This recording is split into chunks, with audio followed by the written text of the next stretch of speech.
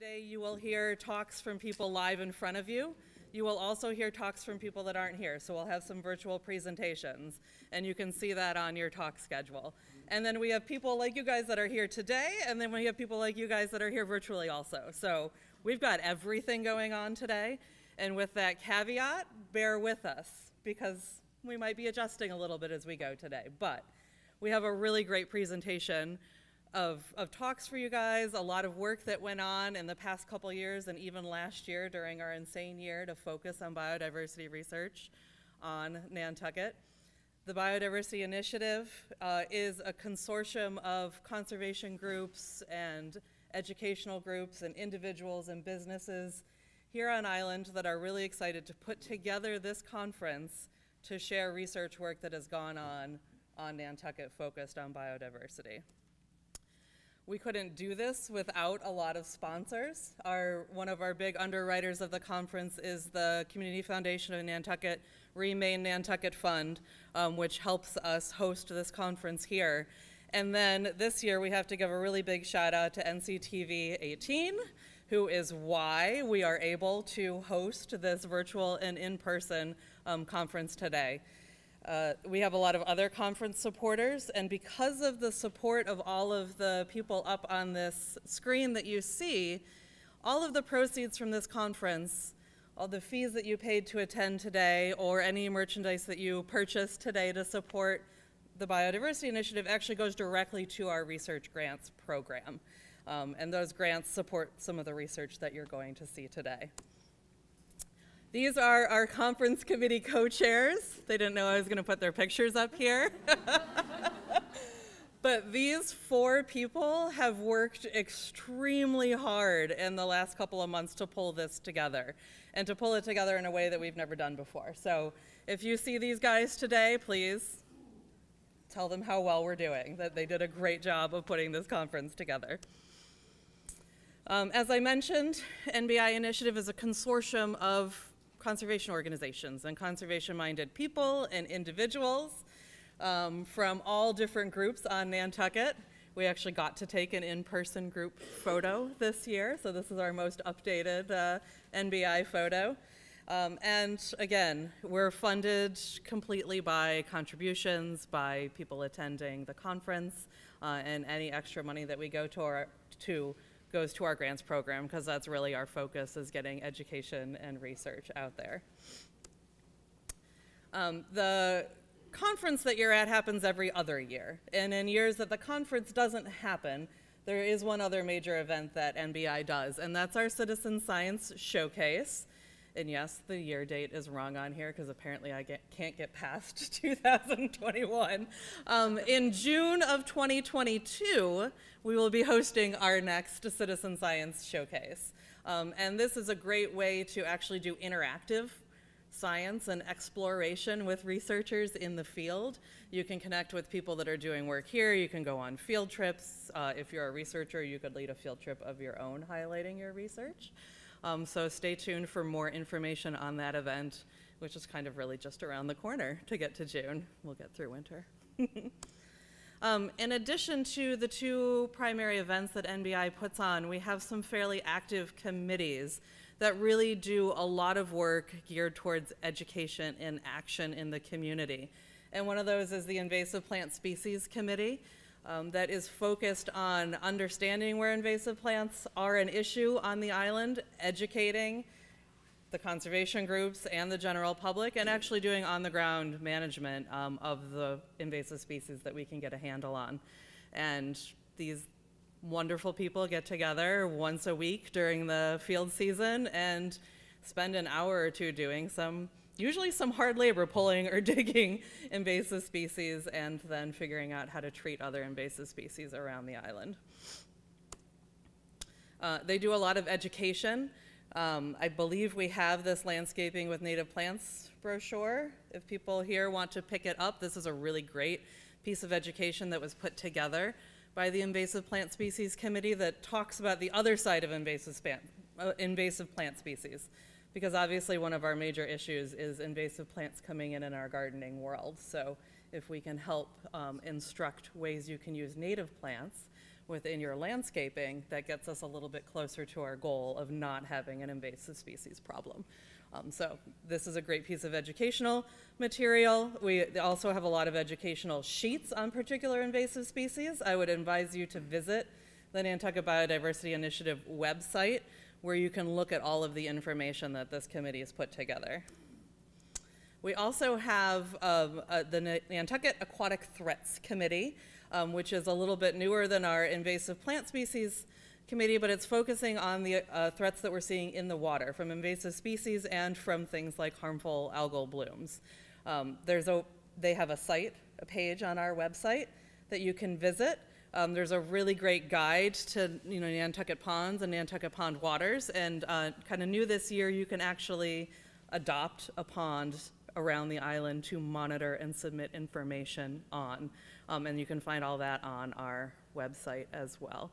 Getting people out and paying attention to what's going on in our waters is extremely important. So if that's of interest to you, please check out the work of this committee.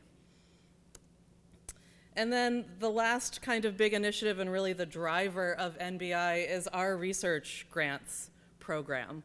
It started in 2005, and the goal was really to figure out how do we get researchers to come to Nantucket.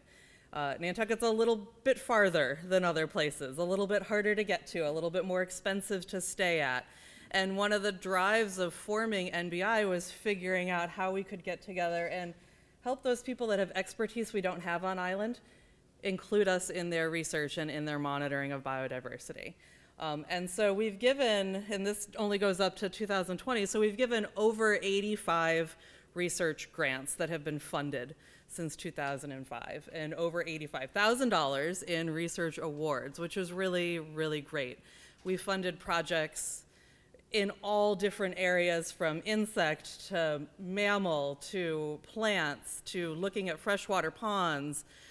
You name it, if it's looking at biodiversity, we're looking to fund it. Our research grants happen every year. We run this cycle every single year, and we'll open up our grant funding sometime in the next month. So if you pay attention to our website or our emails, you're all now on our email list. So if you pay attention to your emails, you'll see an announcement for these grants, and we usually award them in March for work in that upcoming field season or a little bit longer. The research that has been done through NBI is extremely important in helping us understand the biodiversity on island. We've discovered species we didn't know that we had out here. We've discovered information about how species interact that we didn't know before. And all of this information is extremely important in our ecology work. And as I was putting these remarks together, I was thinking about, what does biodiversity mean as we're finally moving into the 21st century? Because this kind of feels like the first year we can focus on the 21st century, since 2020 didn't really happen. So what is happening now that we're in kind of this new world? And most of it, when we think about threats to biodiversity, are things that we know about. There's changes to how we develop land, to how we use the ocean. The pressures of having humans on the world has certainly impacted biodiversity. There's pollution, which connects to that. There's overfishing, overuse of species. But the one that's really coming up now and that we're really talking about in a lot of ways is climate change.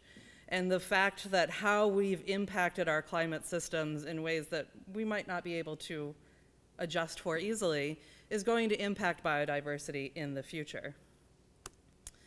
And this is really interesting. This is something people were just really talking about this year, but the paradigms of biodiversity policy and research and climate change policy and research have often been separate. You often focus on one or the other. Policy has often been, put towards how do we control, climate change, climate warming, sea level rise, and on the biodiversity side, how do we increase species richness and protect ecosystems? Well, just this October, a report came out that was the IPCC, the Intergovernmental Panel on Climate Change, got together with the Intergovernmental Science and Policy Platform on Biodiversity and Ecosystems, these two big groups that focus on policy, and said, why aren't we working together? We need to be connecting biodiversity policy and research and climate change policy and research because they're interconnected. and that as we interconnect our research and our policy on these two issues, we can help build more resilient ecosystems, which will be better for responding to climate change and help us preserve more functioning local biodiversity. And one of the key things they had in that report was the idea of protecting entire ecosystems and not just iconic species or locations, which I think is kind of how the conservation groups here on Nantucket have been thinking and researching for a while, but it's starting to now come down from how we're thinking about climate change and biodiversity as a whole. The other thing that was in that report was this idea of what are the key policy recommendations for making this happen, for putting together climate change, climate action, and biodiversity. And there's, focus on sustainable food systems and sustainable energy use and thinking about ecosystems and mitigation of ecosystem, impacts to climate change. And this is really kind of, as we think about biodiversity and the biodiversity initiative, was kind of the key that I looked at as the, reducing rates of ecosystem loss and degradation, protecting and understanding natural ecosystems and connecting those ecosystems together. And the work that we do in the biodiversity initiative on Nantucket really directly goes back to that baseline. In NBI, and this is just a small smattering of it, a lot of our research maybe started out just focusing on biodiversity, but now we are really bringing into how are those individuals or species or ecosystems changing over time, what's happening with biodiversity and climate change. And so the work that we're supporting through NBI and NBI's research is really going to help build up the response on Nantucket for being more resilient and sustainable in our research and our natural ecosystems in the future. And so with that, I would like to welcome you all. Enjoy this massive suite of awesome presentations that we have for you guys today. We have a lot that we're going to talk about, and I invite you to enjoy every single one of them. Hopefully you picked up a list of who's talking, titles. On that list it says who's virtual and who's in person. I have a few short housekeeping things, and then I'm going to bring Seth up, who is actually going to talk about kind of the technical piece because we're doing this virtual and in-person thing. There is a door prize that's available today. The tickets are $5 for one ticket for this drawing, or you can buy five tickets for $20. And you get entered into a door prize. They're all set up on the blue table by the front door over there, and there's all sorts of donations from the various conservation organizations, neat things that you can win through that door prize. So please take a look at that. You have to be present to win. You have to be here. We will draw the ticket after the last talk, so around 4 p.m. We also have NBI swag for sale. We have Yeti mugs over there, and we also have water bottles. And again, anything that you purchase today goes right back to support our research grants. Helps us have more money to give researchers to do work on Nantucket. And then we hope that you join us for the other conference events that are happening. You do have to pre-register, so if you haven't already, you can go sign up at the registration desk. There's a social following this event from 5 to 7 p.m. at Lemon Press. And then there's also a workshop tomorrow on climate change and biodiversity in the morning. And then there is a field trip that Peter Brace is leading for us tomorrow as well in the afternoon. So if you haven't signed up for those yet, there's still space, so please go over and sign up. The last logistical things, please make sure your phones are turned off. The restrooms are around the corner. We have water and coffee, and there are snacks. I will say, though, the one thing we would request is that if you do have a mask with you, because it is a buffet, perhaps put your mask on while you're getting food from the buffet so that no one's breathing over anyone else's food. So that was the kind of safety piece we wanted to put out there today. And I also will say there is free Wi-Fi if you want to look for it. It's Nantucket Hotel Guest, but you do have to put your email address in when it pulls you in. So. Those are all of my logisticals, and I'm going to invite Seth Engelberg up, who is one of our conference co-chairs and who is also the vice chair of NBI, and he's going to talk about the logistical things you need to know if you're a speaker, if you're participating virtually, etc. Seth.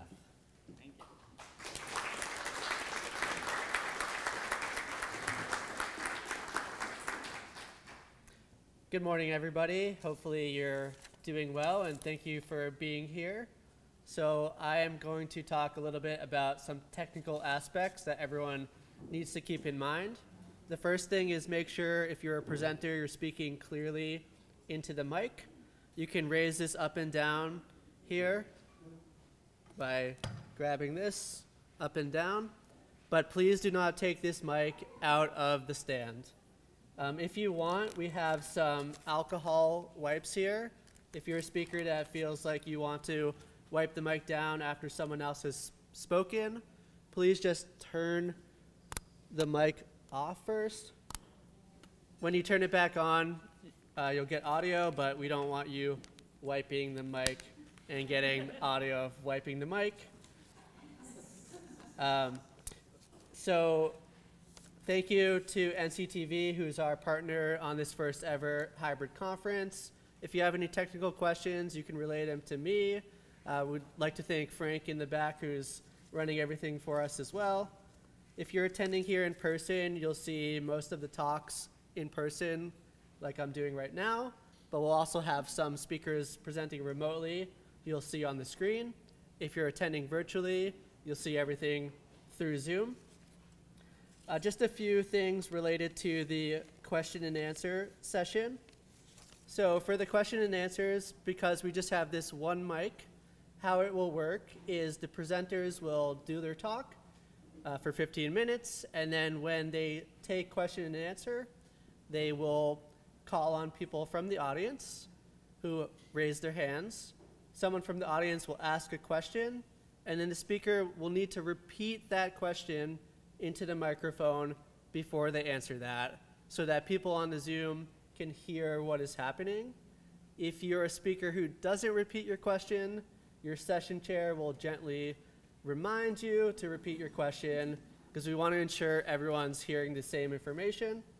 If you're a remote speaker, the session chair will take questions from the audience in person instead. And if you're a remote attendee, you can just ask your questions through the chat on Zoom. We'll probably repeat these things multiple times today, and it might take some working through to get everything settled, but we're sure it will work out. The last thing is that, actually two last things. The one thing for speakers is that on this computer right here, if you're an in-person speaker, all your talks are lined up on this computer. So all you need to do is find your name in the folder that's up here, double click it, and then hit play on the program that opens, and it will get your talk loaded up for you. And then the last thing is that all the talks are going to be timed by me. When 10 minutes have gone by, you'll see a sign that says 5 minutes left. When 15 minutes have gone by, you'll see a sign that says time is up. If you choose to speak beyond 15 minutes, you're going to be eating into your question and answer time, which we'd prefer you not do, but if you need to finish, you can. If 20 minutes go through, we are going to hold the time is up sign up for NCTV. They are going to play the Oscar music for you, and you will be asked gently by your session chair to please exit the podium. We have a full suite of talks today, and lunch and breaks, and we need to make sure we stay on schedule. So please try your best, everybody, to really get your talk 15 minutes with the 5-minute question and answer session so that we can stay on track. If anyone has any questions for me throughout the day, I'll be right here. You can come and find me. But other than that, I'm going to pass it over to our first session chair, RJ Turcotte, to get us started.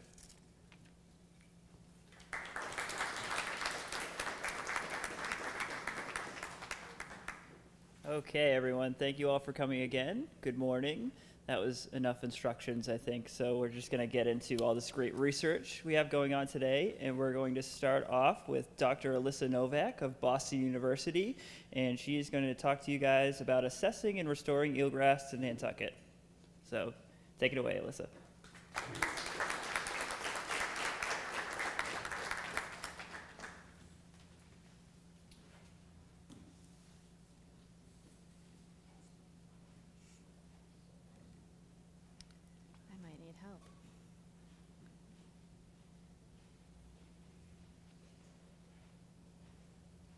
Thank you, and thank you for having me. So again, my name's Alyssa Novak, and I am a research assistant professor at Boston University, and I'm here to tell you about an eelgrass health assessment and restoration that we're doing here in Nantucket waters. This is a Nantucket Land Council project. It is funded by the Great Harbor Yacht Club, the Nantucket Land Council Marine Grants Program, the Nantucket Land Council Water Fund, and the Nantucket Shellfish Association. So before I begin, I just want to get everybody on the same page and introduce what eelgrass is. It is not macroalgae. It is a marine angiosperm, and it grows subtidally in estuarine and marine waters. It plays a number of significant roles in our coastal ecosystems. It can stabilize sediment, it can trap and cycle nutrients, it improves water quality as well as clarity. It provides food and habitat to a number of different organisms that are commercially important, such as the Nantucket Bay scallop. It's also an indicator of estuarine health because it can respond fairly rapidly to changes in environmental conditions. What a lot of people don't know is that it is a significant carbon sink. So even though it makes up 0.2% of the ocean, it stores twice as much carbon per unit area as terrestrial forests, and this is very important for mitigating for climate change. And lastly, it can fight human diseases. Eelgrass can release a chemical into the water which breaks down human pathogens. So despite its importance, Nantucket is experiencing declines in eelgrass. Between 1995 and 2015, Nantucket Harbor experienced a 30% loss, and Madaket Harbor experienced a 24% loss. Tuckernuck has been fairly stable, and it's experienced a 1% increase.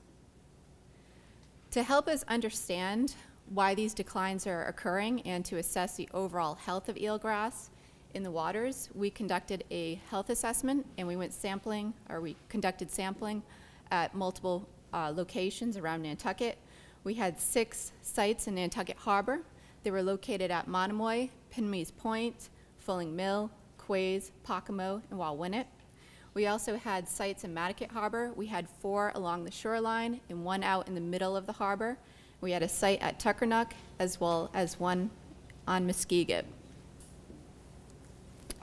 So at each of these sites, we collected information on eelgrass characteristics. We collected information on morphology, such as number of leaves, leaf length, leaf width, above ground weight, below ground weight, as well as internode length.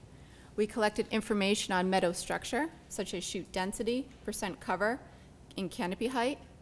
We looked at nutrient content in leaves, such as percent nitrogen. We looked at C to N ratios, and we calculated an NPI index, which is a nutrient pollution index. At multiple sites in Nantucket Harbor, out in Madaket Harbor, as well as on Tuckernuck, we collected information on sediment characteristics. So we took sediment cores, we looked at grain size, we looked at sedimentation rates, and we also looked at stable isotopes of carbon and nitrogen. And then lastly, we looked at environmental conditions. We collected information on light as well as temperature. What we found is that overall, plants in Madaket Harbor and Nantucket Harbor are much smaller than their counterparts on Tuckernuck and Muskeget. They are smaller in leaf width, leaf length, as well as above ground weight and below ground weight.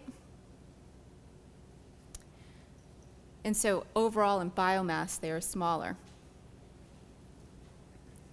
When we looked at nutrients, we found that nutrient concentrations were as high as systems on the mainland that are considered eutrophied, such as Ocoyet Bay and Great Bay in New Hampshire. When we looked at percent nitrogen in leaves from plants in Nantucket Harbor, we found that all sites except Pimline's Point had percent nitrogen values above 1.1, and that's the threshold. Similarly, in Madaket Harbor, we saw that the NPI index was higher than 0.3 at all sites except MH6, which was our site in the middle of the harbor, and we know that location is well flushed. When we started looking at stable isotopes of nitrogen, we found that values were much lower in Madaket Harbor and Nantucket Harbor compared to Tuckernuck and Muskeget. And although there's a lot going on here, in general, fertilizers can lower those nitrogen values. And so we can say that both Mattocket Harbor and Nantucket Harbor are influenced by fertilizers. So when we started looking at our light data, we found that eelgrass is light limited during peak growing season. The peak growing season is June, July, and August. So in general, eelgrass needs 20% of the surface irradiance to reach the bottom in order for it to survive. It needs 30% to expand and grow. We found at Pocomo, Filling Mill, and Monomoy, plants were receiving between 11% and 23%. And in Mattocket Harbor, they were receiving between 15 and 29%. The causes of light limitation were really evident when we looked at these sites. You can see Nantucket Harbor and Mattocket Harbor, the plants are covered by macroalgae, whereas in Tuckernuck and Muskeget, the water is much clearer and you don't see any macroalgae. So what is going on here? Well, in general, eelgrass is nutrient limited, and when you start adding nutrients to the system, the plants begin to grow, but then as you continue to increase nutrients, you start to get epiphytes to grow on the plants, which prevent the plants from photosynthesizing. You also get macroalgae growing in the system. Eventually, the macroalgae begins to smother the plants, and they end up dying, and you end up with barren areas. But that's not the end of the story. Eelgrass is also thermally stressed. So we found that during the peak growing season, again, that's June, July, and August, plants were spending between 27 and 86% of their time above 25 degrees Celsius. At 25 degrees Celsius, which is about 77 degrees Fahrenheit, the plants stop photosynthesizing and they respire. At 28 degrees Celsius, that temperature is lethal to them, and they were spending between 4 and 14% of their time above 28 degrees Celsius. In Mattocket Harbor, we were seeing that plants were spending between 20% and 63% of their time above 25 degrees Celsius, and between 0.2% and 13.5% of the time above 28 degrees Celsius. So these high temperature events are, they have a lot of impact on seagrasses growing in the more intertidal zone, the more shallow waters, as well as the deeper zones. And so this could explain why you're seeing losses in the intertidal areas as well as the deep edges. Plants are generally light limited at the deep edge, so if you add a temperature stress, they're more likely to succumb to it. And likewise in the shallow edges, they're naturally temperature stressed, and so as you keep increasing those temperatures, they can't handle it. So to help offset some of these declines, we've been working on a community-based restoration. This restoration started in 2018, and it is located 100 yards off of the second pier in Monomoy. We selected the site because it has good environmental conditions. We are actually working in an area that's a little bit deeper, has cooler waters, and we've been transplanting a ½ acre using something called the horizontal rhizome method. So we've been using vegetative shoots and transplanting them. We have this site closed to shellfishing activity as well as boating to help facilitate recovery. So not only is this restoration expected to offset declines, but we're also hoping that it increases ecosystem services in this area and then raises awareness about the value of eelgrass so people are more likely to protect it. So this is what the site looked like in 2012 on the left. There was an abundance of eelgrass, but then there was a shoaling event, and the eelgrass disappeared. I believe the shoaling event was in 2012 or 2013. And since it didn't recover, we decided to plant into this location. So what we've been doing is going out to Hussey Shoal, and we've been harvesting plants. We've also been taking wrack that comes up on the shoreline, and we bring it back to land where the plants are cleaned and they are bundled into groups of 5.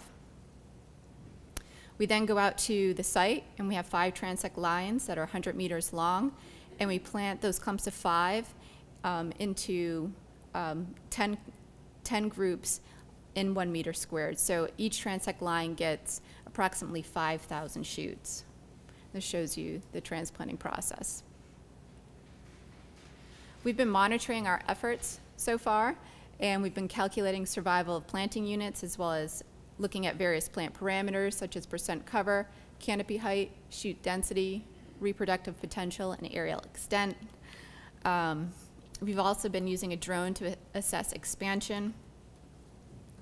So these are our results from fall 2020. We have not tabulated the results from 2021, but we've seen anywhere between 25% and 70% success along our transect lines, and we've seen 25% to 70%, 27% expansion, and 25% expansion is considered good. So this is what our site looked like in 2017. Again, it was barren. And on the right is what it looked like in the spring of 2021. As you can see, there's eelgrass that's recruiting into the area as well as growing. We believe that the closure of the site is facilitating the expansion in here. So when you don't have shellfishing occurring, seedlings can take off and they're not uprooted and they can grow. And same thing, if you don't have boats in this area, they're not shading the plants. They have more light to establish themselves. So in summary, eelgrass is declining in Nantucket and Madaket harbors. Our health assessments are showing that it is exposed to high levels of nutrients. They are light limited and they are thermally stressed during parts of the peak growing season. We believe the declines are due to cultural eutrophication as well as warming waters.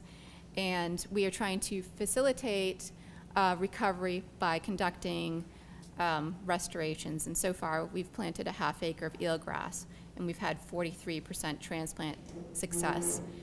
Moving forward, we are going to continue to restore Nantucket Harbor. That involves improving water quality or promoting activities to improve water quality. We are continuing to transplant in well-flushed areas. We're continuing our transplanting efforts at Monomoy. We're also expanding over to Coatue.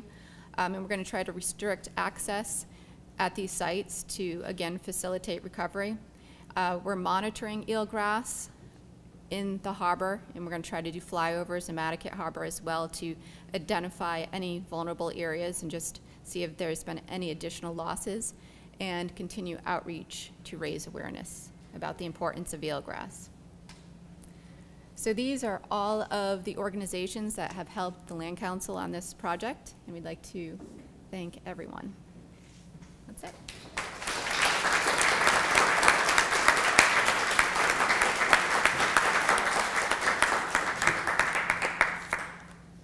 Okay, do you have any questions? Yes. Can you say more about the chemical released by eelgrass that breaks down human pathogens? Yeah, so that's actually a new paper. Oh, thank you. The question is, can I explain a little bit about the chemical process that breaks down human pathogens? That's a new paper that recently came out in Nature, and they do not know exactly what the chemical is, but they found that there was a decline in the pathogens when eelgrass was placed in a system with the pathogens in the water. This is also a process that occurs in other species. There is a study that's been conducted in Indonesia where they looked at villages that were adjacent to a seagrass bed versus villages that did not have seagrass beds nearby. And they found that there were less incidences of cholera in the community when you had the seagrass bed there. And so then that was a follow-up study to then try to figure out why this occurred, and they realized that there was a chemical that was being released by the plants.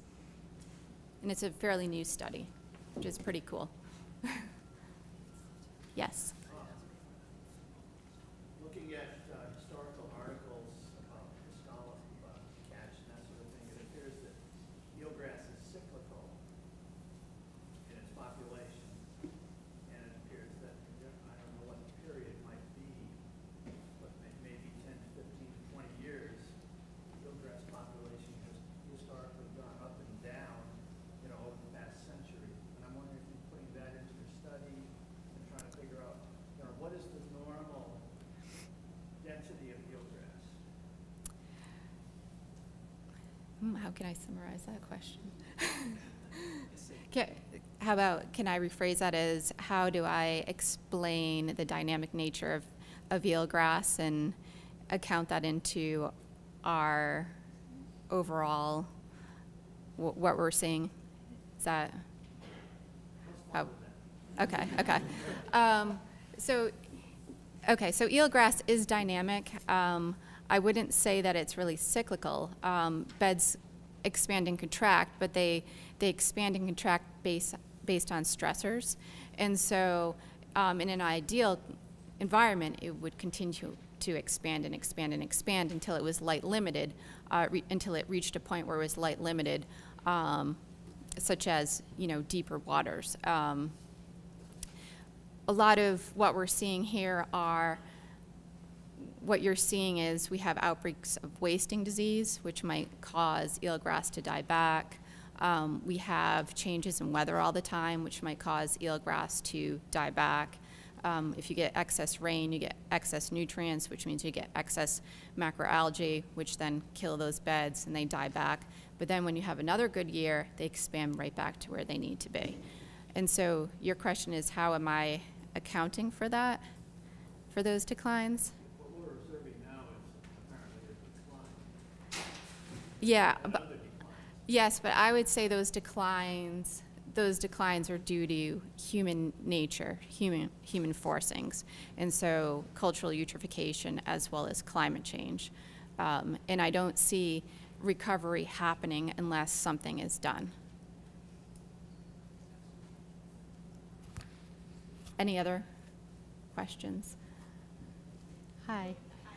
Do you have any thoughts on variation over your success of your transplants? It was, you know, 70% versus 25%. Yes, that was just a matter of, we started, sorry, so tough.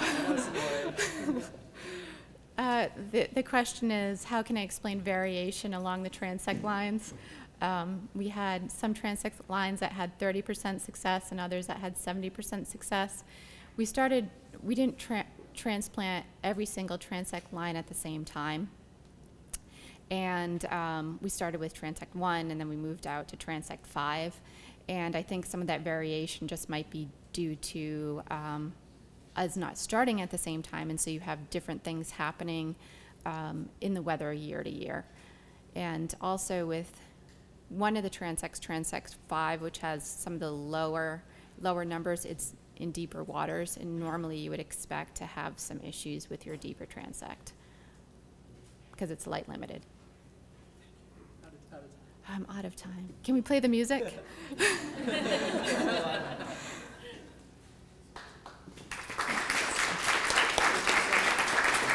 I feel like I have to clean it. Sorry, I feel like I need to clean this. It's just.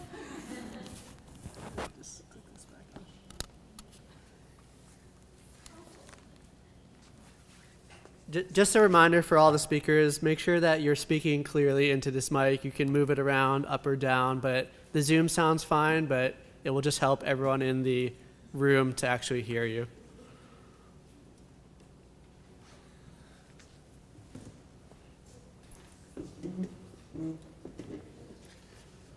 Okay, thank you, Dr. Novak.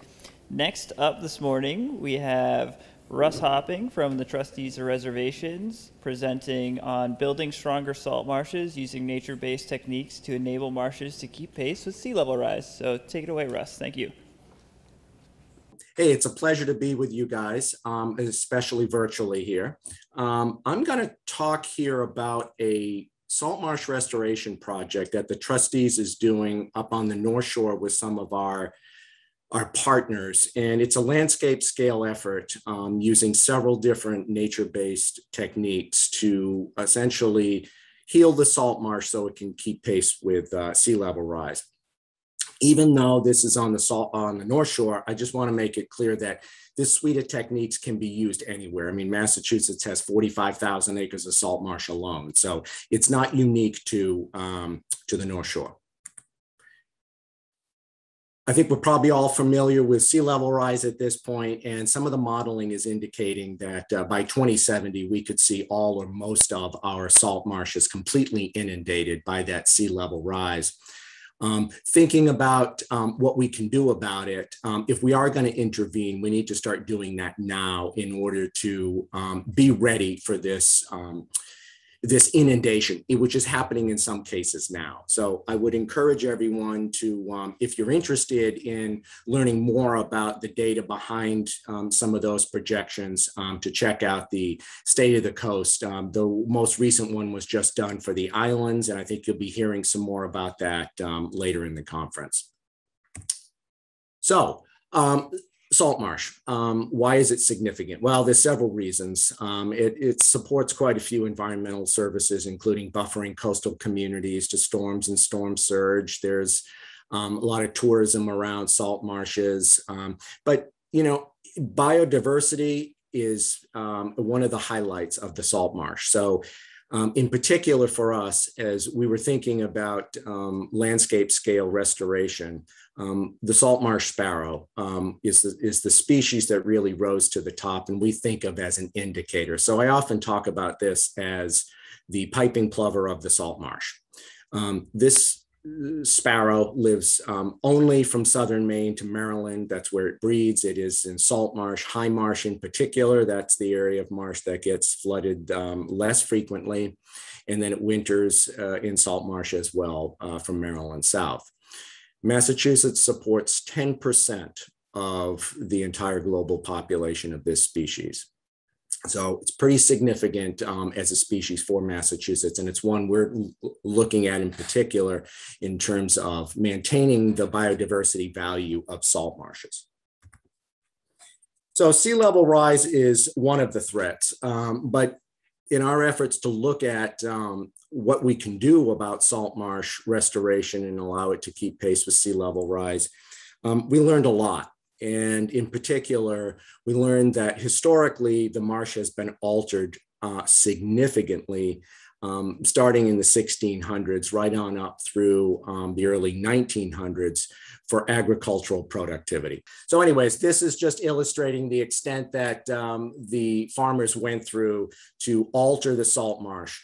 The ditching that they've done, most of the salt marshes you see around New England, you can see that ditching, but also equally important were the size of the embankments that they created.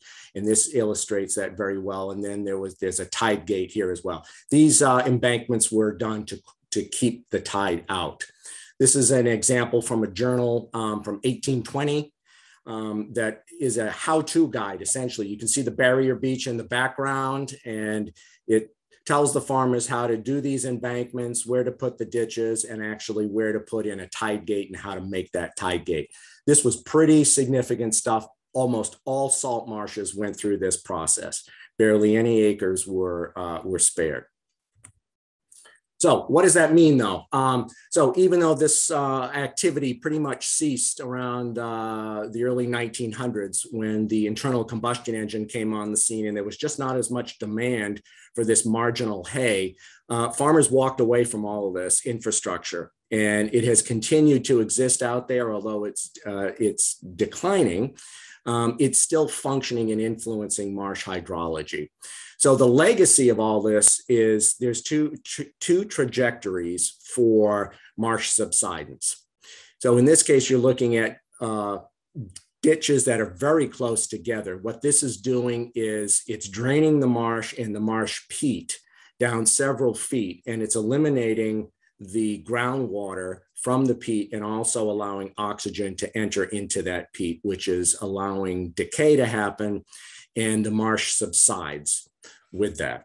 The alternative to this is when those ditches get clogged, which is happening quite regularly, the water is staying on the marsh.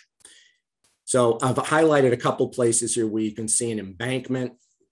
There's one up here, and then some of these pools that have started to form. And then the next generation of pool formation I've highlighted in red here, where there's large areas of dead grass from saturation. So as the marsh cannot drain, the groundwater comes up, meets the surface. These grass species like to be flooded. Occasionally, they do not want to be growing in saturated conditions. They die off. The biomass is lost from the surface and the first few inches of peat, and then the whole marsh platform sinks. And that's how these pools are expanding and taking over larger and larger areas. If you look very carefully, you'll see some of these pools have very straight edges. That's one signature you can look for to see if these are natural pools or artificial pools. This is a image of one of these mega pools from Rhode Island, but you can see they're extremely shallow. They really don't support fish, for example.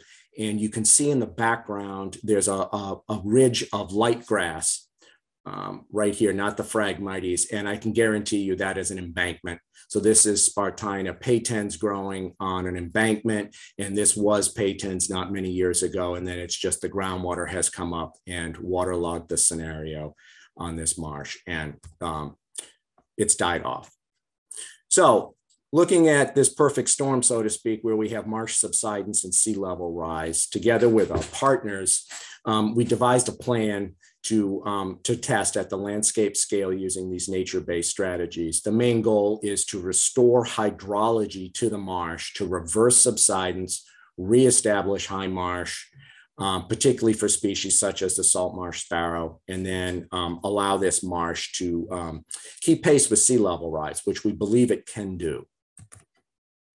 So the framework for this work up on the North Shore is a team effort. And I just want to highlight that in the Great Marsh, we did create it's called a SMART team. And you see all the participants here. And this is a group that shares ideas, looks at where we can do these projects, reviews each of our projects, so that we're all on the same page, kind of moving forward, looking at this at the landscape scale. Frequently, we will bundle our acres together so we can get something that's more than a few hundred acres. And at the moment, we are working on several projects that will get us to 1,000 acres at a time.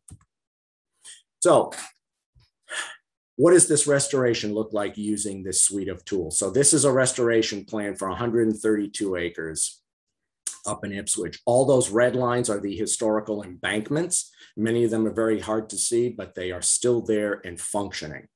The green and blue lines are all the ditches. The green lines are the ones we're going to remediate using ditch remediation. I'm going to explain that in a second. And the blue lines are the ditches we're going to leave that will become primary ditches. The marsh does need a certain number of creeks per area to allow the tide to come and go. And if we eliminated all the creeks, that would impair that whole system.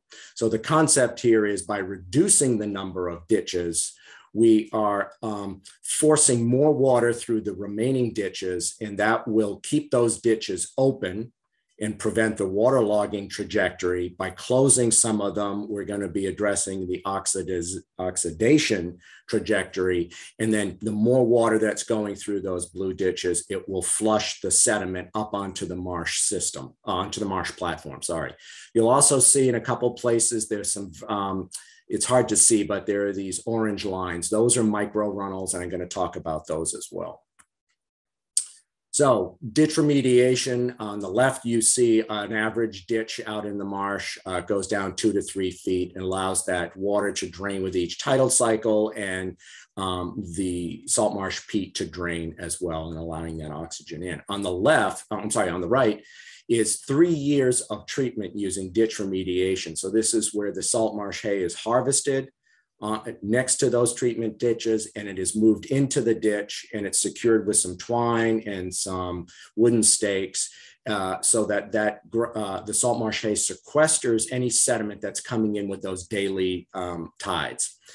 The reason we do it over a period of 3 years for the deepest of these ditches is if you try to rush it, it just doesn't build properly. It needs to be done over a period of 3 years. So it really establishes that peat, or as close to it as possible, building up the ditch from the bottom up. And then when it gets to about 20 centimeters from the top, Spartina alterniflora will colonize naturally.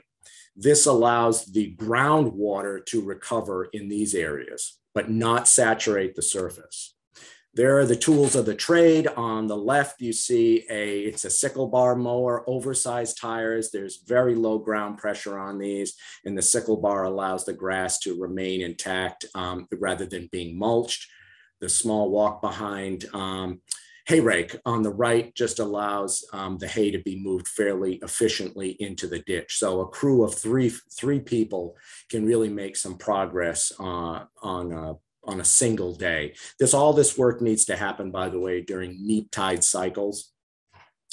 In some cases, the waterlogging we just can't address through ditch remediation alone, and we have to reestablish a surface connection. And so this is an example of a runnel. It's that orange line it will be, we call them micro runnels. They're 4 to 6 inches deep, up to 2 feet wide. They're very shallow, but the intent here is to drain the surface water in the initial waterlogged surface peat.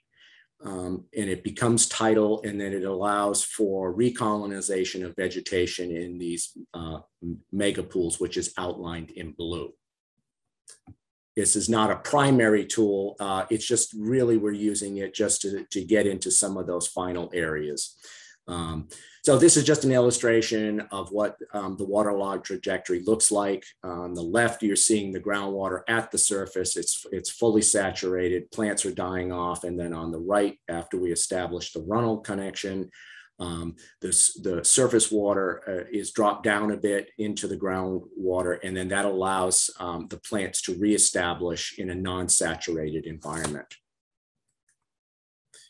The spoil from those runnels is then used to create nesting islands. So you'll see all those orange dots are the islands from the spoil, and they're being placed strategically next to the embankments, again, which are those red lines.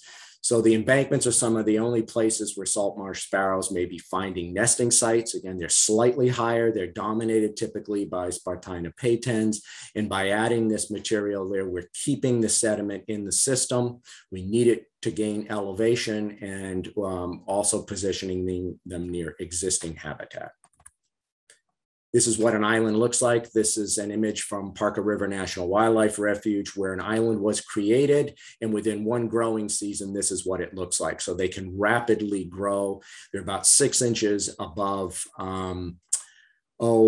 spring tide, for example. So they have some longevity built into them, and they fully vegetate typically within one season. And just want to thank our funders and our partners. And with that, I will end my presentation. Okay, thank you, Russ. And since Russ Hey, I can hear you now. Oh, amazing. Incredible. Okay, so since Russ isn't actually here, if any of you have questions, I will field them and read them into the mic. Anyone? Yes, Karen. Obviously, we want to do this work during the bird nesting season, but other than that, is there an ideal time of the year to actually do this management? So Karen Beatty is asking, outside of the bird nesting season, is there an ideal time of year for you to do this work on the marshes? It can be done any month of the year as long as the marsh is ice-free. So you're absolutely right. We do not do any of this work in June and July to avoid any impact to the birds. But other than that, it can be done any time of the year. The runneling actually is preferred during the winter. All right, thank you, Russ. Yes. Can you speak a little bit to the scale that this is being done up in the Great Marsh and potential applicability to the islands? So Russ, can you speak to the scale of this work being done in the Great Marsh and the applicability of this to Nantucket? Sure. So the scale of this, it was all pioneered at Parker River National Wildlife Refuge, a little bit up at Rachel Carson, but at a very small scale, less than 10 acres. It seemed to make sense to scale this up to look at the efficacy of it. The initial pilot projects are around 85 to 100 acres, and phase 2 is getting permitted. That's over 300 acres. And phase 3, the funding is secured, and that's for about 1,000 acres. Parker River National Wildlife Refuge is also finishing up on 100 acres and moving on to another project on the refuge that's about 900 acres. So the goal here is with the partners to scale up to 1,000 acres at a time. Any salt marsh in Massachusetts or even in the Northeast that has this history of agricultural use where the system is experiencing this subsidence, either from the oxidation or the waterlogging trajectory, any of these techniques should be applicable, either together or singly. Yes. Could you talk a little bit about the effects of green crabs on the survival of the alternate flora and the slumping that happens in our salt marshes? Can you speak to the effect of the invasive European green crabs and their impacts on Spartina alternate flora and the slumping on the salt marshes that we're seeing? Yeah, although we haven't been looking at that, the green crab is fairly prevalent in the Great Marsh, but at this point, we're not seeing any correlation with our slumping on our marshes with the green crab. It seems to be more related to the larger creeks that are trying to accommodate a greater volume of water coming and going. The creeks have to expand. And that's actually not a bad thing, because the sediment from the slumping is going to be repurposed as it gets forced up onto the marsh surface. Okay, thank you, Russ. And we have time for one more question if anyone wants to go. Yes. My question is that given the sea level rise, often the trajectory of the salt marsh extends beyond the existing boundary today. And how do the trustees' research propose to address that? Okay, yes. So in not so many words, this last question is asking if the trustees are preparing for salt marsh migration as it tries to move backwards and maybe off of your properties. Yeah, absolutely. I mean, this is another opportunity, so to speak. Often our neighbors in the Great Marsh anyways, we do have some conservation partners, but the interesting thing about salt marsh migration, and we have looked into it, we will be identifying areas where that's going to happen, and chances are it'll just happen on its own. But there's less opportunity than we initially thought, mostly because of topography. Many of the adjacent lands in the Great Marsh, for example, have fairly steep elevations to them. So we have not identified vast areas. There are some, but the area that is projected to become salt marsh as a result of migration will not make up the difference of what we lose with sea level rise. So we're hoping to essentially do a vertical migration through this process of reestablishing marsh hydrology. So that will work in conjunction with the salt marsh as it migrates. Okay, thank you, Russ. And now we are going to move on to our next speaker this morning. Her name is Anastasia Pulak, and she will be talking about trajectories of plant communities in southeastern Massachusetts cranberry farms discontinued from agriculture. So thank you, Anastasia.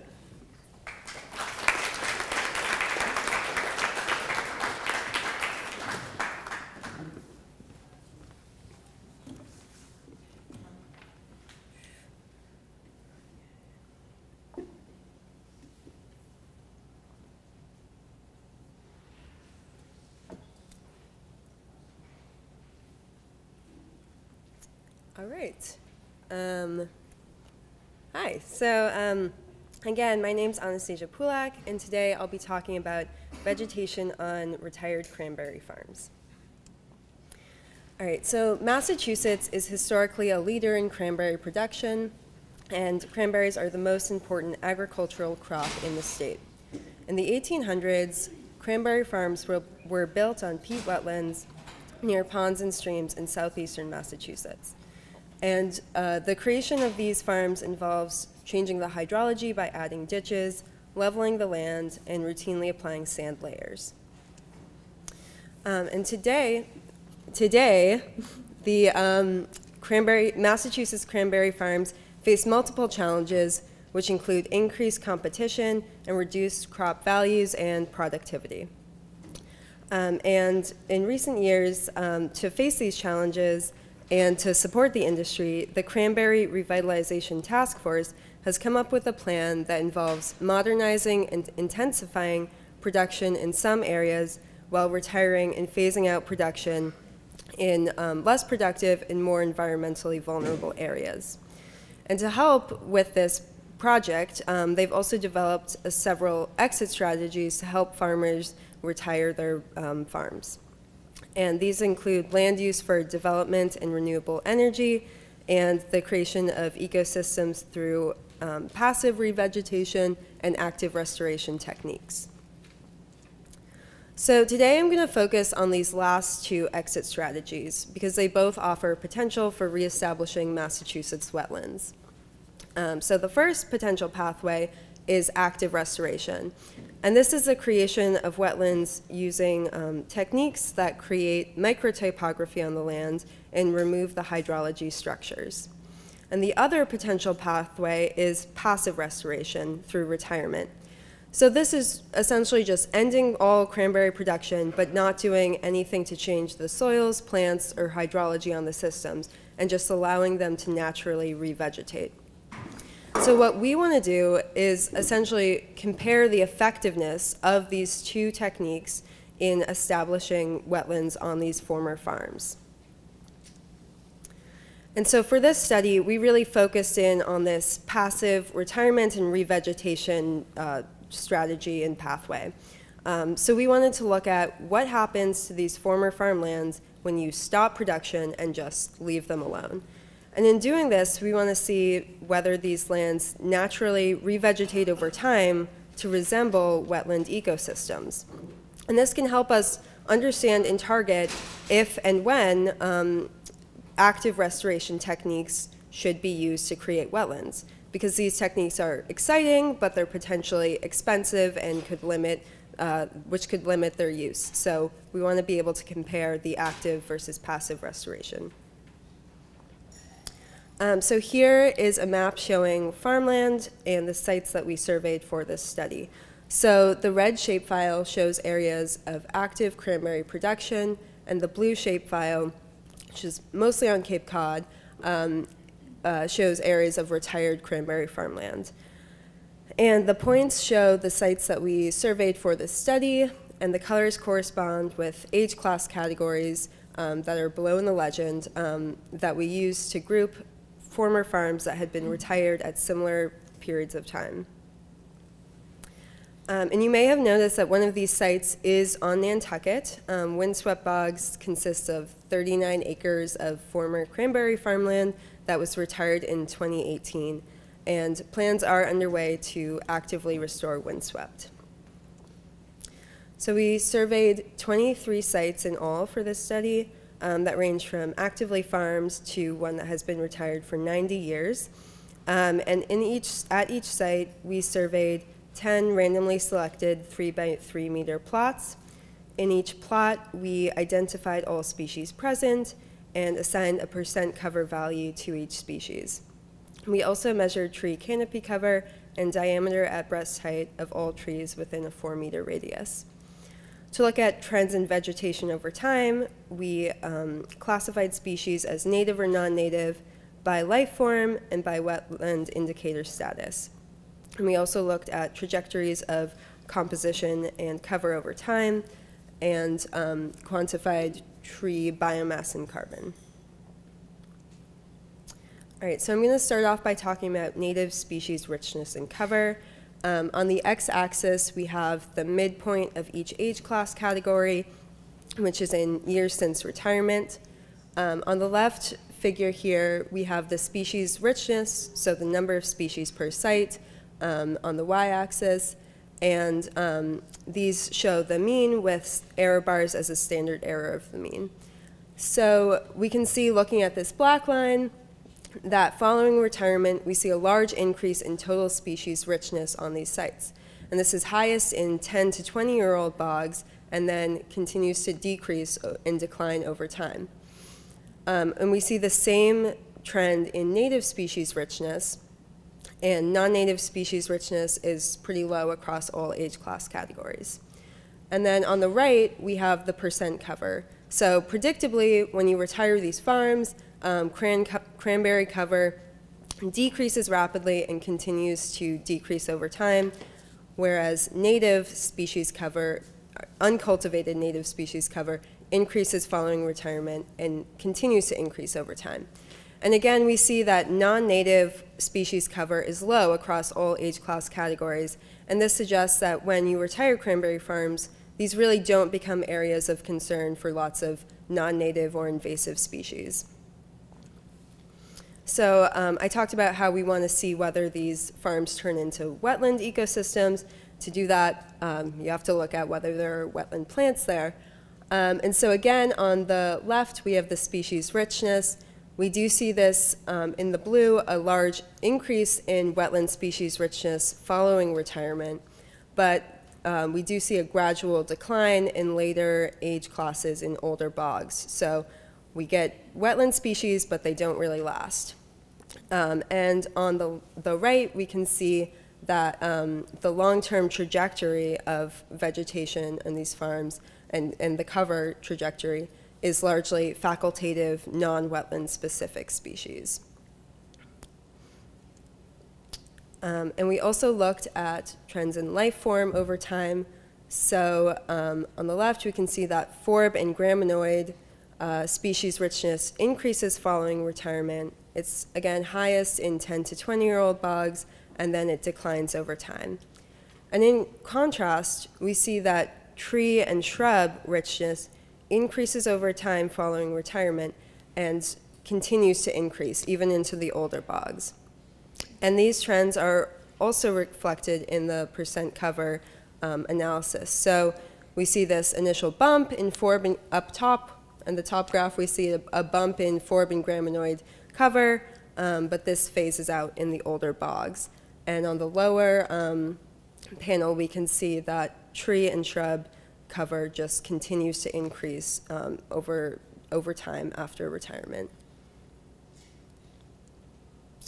And so this trend in increase in shrubs and trees is reflected in our tree analysis. So on the left axis, we have the basal area, which is the cross-sectional area of all tree stems, and on the right, we have canopy cover. So we can see this clear trend over time where these areas really become forested. At the end, there's high level of tree area and canopy cover. And two important species in these systems are red maple and pitch pine. Okay, and so just to kind of flush out the story of this trajectory a little bit, here's a non-metric multidimensional scaling ordination to visualize the spread in species composition and cover. And so what this is showing, each point is a site, and the colors correspond with our age class categories. And so essentially this is showing that sites that are closer together, so points that are closer together, are more similar in their species composition and cover characteristics. And this kind of shows a story where you have the active bogs kind of way up there in the corner by themselves because they're similar and distinct from the retired farms. They are characterized by low diversity and high cranberry cover. So they're kind of doing their own thing in terms of composition and cover.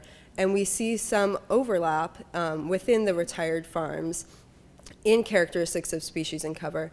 But we also see this clear trajectory and shift over time. So in the blue age class 1 early retired bogs, we see a lot of cover of switchgrass and panic grass, as well as dewberry cover.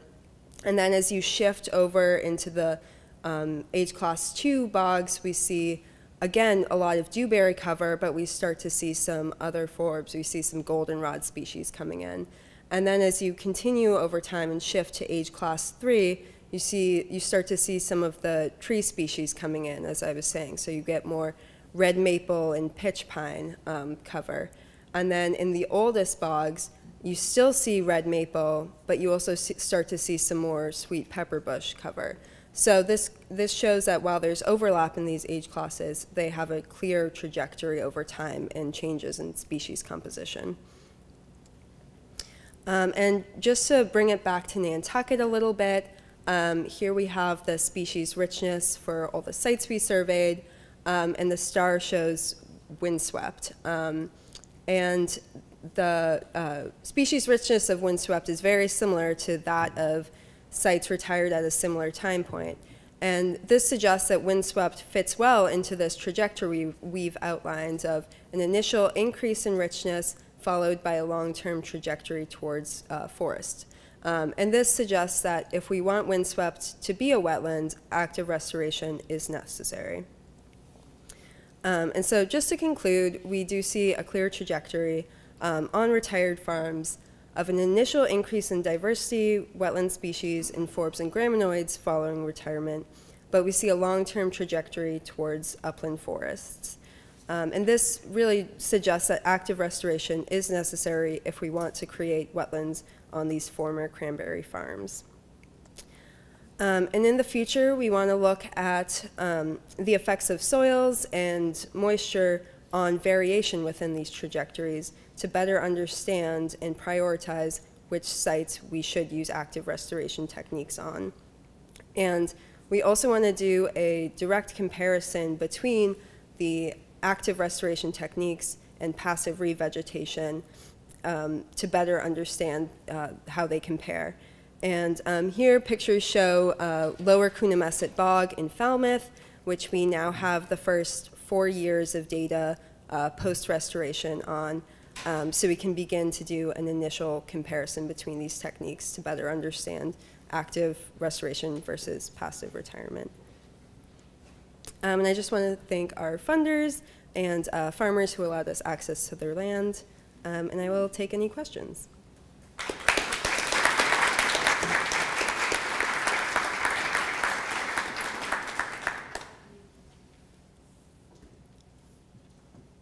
Yeah. How do natural bogs typically prevent this kind of late successional forestation? Are you looking at that to see how you can incorporate that into active restoration?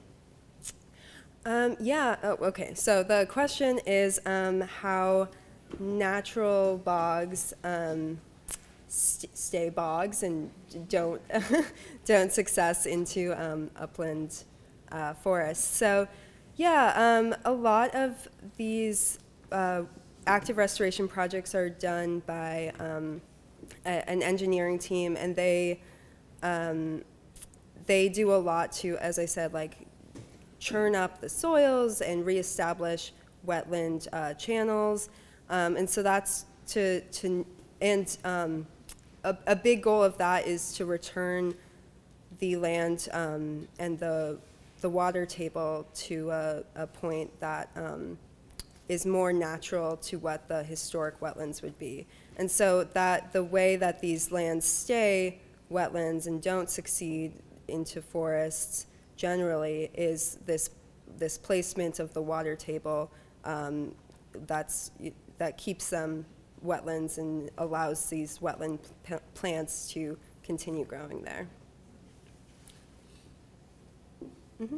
Windswept bog is ditched, so as part of your restoration, filling those ditches in? So the question is, windswept farm bog is ditched. So how would that work? Would you fill in the ditches as part of the restoration? And so a lot of, I don't really know I don't know exactly what the plan for windswept is, but in other similar farm systems, they usually, a lot of the techniques involve creating microtopographies. So they bring in big bulldozers, they kind of earth the land and turn it over, and help fill in some of the ditches and help divert some of the ditches into more typical hydrology systems that you would expect or want in wetlands. Mm-hmm. I noticed that you were measuring carbon. Are you looking at program biomass, or are you looking at carbon substrate? What are you measuring? Yeah, so the question is about looking at carbon in these systems. And so we calculated above ground tree carbon based on biomass estimates from the DBH we measured. And we also looked at soil carbon in the top 30 centimeters. And so the general trends that we were seeing was that these sites generally have slightly more soil carbon than you would expect from similar forested sites in the area, and slightly less tree biomass and carbon than you would expect. So we see these sites become upland forests, but they also have characteristics that are slightly wetter than, we think, slightly wetter than you would expect from typical upland forests in the area, and that is reflected in breakdown of the tree and soil carbon. Mm-hmm. This is more a statement than a question. If anyone is interested in more about what we're doing at Windsmouth, we do have a poster over there. So Karen wants everyone to know that, wait, there's a poster if there's people want to know more about Windsmouth.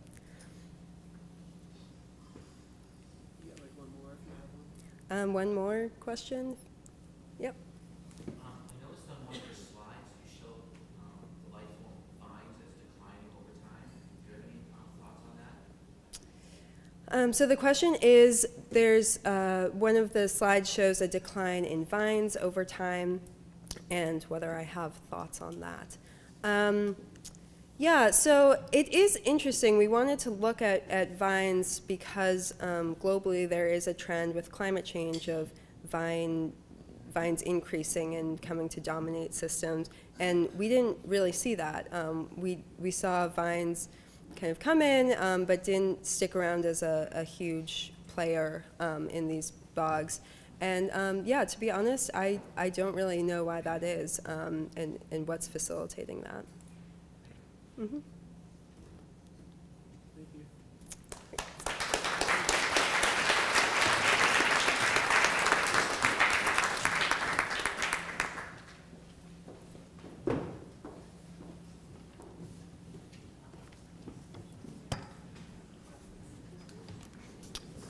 Thank you, Anastasia. And the last speaker we have for this first session is Dr. Sarah Boyce of the Linda Loring Nature Foundation, and she is going to talk to us about naturalized Scotch broom. So come on up, Sarah.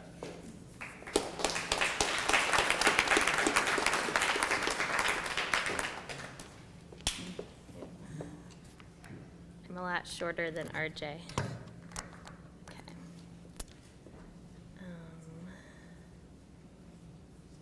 I forgot the instructions for where the presentations are, and I don't know Max. Sorry. Oh, okay, sorry. Thanks, everybody. I was feeling like I was winning on the Price is Right, but all right. Come on down. All right. Thanks, everyone, for being here this morning. After some restoration talks, we're going to take a little different avenue and talk about naturalized Scotch broom and non-native invasive species for Nantucket, and explore some of the work that we're doing to document it. So before I get too far, I wanted to acknowledge some of our funding. So I'm the Director of Research and Education at the Linda Loring Nature Foundation, but some of this work was funded by the New England Botanical Club, specifically the Les Meerhoff Botanical Research Award. Les was a mentor of mine in graduate school, so that was a particular meaningful award for me to get. So because we're going to talk about invasive species, I wanted to just start with the invasion curve. So basically, when we're looking at non-native invasive species, we look over time, there's an increase in abundance and thus also a cost of control. So you can imagine a species is new to an area, if it establishes, it's growing maybe in a very small population, and over time it may continue kind of in that low level abundance. And then there's some threshold that's crossed for when a species becomes invasive, where there's rapid population growth and thus invasion. And so by the time a species gets up here in the invasion curve, where there's lots of individuals and high abundance across the landscape, is when it's noticeable to the general public and it's become a problem. And then at that time, the cost of control is so high, it's often cost prohibitive to manage. So understanding, some people have termed this these sleeper species when you're trying to get at these species at low abundance, right? So the ones that are going to become more invasive.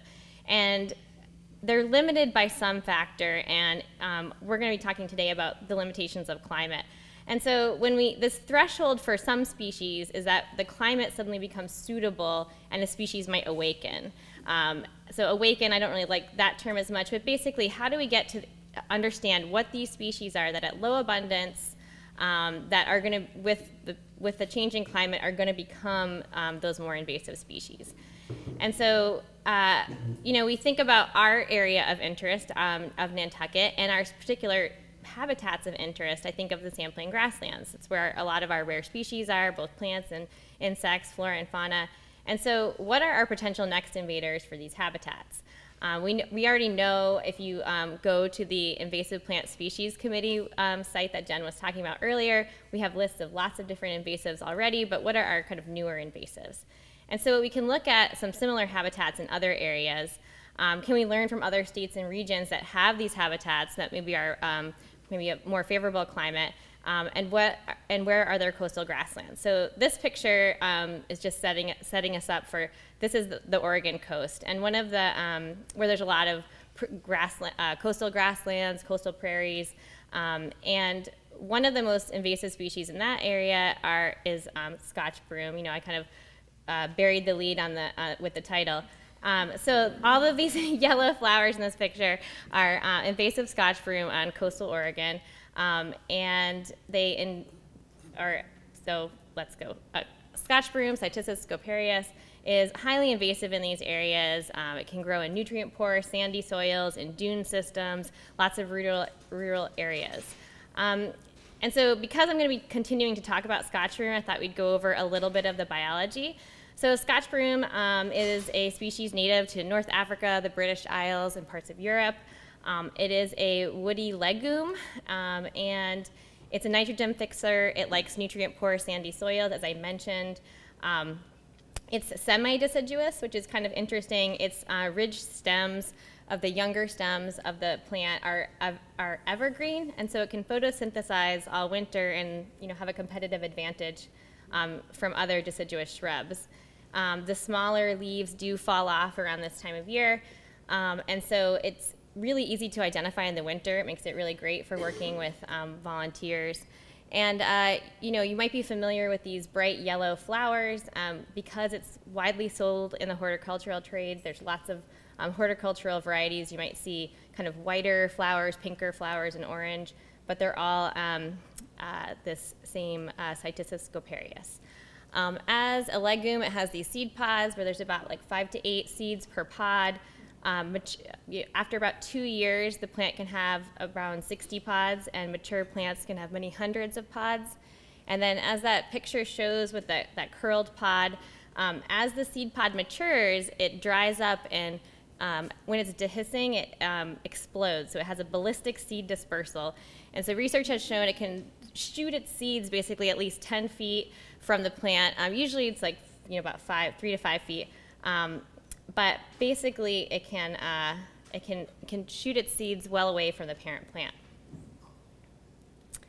So looking back to the West Coast, where it's already a heavily invasive species, not only does it grow in these coastal dune and beach communities, but it grows in all these rural areas, so highway, roadsides, the sides of paths where there's this chain link fence. But it also grows in grasslands, open space, and conserved areas. It forms these dense monocultures and readily colonizes after any kind of disturbance, like restoration work or cutting of trees. And it's one of the most expensive plants to manage on the West Coast, so it costs about $40 million annually in removal and management, and that's just in the state of Oregon. It's also heavily invasive in Northern California and Washington. And that's people power to remove the plants in sensitive areas, lots of herbicide used, and lots of different management. So when we look at, this is kind of an older map from EDDMAPS, if any of you are familiar with EDDMAPS. It's our invasive plant distribution database that that's a national database, but that we recognize in Massachusetts. And this is just by county. And this map is a little bit old, and this is, once again, just the EDMAPS data. There are other data sources for this plant as well. So we see that's really heavily present in the coastal counties on the West Coast, and it's becoming more prevalent in the Atlantic states.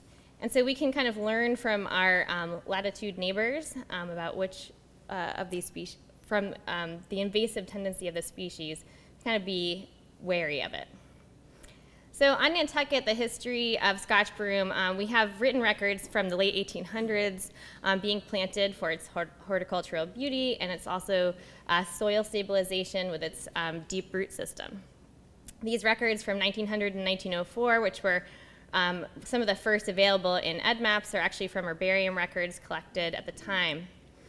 And in 2015, when I first started looking at this, the only other records that were official records were from 2004 that were collected in just a few locations.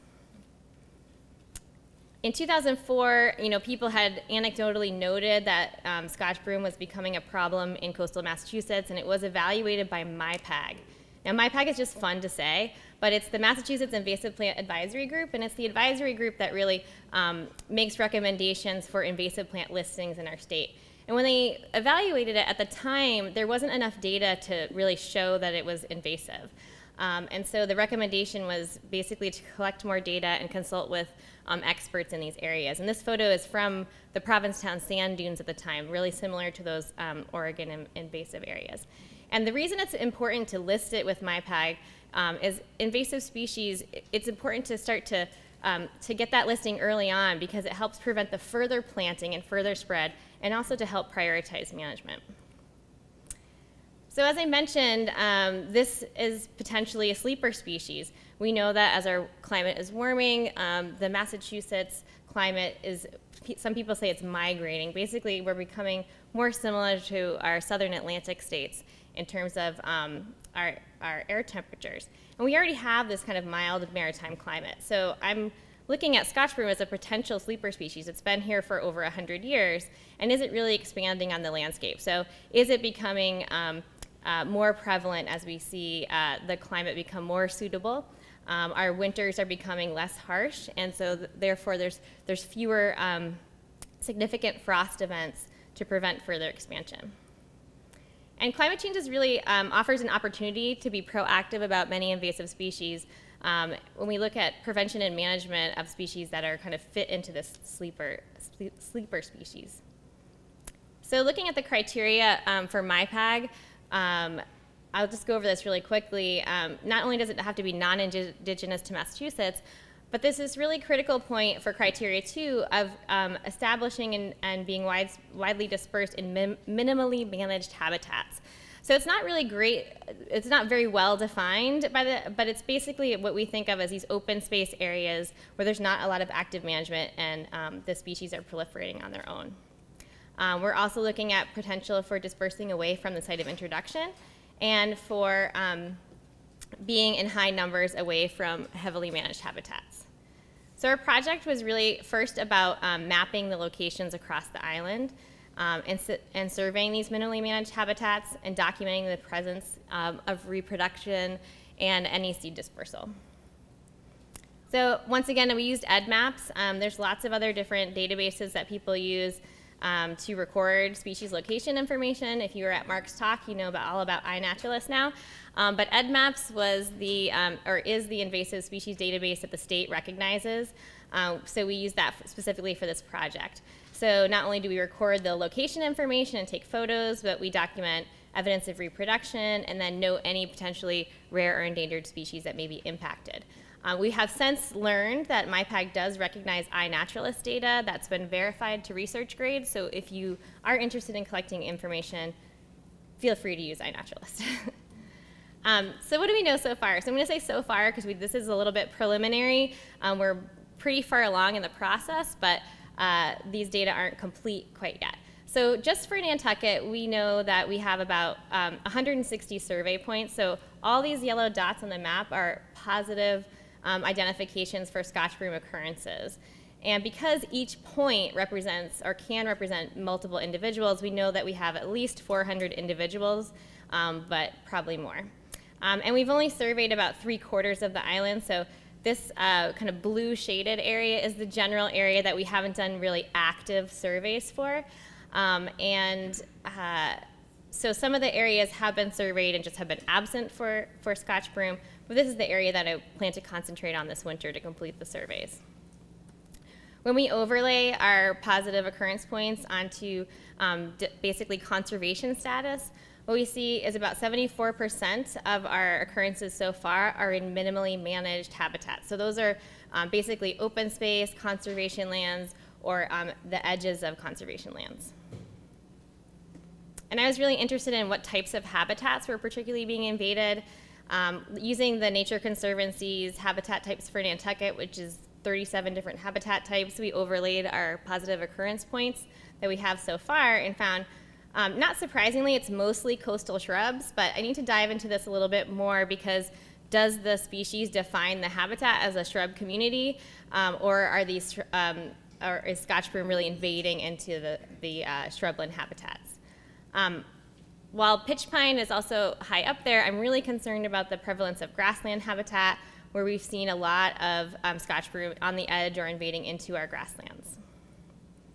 So what does that look like on the landscape? So this is a highly invaded location on Nantucket. It's owned by a conservation group, and it has one of the highest populations of Scotch broom on an interior location. So it's, in the picture you're looking at, it's all the kind of like straight looking, it almost looks like a pine from afar.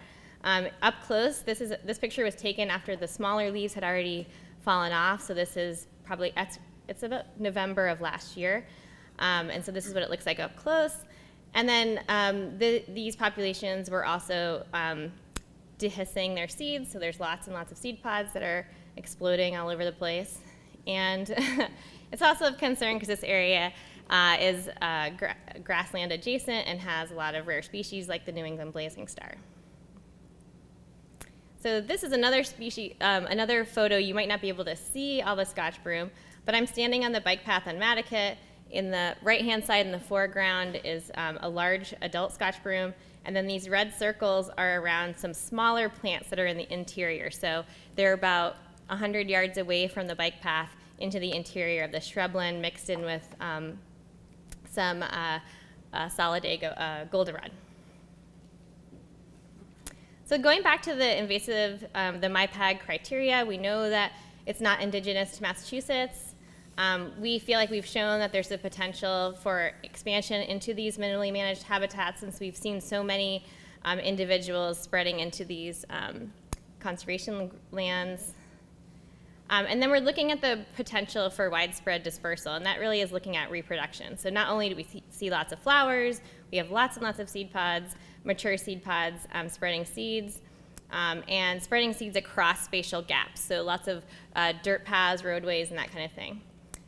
The next step for research is going to be looking at the viability of these seeds and how viable the seeds are. But research has shown that there is a pretty high seed viability for adults generally.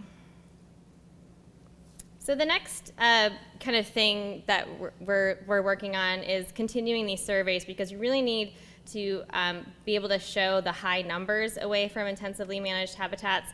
And so high numbers isn't actually defined by the state. So as long as we feel like we're just kind of continually collecting data and adding to that information, not only for Scotch broom, but some of our other species of concern. So in addition to completing the mapping for Nantucket that we're going to be doing this winter, one of our other main goals was to propose the species to the Massachusetts Invasive Plant Advisory Group, which we did in September. And so we presented the evidence from Nantucket, but also for the rest of the state, occurrences from iNaturalist, EDMAPs from other areas, as well as the rest, invasive tendencies on the other parts of the Atlantic. We were met favorably during that meeting, and so the final vote will be in December. And then, as I mentioned, we'd love to do some seed germination trials in the future. And so with that, I think that's the story of Scotch broom for Nantucket for now.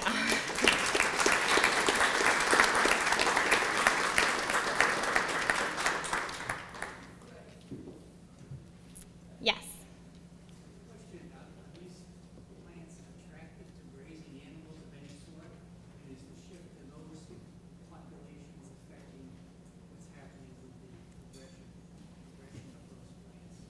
That's a great question. So the question was about grazing animals and if they if they eat Scotch broom, I guess.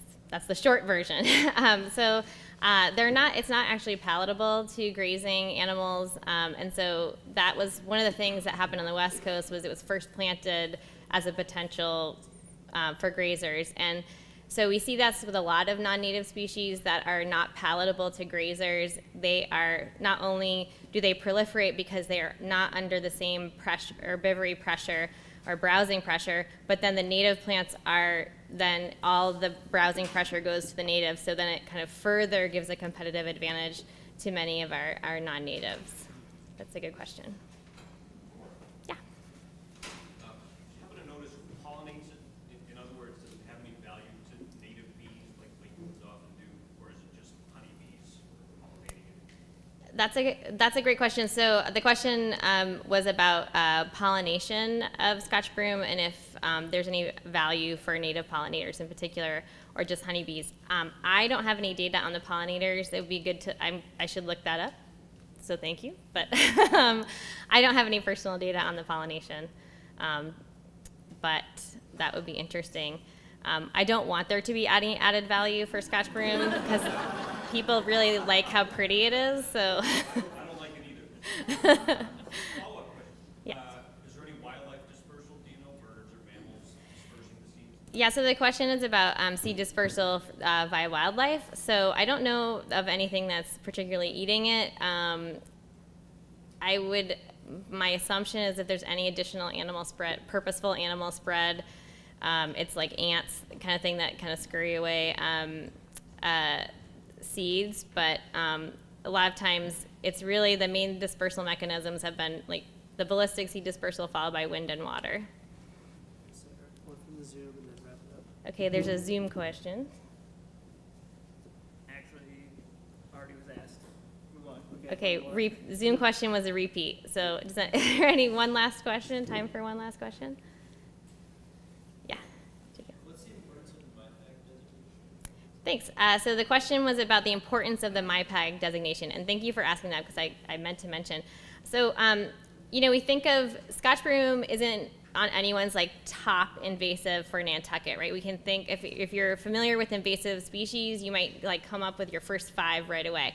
The importance of having the MIPAG designation is that first of all, it prevents the further sale and transport into the state. So that's a first step, right? So that people stop carrying it to continue to plant it. The other thing is for those people managing it or land managers, it helps prioritize management. You can justify further spending time to cut and remove a plant if it's on the list. It also potentially helps with grants if you're seeking funding for removing this. And I would recommend removing the species now before we kind of get to that exponential level.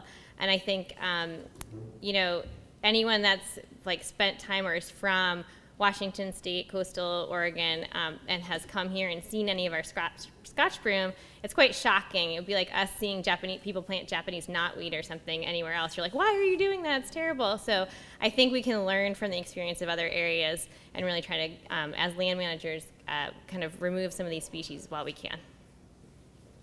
Okay, thanks.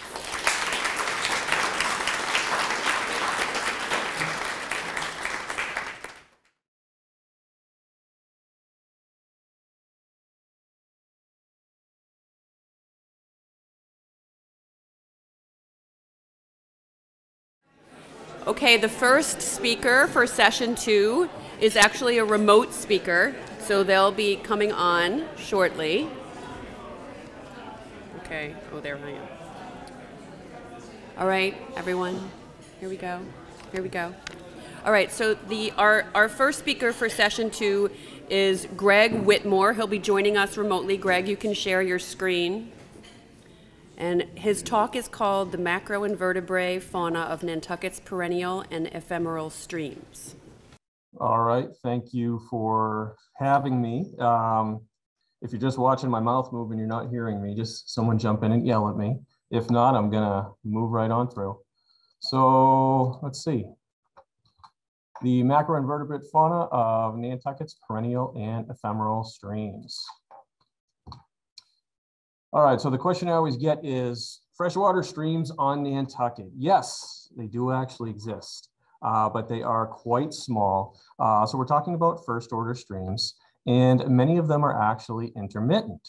So Chamberlain describes streams on Nantucket as small, weak, and rare, and I think that is a perfect description. The streams are typically found in areas that are underlain by clay deposits, and they're much more prevalent on the eastern side of Nantucket. So small streams would offer fewer habitat types. So based off of that, let's see. The purpose is to determine the freshwater macroinvertebrate fauna and study the physical and chemical characteristics of Nantucket's freshwater streams. And I hypothesized that diversity and abundance would be limited due to stream size, land use history, and of course, isolation from the mainland. So the streams were sampled on a somewhat monthly basis from May 2018 until April 2019. And 6 sites were chosen based upon the presence of measurable flow. I was looking for obviously very low salinity, freshwater levels, and the sites were all on conservation land. And here we can see the distribution of the study sites. So as you can see clearly, the northeast one, I did find one in the southeast and one lone western site. So let's just take a look at the sites individually so we can see all these mighty streams of Nantucket. So we have Squam Brook, which is located in Squam Swamp. It is a perennial site. I've included discharge here to show you that all of these streams are incredibly small, very little flow whatsoever, and just to provide a comparison. As far as stream bottom, most of the sites are mucky bottom, just like Squam Brook, although there are some beautiful white quartz sand that pops up every so often. 90% canopy cover at this site, very little, if any, human alteration, very high tannin. When you see that dark coloration in the water, you're seeing that tannic acid that naturally leaches out and stains the water brown. Medui Creek, located along Medui Creek Road, it is an ephemeral site, so it does dry out for a few months a year, about equivalent discharge as Squam Brook. A very mucky stream bottom, 90% canopy cover.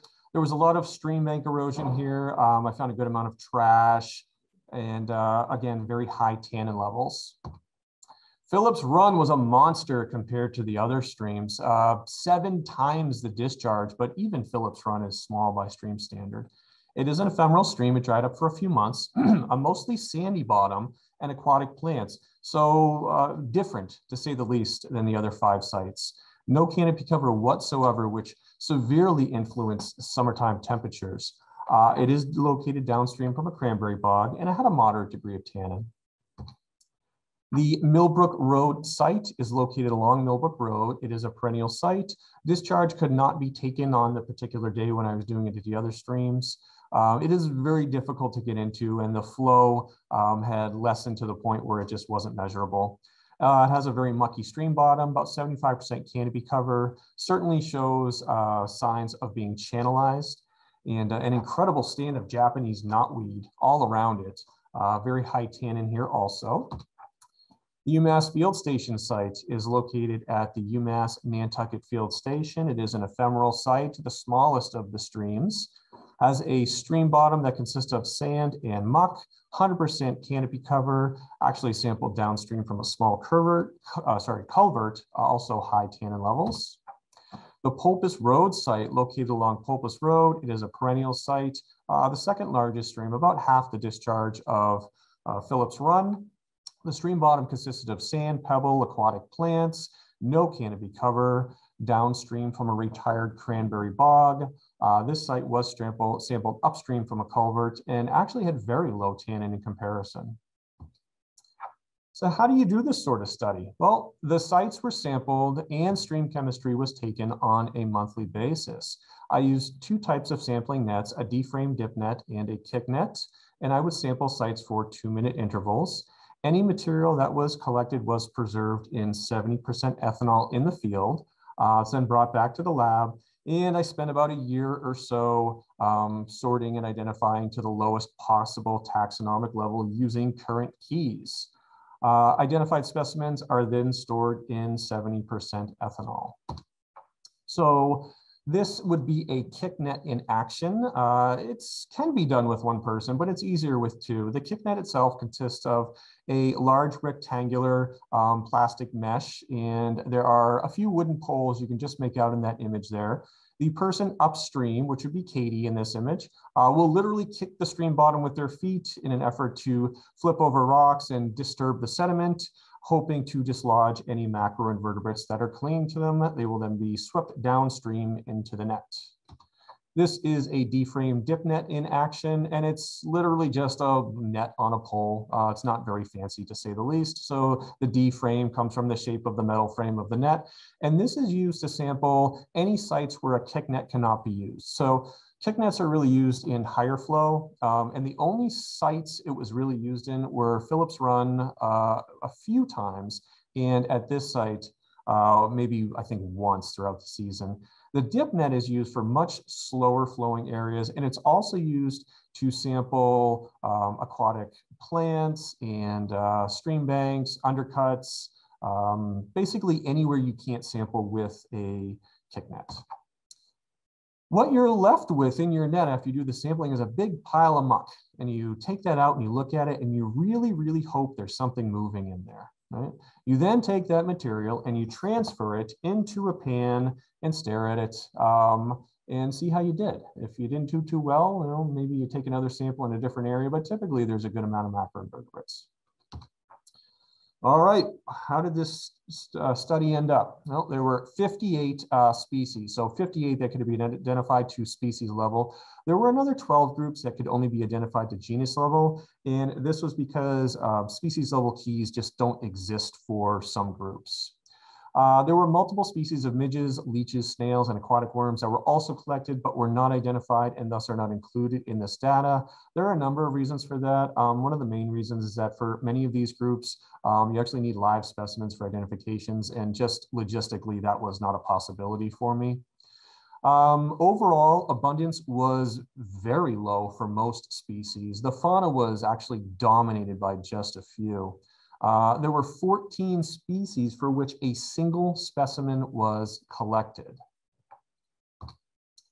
Now, seeing how the species break down by site, in Squam there were 16 groups that were identified to species level, 6 of which are currently unique to the site. And this is something we're going to see for all of these streams, is that the species do not seem to be widely distributed.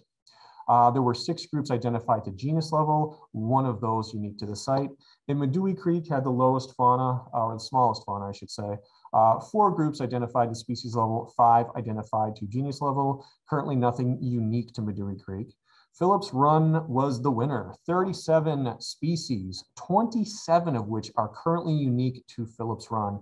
7 groups identified to genus level, 5 of those unique to the site. These 3 are pretty comparable. The Millbrook Road site, there were 12 groups identified to species level, 1 unique to the site, and 1 identified to genus level. The UMass Field Station site, another 10 groups identified to species level, 3 of which are unique to that site, and 4 groups identified to genus level. And the Pulpus Road site, 13 groups identified to species level, 3 of which are unique, and 5 groups identified to genus level. Now let's take a look at the groups that were collected. So as far as the isopods or sow bugs are concerned, there was 1 species, but boy, were there a lot of them. So the isopod Cicidode communis was collected at every site, often in high abundance. 64% of all specimens that I collected were this species. I want to say the highest per stream was Squam Stream. 95% of the specimens from that stream were this species. So while it's common throughout Massachusetts, the abundance on Nantucket is quite surprising. On numerous occasions, there were several hundred individuals that were collected at multiple sites. Plecopter, the stoneflies, there was only 1 species, but it's a very special one. Leuctra tenuis was collected in low abundance from Squam Brook. This species occurs in perennial and intermittent streams. This genus of stonefly is particularly intolerant of organic pollution and actually has a tolerance value of 0. and is an indicator of streams with cool, clean water. So its presence at Squam Brook shows that the brook has persisted in a natural state that is conducive to the continued existence of this pollution-intolerant stonefly. As far as the mayflies, 2 species, Leptophlebia intermedia was collected at Pulpus Road and Calabetus floridanus at the Phillips Run site. Both species are found in slow sections of lotic environments as well as lentic environments. Ponds associated with the streams may contain populations of these species. L. intermedia is likely established in Stump Pond, and the larvae may disperse to the Pulpus Road site through intermittent and perennial flows. Now, C. floridanus is very interesting. It's known to occur in temporary or intermittent habitats. Its presence in Phillips Run, which did go dry for a few months, either indicates an ability to persist in an intermittent stream or downstream recolonization from a pond when the stream resumes flow. This study actually represents the first published record for Calabeus floridanus in Massachusetts, which is known to occur from Maryland west to Kansas, south to Florida and Texas. Now, while going through the internet for months and months, I finally did find that there is an unpublished record of a pair of adults that were collected in West Groton, Massachusetts.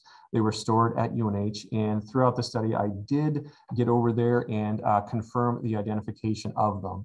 So they are present in at least 2 sites in Massachusetts. The caddisflies, 7 species. They were collected from each site. Abundance was low, and it was case-building caddisflies, which would be expected in slower flowing streams. Most of these species collected are from Limnophilidae, which occur in standing in flowing water environments. Tons of beetles. 50% of all the species recorded were beetles, mostly diving and water scavenger. They are more diverse, and they are a different species composition than the Martha's Vineyard fauna, which was very interesting. And habitats on Nantucket just seem to be more conducive to beetles. The true bugs, 11 species, the expected groups, backswimmers, water boatmen, water striders, giant water bugs. All the species collected are commonly found in lotic and lentic environments. Megaloptera, not a lot to report, just 2 species collected from 4 sites in very limited abundance. The damselflies and dragonflies, 9 species, they were only found in Phillips Run. Neolenia irene was extremely abundant. 95% of all odonates were this particular species. And strangely enough, I collected almost all of them from October to December. Amphipods, 2 species, only from Phillips Run also. Hyalila azteca, abundant throughout the year. And I was very surprised that amphipods were not collected from other sites. This was unique. I've never encountered this in the last 18 years of collecting where I was not collecting amphipods commonly. 3 species of flies were identified. There were more that could not be identified. Prosimulium arvum is a black fly. You do have black flies on Nantucket, not like I have up here in New Hampshire, but you do have some. They were collected only from the Pulpus Road site and the UMass Field Station site. The reason for this is there's actually some cobble in those streams, and these are entirely dependent upon clinging to cobble in their larval stage, so that is why they were collected there. There were some midges, but again, they were not identified and are not included in the study. Fish turned up. I was not expecting fish. Inadvertently collected, showed up in some of the nets. Sunfish and mummichogs from the Millbrook Road site. Elvers, which are glass eels from the Pulpus Road site. Sounds like a great opportunity for future research. So what are the limiting factors for distribution? Discharge. The ephemeral streams were dry during August and September, which would certainly limit certain species. Dissolved oxygen levels will drop as temperature increases and discharge drops during the summer months. In flow regimes, some species just can't survive in ephemeral streams. Other species I collected were only found in ephemeral streams.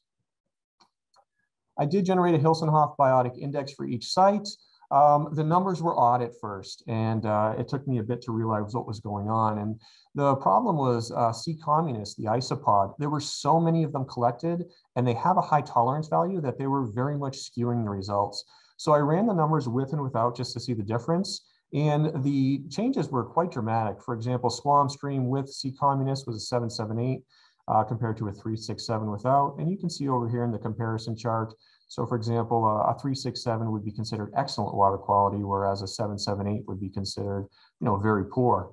There are no obvious water quality issues at any of these sites. So that's why I ran with and without Sea Communist. Phillips Run is underlined because even while with taking it out, it does still have a high value. So I would say more research is needed there. The information was published back in August in the Transactions of the American Entomological Society, and here is the reference for that. Recommendations. So many species may be limited to individual streams, and as such, any disturbance to a stream could result in a loss of biodiversity. So I would certainly recommend monitoring stream chemistry on a yearly basis, developing a biomonitoring program wherein streams are sampled every 3 to 5 years or more frequently as stream chemistry issues arise, conduct a stream length study of Phillips Run, sample ponds and streams for C. floridanus, and sample more streams on Nantucket in order to determine if low abundant species are more widely distributed than current data shows. So I would like to thank Yvonne Valancourt for her efforts in coordinating my trips to Nantucket, providing equipment and helping with sampling. Of course, the UMass Boston Nantucket Field Station, which just is an incredible benefit to the island of Nantucket. Allison Renault and Katie Culleton for help with sampling. And of course, the Nantucket Biodiversity Initiative Small Research Grants Program for funding this project, allowing me to solve a 10-year mystery. And thank you all for listening. Look at that, 7 seconds over 15 minutes, not too bad. All right, any questions?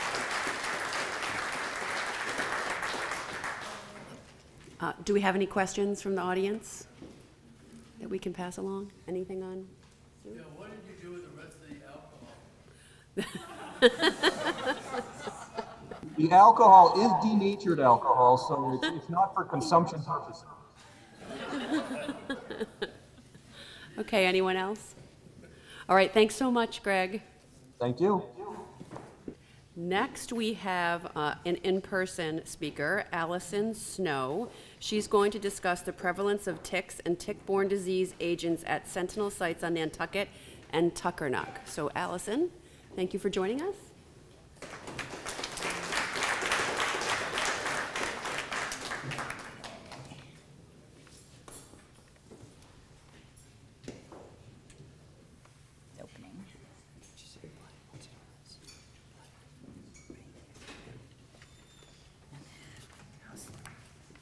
Hi, everybody. It's great to be here. Can this go a little lower? Let's see. Do I push the button? Okay, thank you. Great. All right. I'm really happy to be here talking to you in person. It's the first conference I've been to in a long time. And the people on Zoom, and one of my co-authors is on Zoom right now. This presentation is presented with Patrick Pearson and Stephen Rich. I'm Allison Snow. I'm an emeritus professor from Ohio State and an adjunct professor at UMass in Amherst. So, how are we doing? Oh, is it showing up? No, it's not showing up yet. Okay, there we go. There we go. So you might, ticks are probably not your favorite part of biodiversity, but they are pretty important, and they're part of this ecological puzzle of all the species that interact with ticks. Why do we have these diseases, and how can we, manage that problem? So along the bottom there, you can see the black-legged ticks, the lone star ticks, the white-footed mouse, and tracks of deer. And this is just a small part of the biodiversity surrounding ticks. There's also the microbiomes and lots of other things. Okay, so the main ticks that I'll be talking about today are the nymphs of the black-legged ticks shown in the top there. And all 3 stages of the lone star tick except for the larvae, which are really tiny. If you're not familiar with ticks, they have these different stages of their lifestyle, and they have to have a blood meal to get from one stage to the next.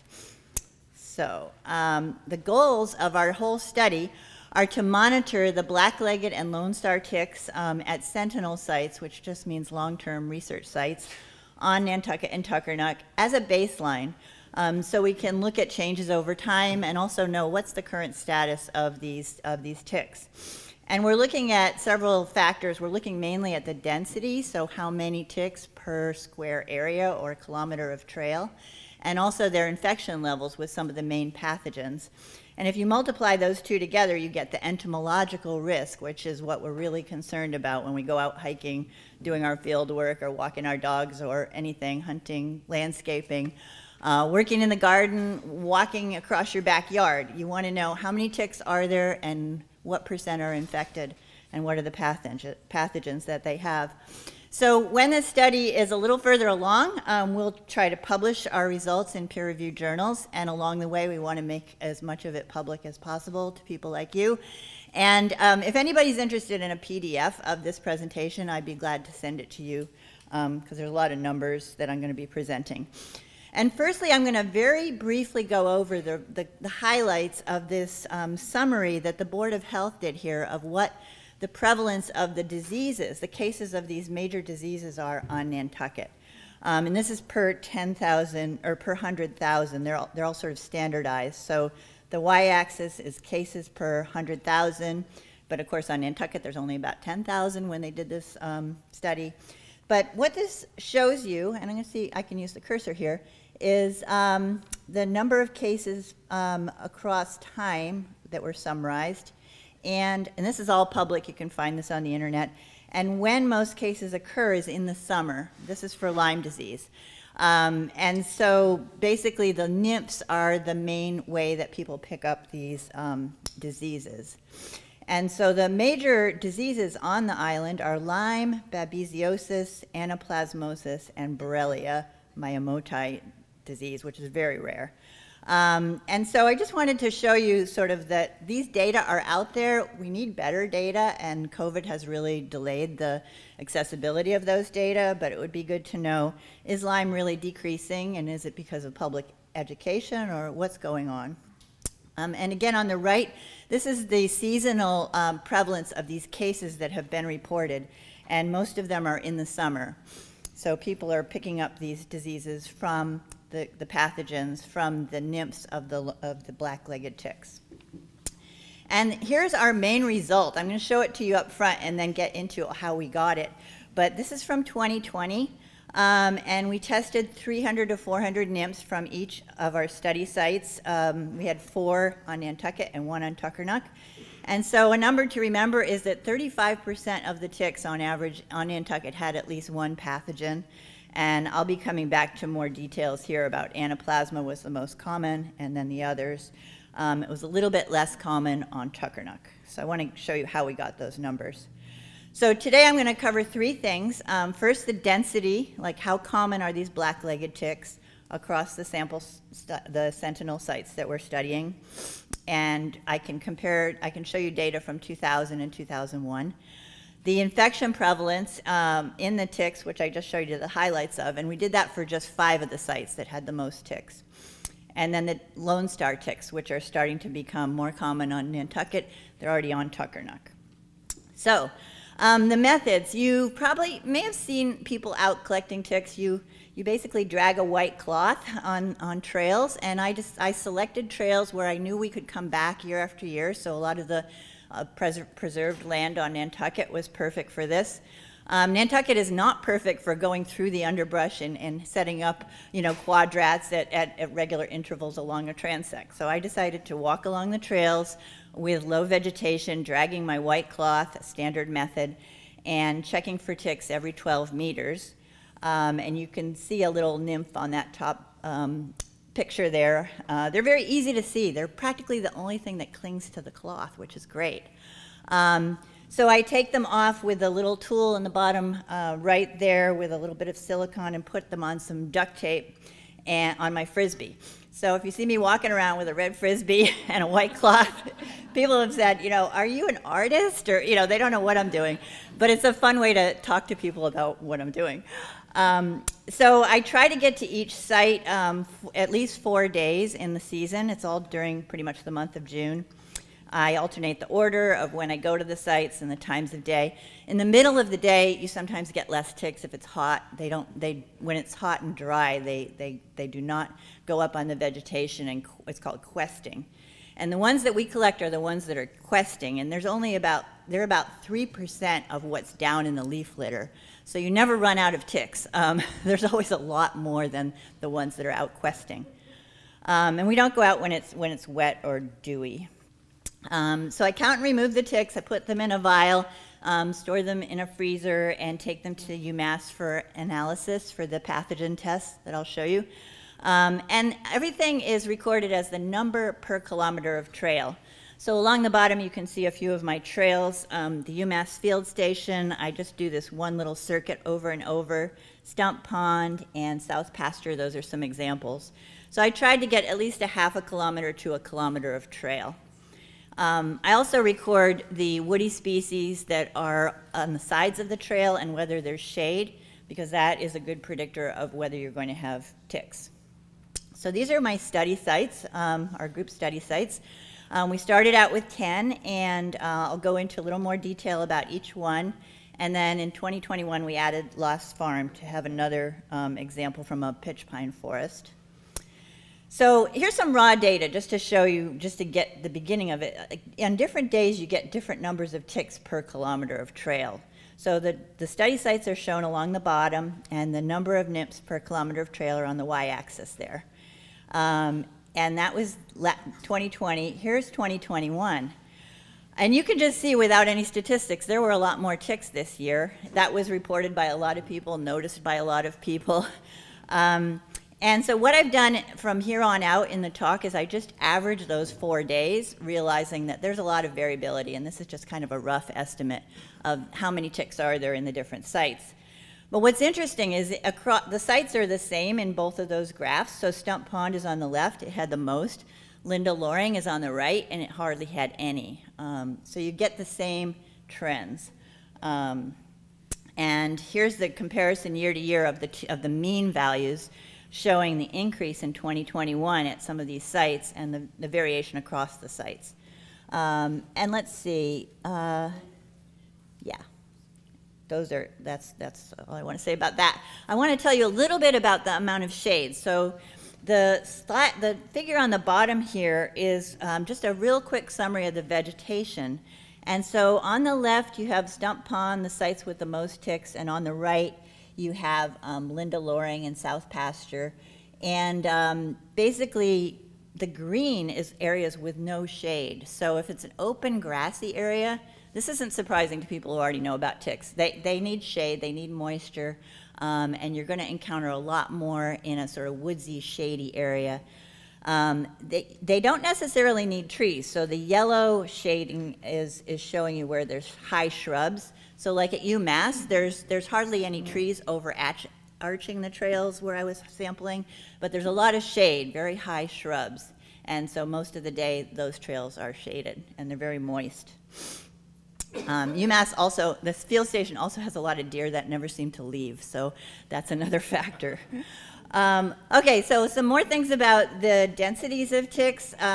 If you divide them into high and low density sites, the high sites circled in red on the map, I'm just going to show you what those look like.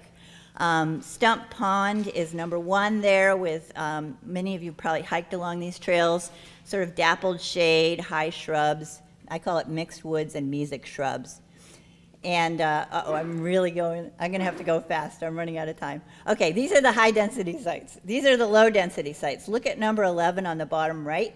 That's Linda Loring. Hardly any ticks, no shade. We collected the ticks, as I mentioned, and this is the slide that I already showed you of the prevalence of infection, and I'm going to break that down for you. Across the 4 sites on Nantucket, which are shown here, there's a little bit of a funny thing going on. The bottom sites are all different, but one of them looks like it's missing. Anyway, you can see that there's not a whole lot of variation among the sites. Tuckernuck's lower, and a small percent had more than one pathogen. That's the gray. And then breaking it down even further, anaplasma was pretty common across these sites. That's the dark blue. Babesia is the orange, and Borrelia burgdorferi, which gives Lyme disease, is the gray. And it wasn't as common as we thought it might be. Borrelia miyamotoi was quite rare. Co-infections are quite rare. Those are like less than 5% of the ticks had more than one pathogen. The most common kind of co-infection in the ticks was Babesia and Borrelia burgdorferi. So you might get Lyme disease and Babesia more common than you would get some of the other combinations. Okay, and then the last part is about the lone stars. So lone stars are native to the southern United States, and they're working their way north. And this paper by Molay et al. Says, bracing for the worst, they're expanding their range northward. And on the right-hand map there, you can see where they're noticed is the gray areas and considered established is the red. The reason Nantucket is shown in red is because of Tuckernuck. It's not really considered established on Nantucket yet. So on Tuckernuck, the lone stars are shown on the histograms here. You can see the Ixodes is black-legged deer ticks, and then you compare that to the lone stars. They're a lot more common than the deer ticks, and they were more common in 2021. Some people had thought maybe when you get more lone stars, you get less black-legged ticks, and based on just 2 years of data, we don't see that happening. It was a good year for all ticks this year.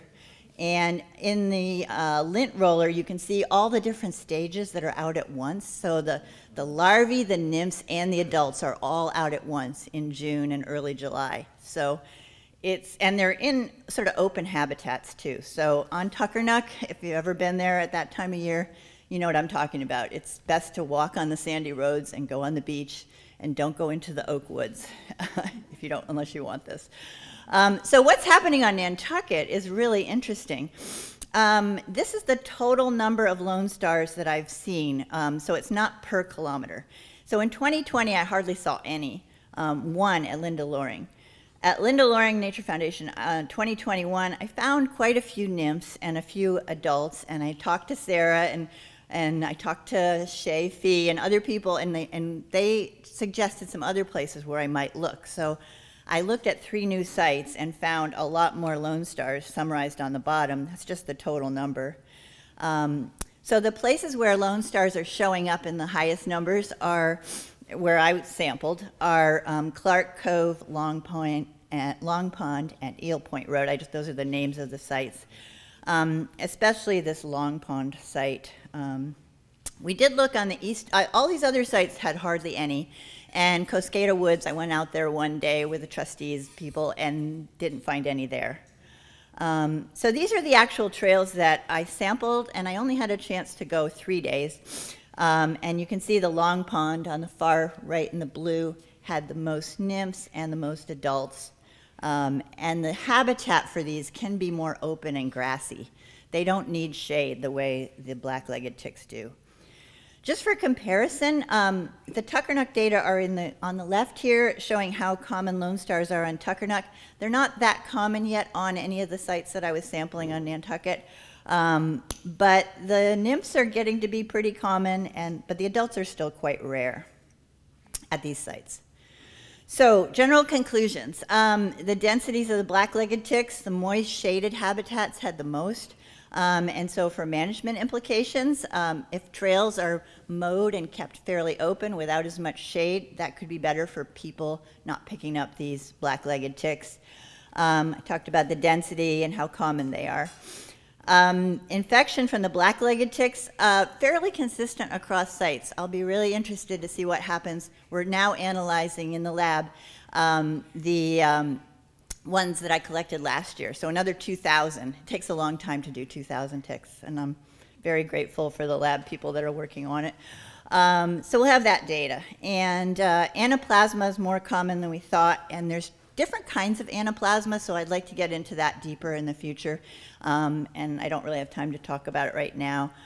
I just talked about the Lone Star results. So Lone Stars are not infected with many pathogens. All the ones that have been submitted from New York State, Connecticut, and Massachusetts, when they're submitted to these testing centers, they're very low frequency of the kinds of pathogens that they carry, but they can trigger alpha-gal red meat allergies. So these sentinel sites, I think, are useful. We're just in the beginning of it, really, for these first 2 years, but it's been really interesting, and I think this approach works for a place like Nantucket, and I'm looking forward to sharing more information with you in the future. A technical report of our results is on my website for the Ohio State University research website that I have. And again, you can just email me if you'd like a copy of it. And I really do want to have a second to thank all the different people and organizations that have helped us with this research, especially NBI, not just the small amount of money that we got, but which was really, really great to leverage against everything else that we did. But the people and access to the trails, all the colleagues, especially Sam Telford has been extremely helpful, and other people as well. So I better stop there. Thank you very much.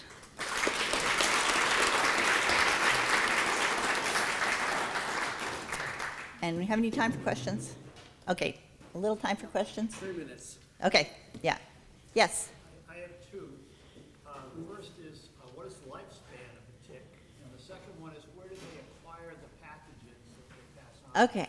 What is the lifespan of the tick? Yeah, they take a few years to mature, the black-legged ticks. So it's about 1.5 years, whereas the Lone Stars, it's faster. I think the Lone Stars can get through it in a year.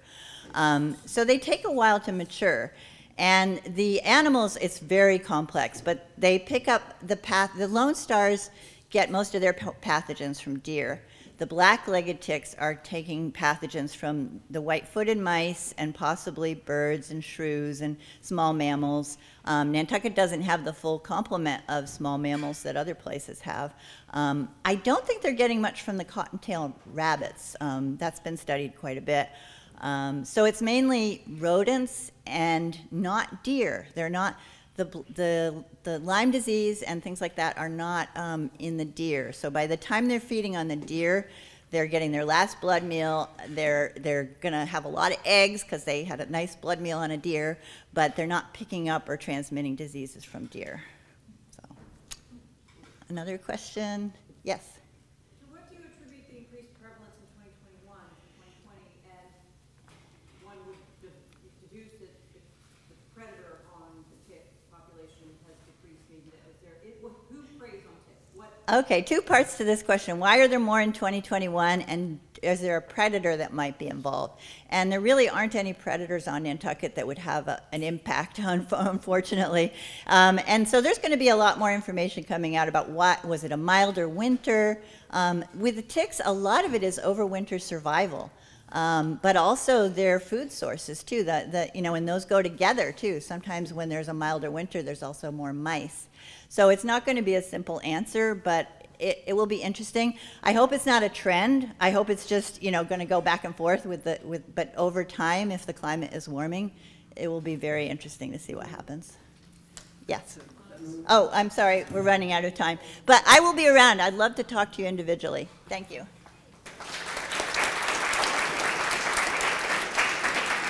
Thank you, Allison. Next, we have Andrew David, who is talking about genetic barcoding reveals the presence of Polydora neocasa parasitizing wild bay scallops on Nantucket. So, David, Andrew, you can start your presentation. First of all, I'd like to thank the organizers for actually having this remote component to the conference. So what I'm going to be discussing today is some of the research that my lab has been doing over the past 6 months, which really looks at trying to understand the parasites that burrow into the shells of bay scallops. And so, as some of you may know, the shellfish aquaculture industry, the global shellfish aquaculture industry, is a multi-billion-dollar industry. But it faces two major challenges. The first one is climate change, and the other one is diseases. And oftentimes, both of them tend to be linked together. And when I'm talking about shellfish aquaculture, I mean most mollusks that are commercially reared. So abalone, oysters, scallops, clams, mussels, those types of animals. Now, my lab is concerned with polychaete worms. So these are segmented annelid worms that burrow into the shells of these commercially reared mollusks. So what you're seeing, the picture you're seeing right now, is a picture of an oyster, the Pacific oyster, Chrysostrea gigas, and a piece of the inner shell has been removed, and you can see the worm is actually lodged into the shell itself. And there are multiple species of these shell-boring worms. What they do to the animal can vary depending on infestation levels. So oftentimes what happens is that the burrowing the burrowing into the shell forces the animal to divert energy from growth to shell repair. And the result is that the animal reaches sexual maturity at a very small size. And that could actually impact the profitability of these shellfish farms. Now, under very high infestations, the shell becomes really brittle, and you can have mass mortalities in a single onshore farm. Now, for those of you who like to eat shellfish, hopefully this doesn't turn you off. This is an extreme case, but this is a South African oyster farm. So I did a lot of my shellfish research in South Africa. But this is an oyster that was placed in a 1% phenol solution. So phenol is a chemical that acts as as an agitator. It forces these worms to sort of exit their burrows, right? So hopefully you can see this video without too much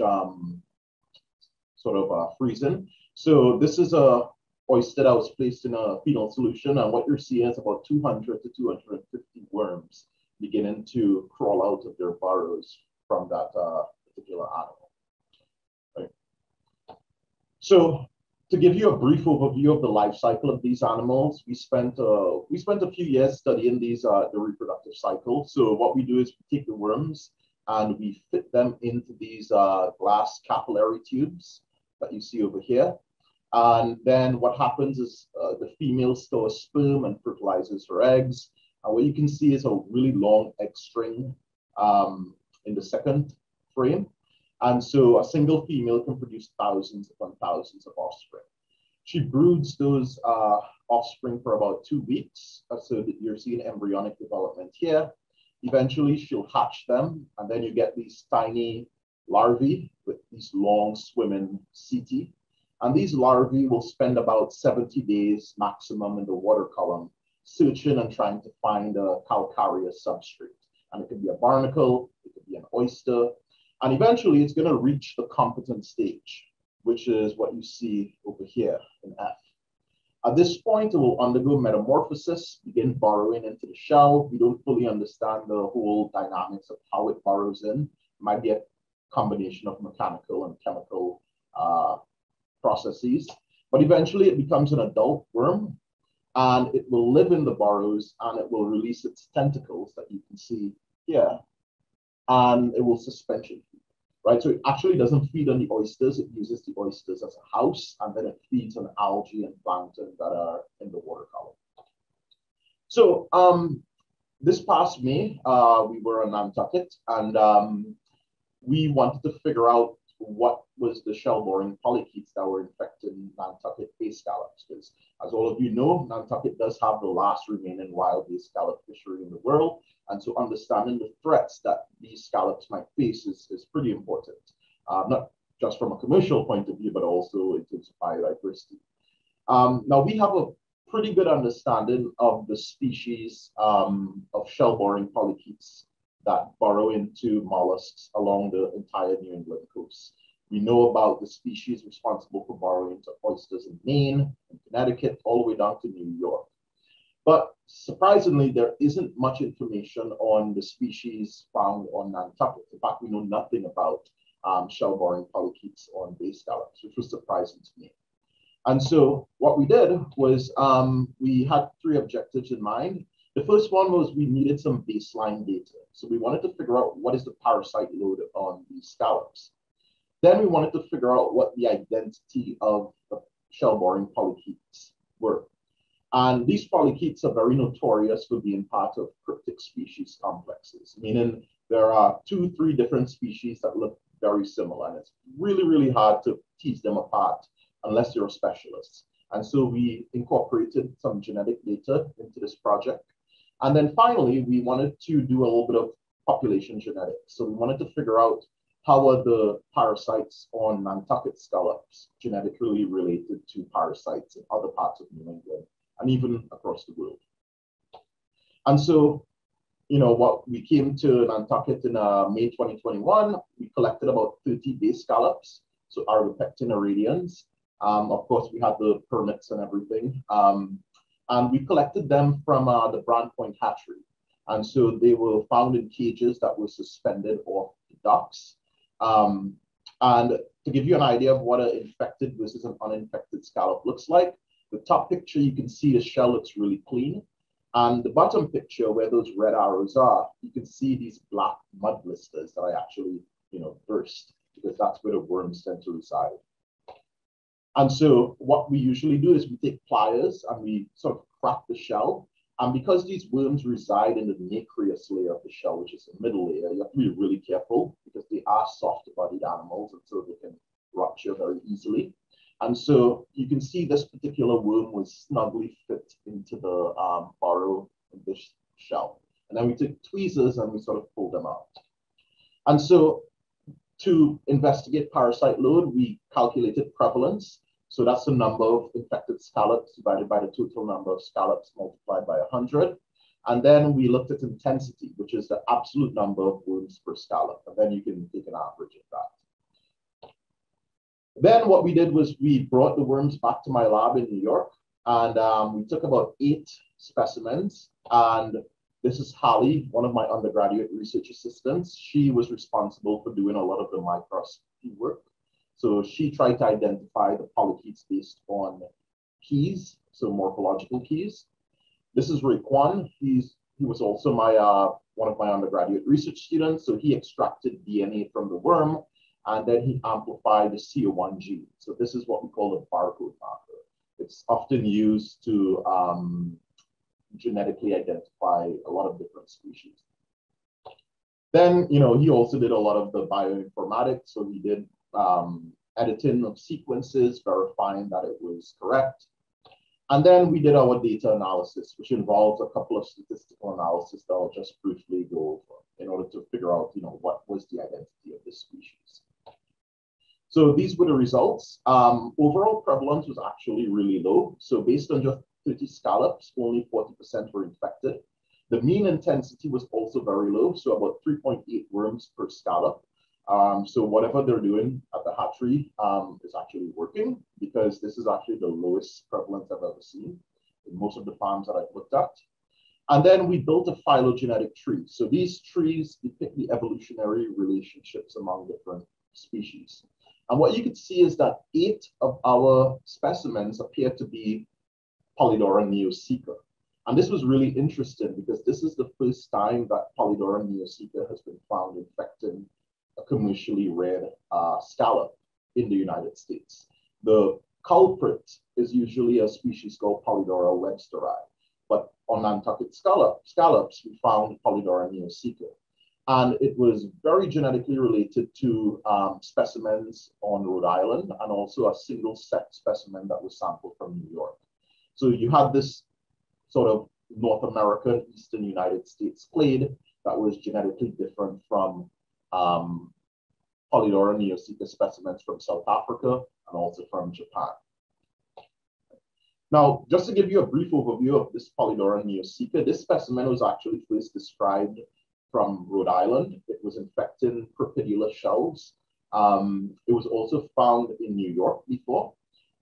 It's non-native to South Africa, and it's also non-native to Japan. And so this is the first report of the specimen infecting scallops, specifically Arbopecten irradians in the US. So the next thing we did was we created a haplotype network. So for those of you who don't know what this is, a haplotype is basically a signature within the genome of the animal. If 2 individuals share the same haplotype, it means that at some point in their evolutionary history, there was genetic exchange occurring between the individuals. So it's the same way that if you use 23andMe and Ancestry.com, they use a similar method to figure out whether or not you're 50% Irish, 50% Scottish, things like that. And so we built our haplotype network here. And what we found was that there was a single haplotype, the NE1 haplotype, that was shared among individuals from Nantucket. So Polydora neosecca from Nantucket and those from Rhode Island, which means that there is some genetic exchange, some gene flow occurring between these 2 populations. What we think is that it's probably not natural gene flow, because if you look at the coastal currents around Nantucket, they favor retention. So any larvae that are released from the farm area, it's highly unlikely that they're going to make their way all the way to Rhode Island, because these are really small larvae, and so they're subject to influences by ocean currents. So what could be happening is movement of oysters or transplantation of scallops that might be facilitating this gene flow. Right, so the implications of this study is that the parasite load is relatively low on scallops in Nantucket, but this just represents a single data point, which is May 2021. This study also finds that Polydora neosica is the species responsible for parasitizing scallops. It's the first record of the species found on commercial shellfish in North America, but we don't fully understand why the populations in Nantucket are sort of related to the ones on Rhode Island. That would require a bit more investigation and a lot more populations to sample. And so finally, to acknowledge, I would like to thank a lot of the scientists on the island. They were really helpful in getting these specimens and using lab space. Yvonne was amazing. We spent a couple of days on the Nantucket field station, and basically I had all the assistance I needed in getting these worms into ethanol and back to my lab. And finally, my wife, Jennifer, who came with me to do all of the sampling. And of course, funding from the Nantucket Biodiversity Initiative and also the Nantucket Shellfish Association. And lastly, I'd be lying if I said I did a lot of this work on my own. My undergraduate research students, I have like a small army of them, they were responsible for generating basically all of this data. So thank you, and I'd be happy to answer any questions.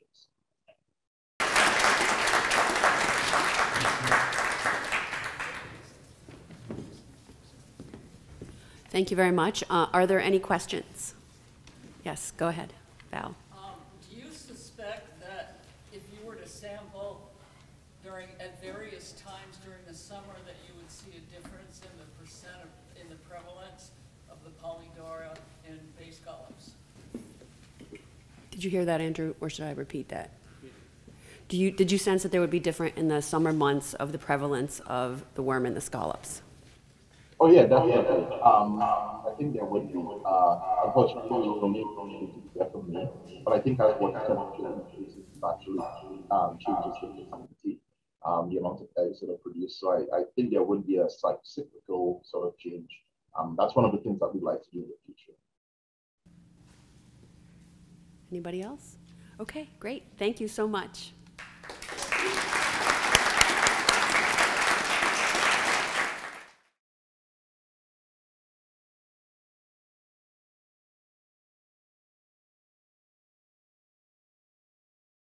Welcome back for session 3 of the 2021 Nantucket Biodiversity Conference. Our first speaker for this session is a remote speaker. Kate Ruskin is talking about monitoring Nantucket's tidal marsh birds using point count resurveys and 2 novel monitoring methods. Please welcome Kate.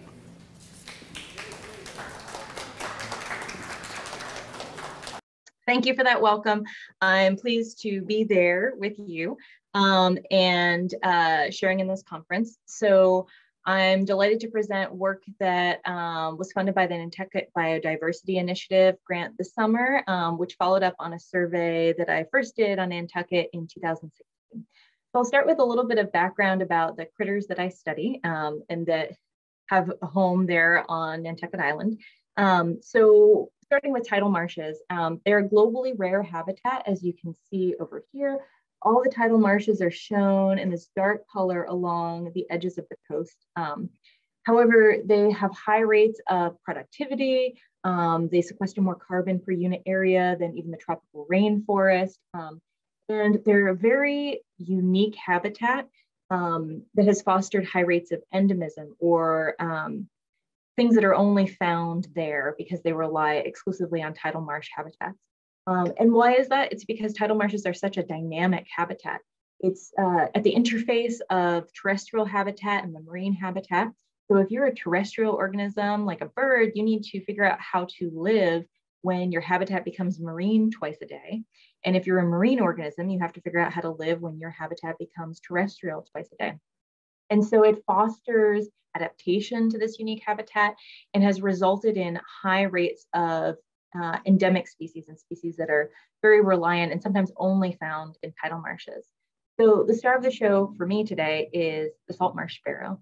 So that is one of these critters that is endemic to tidal marshes. And in fact, they rely on tidal marshes for their entire annual cycle. So they live in tidal marshes year round. And they're also only breeding between Maine and Virginia.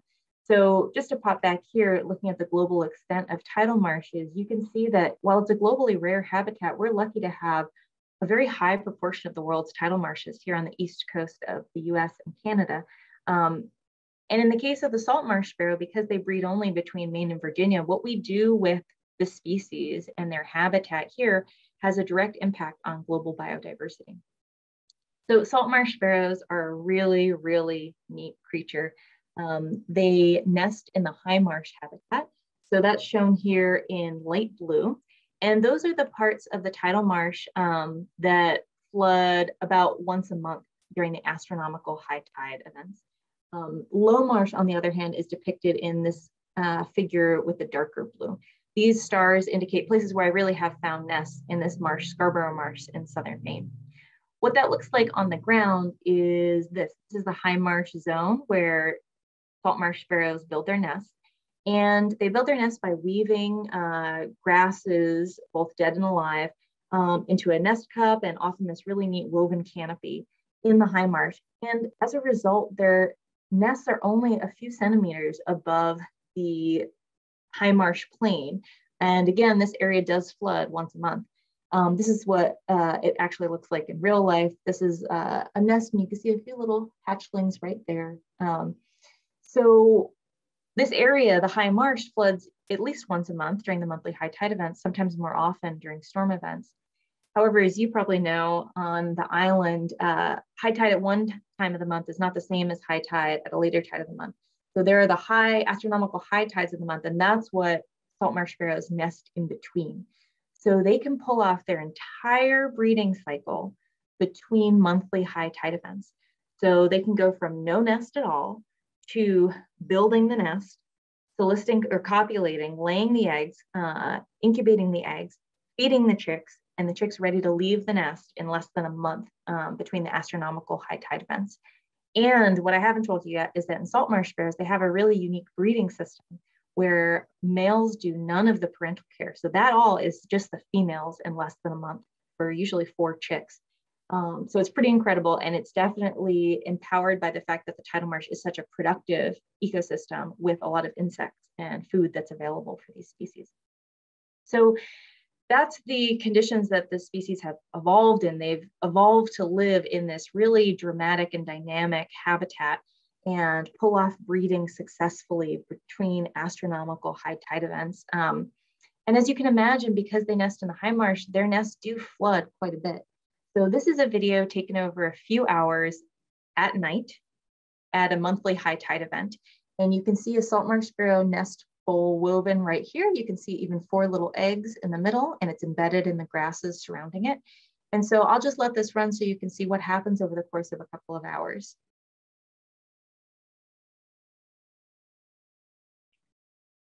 So you're seeing here that the water has come up onto the high marsh plain during this astronomical high tide event. And it's even lifting the eggs up as they float. But the eggs stay in the nest bowl in part because of the woven canopy surrounding the nest bowl. And then here's the female come back to incubate. We've actually found that female salt marsh sparrows can incubate and successfully hatch eggs that have flooded up to about 9 times in salt water, which is really incredible. This video was taken by Samantha Apgar, who's a PhD student candidate at the University of Connecticut that I work with. So they are really amazing in terms of how this terrestrial or land bird has learned to make a living in the tidal marsh. Unfortunately, salt marsh sparrows nesting in this really cool habitat that they are, we suspect are threatened by sea level rise because what we expect to happen is that high marsh is going to lose ground. This figure shows what we expect for high and low marsh under a 2-meter sea level rise scenario. And all the places where they nest now that are flooded once a month on average are slated to be flooded twice a day at the daily high tide events. and they're really fast, but they're not that fast.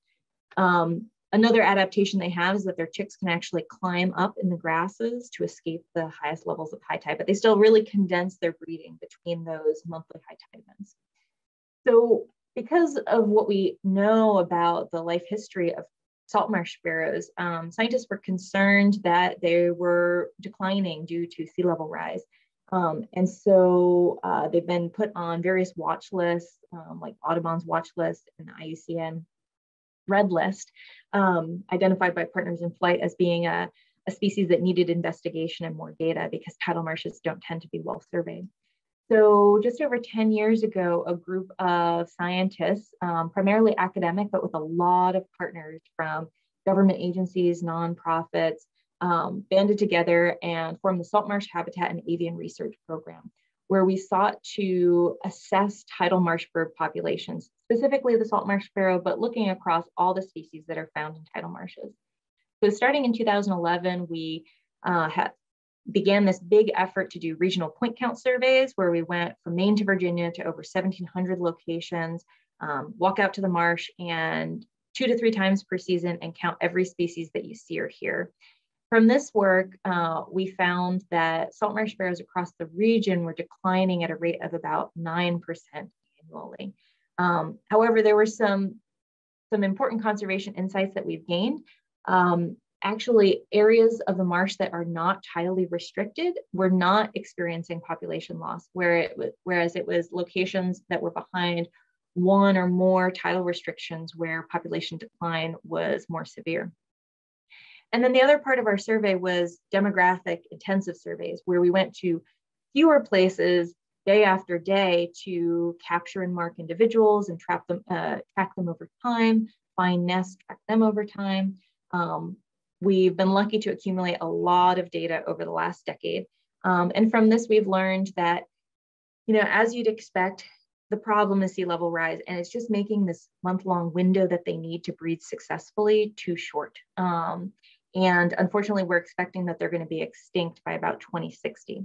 So this is the context of what's happening in the region. And in 2016, I was lucky to be supported by MBI to bring the point counts to Nantucket Island, because when we originally conceived of this project and got boots on the ground, we excluded offshore islands because of the logistical difficulties in part of reaching them as part of this large surveying effort. But we had randomly assigned points to Nantucket based on the estuarine emergent marsh layer kept by NWI.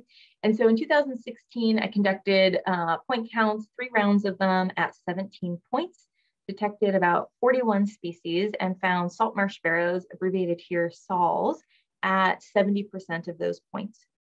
And there were some surprises. So we had, as part of this 10-year effort, estimated salt marsh sparrow abundance at all the marshes up and down the coast using habitat parameters. That's what I'm showing here on the left. And when I actually got out and counted the birds in 2016, it was pretty mixed up in terms of what I actually saw. So there were some surprises, but it went in all directions. Some marshes were much better in terms of salt marsh sparrow density than we expected based on habitat parameters, and some were much lower density than we expected. These sites in white had not shown up on our marsh layer and didn't have estimates for them. And so I think that's an important point too, that these region-wide surveys and inventories like the NWI layer miss marshes that can be really important, like Medowee Creek, because which I found had really high salt marsh sparrow density in 2016. So in 2021, I sought to resurvey the same locations with point counts, same methodology, well, a little bit different, I'll tell you about that, and then deploy 2 new demographic monitoring techniques that the SHARP group has developed in the last 10 years. So one we're calling the rapid demographic protocol, and that's trying to marry those point counts where we could go to 1,700 places per summer with the demographic surveys where we could only go to 23 places per summer, but study them very intensively. And then the other new objective was to pilot environmental DNA as a monitoring technique to see if we could detect tidal marsh birds like salt marsh sparrows using eDNA sampled from the marshes. So in 2021, we did 2 rounds rather than 3, because in the 10 years since we started this, we found that we get enough information with just 2 rounds. So we have shifted our protocol to doing 2 rounds rather than 3, but cover the 17 points again. And the second round was a little bit late in the coverage. And so I won't be very specific with the numbers, because I generally found that the numbers were very comparable. So we found about the same species. Some highlights that were new in 2021 that I hadn't detected in 2016 were the clapper rail calling back, and a glossy ibis, a couple of them actually. And I found salt marsh sparrows at about 59% of the points surveyed. So here's that sort of ranking figure with 2021 now here on the far right. And so just like between our expectations and what we saw in 2016, there was a fair amount of shakeups between 2016 and 2021. Although some sites like Madawi still a heavy hitter, Little Neck or Madaket still a heavy hitter in terms of salt marsh sparrow density. And some of the others that had low density remained so. So to me, this is pretty consistent, and the differences I think are just due to stochastic variation. If you look at where we started detecting zeros, it's below these orange lines. So it's Abrams Creek / Shimo Pond and below that didn't have any, actually, I'm sorry, it was half of Folgers Marsh and below had 0 salt marsh sparrows detected in 2016, whereas in 2021, it was town of Nantucket down on this figure. But the maxima were a little bit different too. So the maximum number of salt marsh sparrow individuals I detected at a point in 2016 was 5, whereas in 2021, I detected a maximum of 13 individuals in a single point count at a single location. And if you look at the means, however, they were exactly the same for the number of salt marsh sparrows detected on average per point across all of the survey points. So to me, this looks very consistent. I don't see any early warning signs that salt marsh sparrows are declining precipitously over the 5-year survey period that I'm showing here. So to me, I think this is some natural variation that springs up because of different times of day and different seasons when the surveys have actually happened.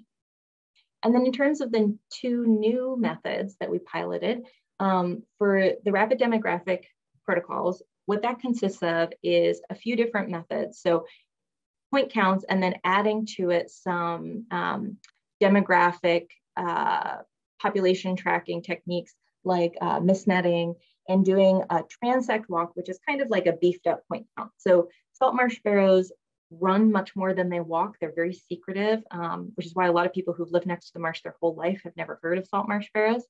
And so the transect walk is basically just walking 100 meters so that you'd flush up the birds. And we were hoping that would increase the detection probability for salt marsh sparrows. And then recording the breeding behaviors for all species observed there. So not just did I detect that a species was present, but did I find a nest? Did I see an individual carrying nesting material or hear a breeding call? So we, for the rapid demographic surveys, chose Madawi Creek and Eel Point to try and hit both high and medium density for salt marsh sparrows, and surveyed them using the rapid demographic protocol 2 times in 2021, once in June, once in August. And the number of birds captured were pretty similar. There was a little bit of netting that was done in 2016, but not using this protocol. But some of the highlights of the rapid demographic results so far is that in the 3-hour standardized mist netting time, we caught quite a few birds, between 5 and 13 at each of the sites visits. And Eel Point had, I think it was 3 hatchier birds. So individual salt marsh sparrows that had just been hatched out earlier that breeding season during the August visit. And I didn't get any hatchier birds at Madawi Creek, but that said, Madawi Creek is very birdy and has very high salt marsh sparrow density. And we found 2 nests there during the first round of rapid demographic surveying, one of which Neil Foley revisited and suspected fledged based on evidence at the site. So while we only detected hatchiers during using the rapid demographic protocol at Eel Point, I do think Medowee Creek is a site of high productivity. And as we wrap these points into our larger analysis, I hope that we'll see that borne out. But just the quick first glance results using only these 2 sites, I think they're quite positive because we found confirmed breeding at both of these sites and what looked like, pretty high densities and successful breeding. Confirmed successful breeding, yeah, I should say. And then, oh yeah, this was just to remind me to mention the nest that we found and the half-year birds. And then for the eDNA, we selected 4 sites for that. And now we were trying to span a gradient of high salt marsh sparrow density, medium, low, and then finally no salt marsh sparrows detected there during this recent survey. And so this is really a pilot where we want to see, can water samples collected from pools and pans in the tidal marsh detect DNA from tidal marsh birds, specifically salt marsh sparrows. So the protocol is very simple. You really just take a water bottle and fill it with water from a pool on the surface of the marsh near one of our point counts. The results of this we're still waiting on. Unfortunately, the lab is waiting on supplies because the supply chain crisis at the moment, and they don't yet have the primers that they need to complete this analysis. But they're going to use the MyBird tool, which is very similar to MyFish, that they have used quite a number of times on various fish species. And so they're very optimistic that if it's possible, and it has been found to be an effective monitoring tool in rails, a different tidal marsh bird species, that they'll be able to detect it. So we'll have to stay tuned for these results, but I'm looking forward to finding out. One thing I should note too, eDNA can be a really easy and inexpensive way to collect samples, and then you can send it off to a lab. It's actually relatively affordable, especially if you're an internal collaborator for the analysis. But one thing, if you're considering doing eDNA on Nantucket Island, that I ran into as a barrier that I didn't expect was the flashiness of the availability of what's in the grocery store. So you can use commercially available water bottles as long as they use reverse osmosis so that there would be no DNA contamination in the water bottles. However, I got to the Shop and Stop, and the water bottle aisle was just empty. So that's just a word of warning for anybody else who wants to use eDNA on Nantucket Island, is call ahead to make sure they have the water bottles that you need. So with that, I'll wrap up by thanking the many people who have supported this project. So we've got NBI as funders, landowners who granted access for us to do these point counts and surveys, particularly Town of Nantucket, Nantucket Conservation Foundation, and trustees of the reservations. And then I'd like to especially thank Neil, Libby, Jen, and Karen for field and logistical support, both in 2021 and back in 2016. If you would like to read about our protocols or implement them anywhere else, we are happy to share them. We have them all available online. And I look forward to sharing results once we get Nantucket's data wrapped into our big regional analyses in the next few years. Thank you.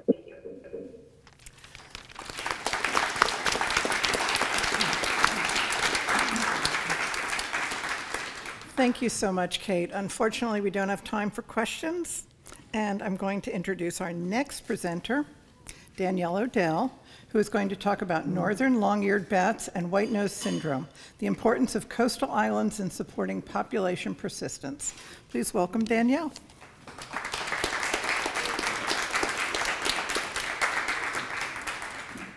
All right, thank you, Kitty.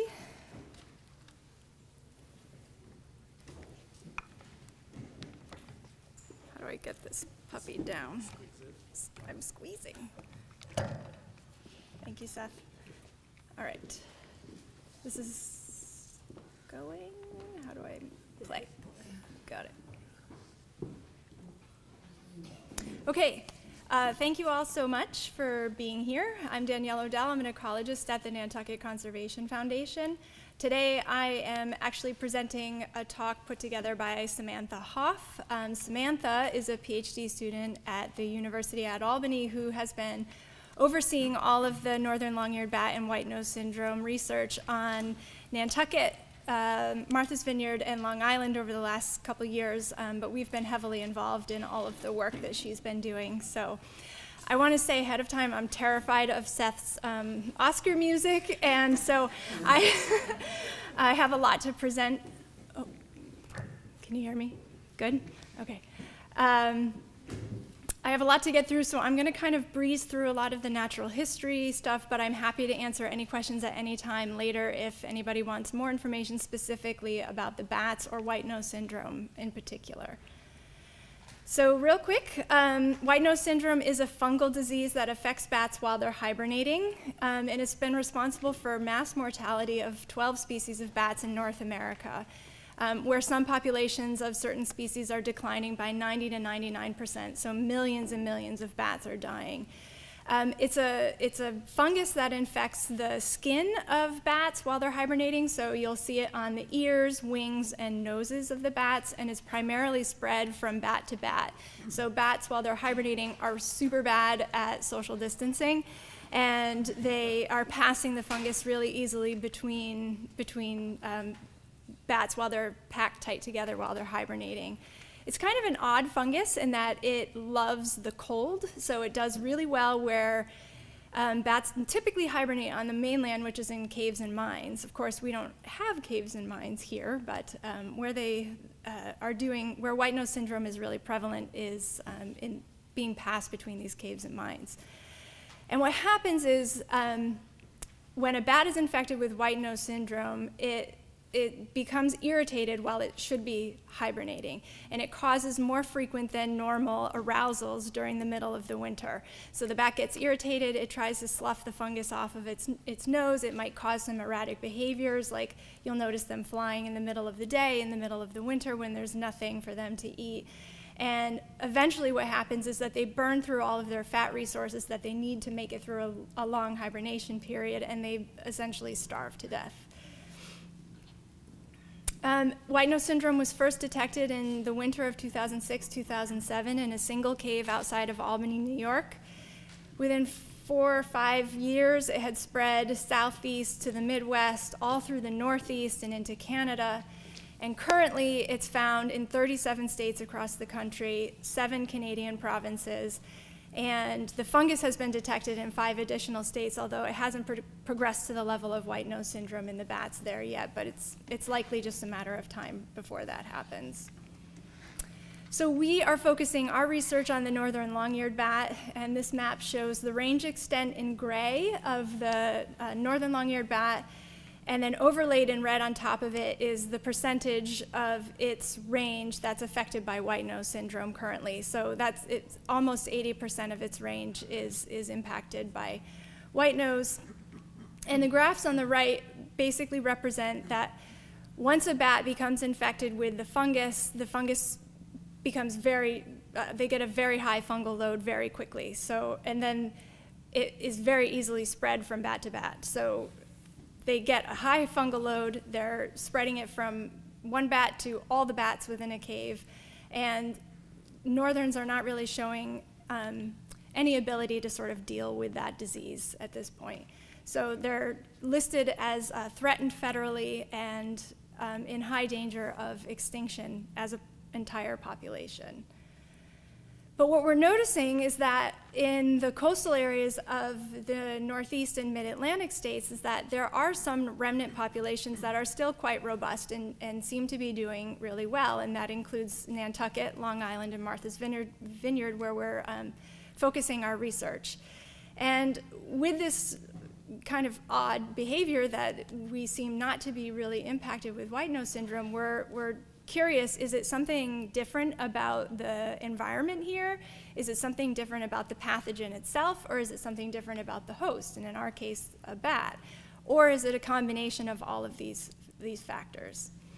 So the first thing that we decided to do was, or that we set out to do, was just determine where these bats are across the landscape, where they are not, and how prevalent they are. So we broke down each of the islands into 2-kilometer squared grid cells, and during the summertime, we set 3 passive acoustic detectors in each of these grid cells, about at least 200 meters apart from each other, and they just kind of sit there and listen for bats all summer long. And then we can spend time in the office looking at everything that was collected on those detectors, and we can determine what species we have present and how it kind of gives us a general level of activity at each cell and at what time of year they're present.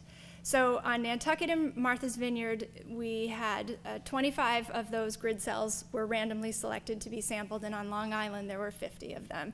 And they scanned various levels of canopy cover. So these northern long-eared bats are known to be forest specialists. They really love highly complex, cluttered forests, which we don't have a whole ton of on Nantucket, but we do have some. So we had some grid cells that were in sampling grassland areas, coastal shrublands, and then all the way up into like the Squam Farm and pitch pine forests.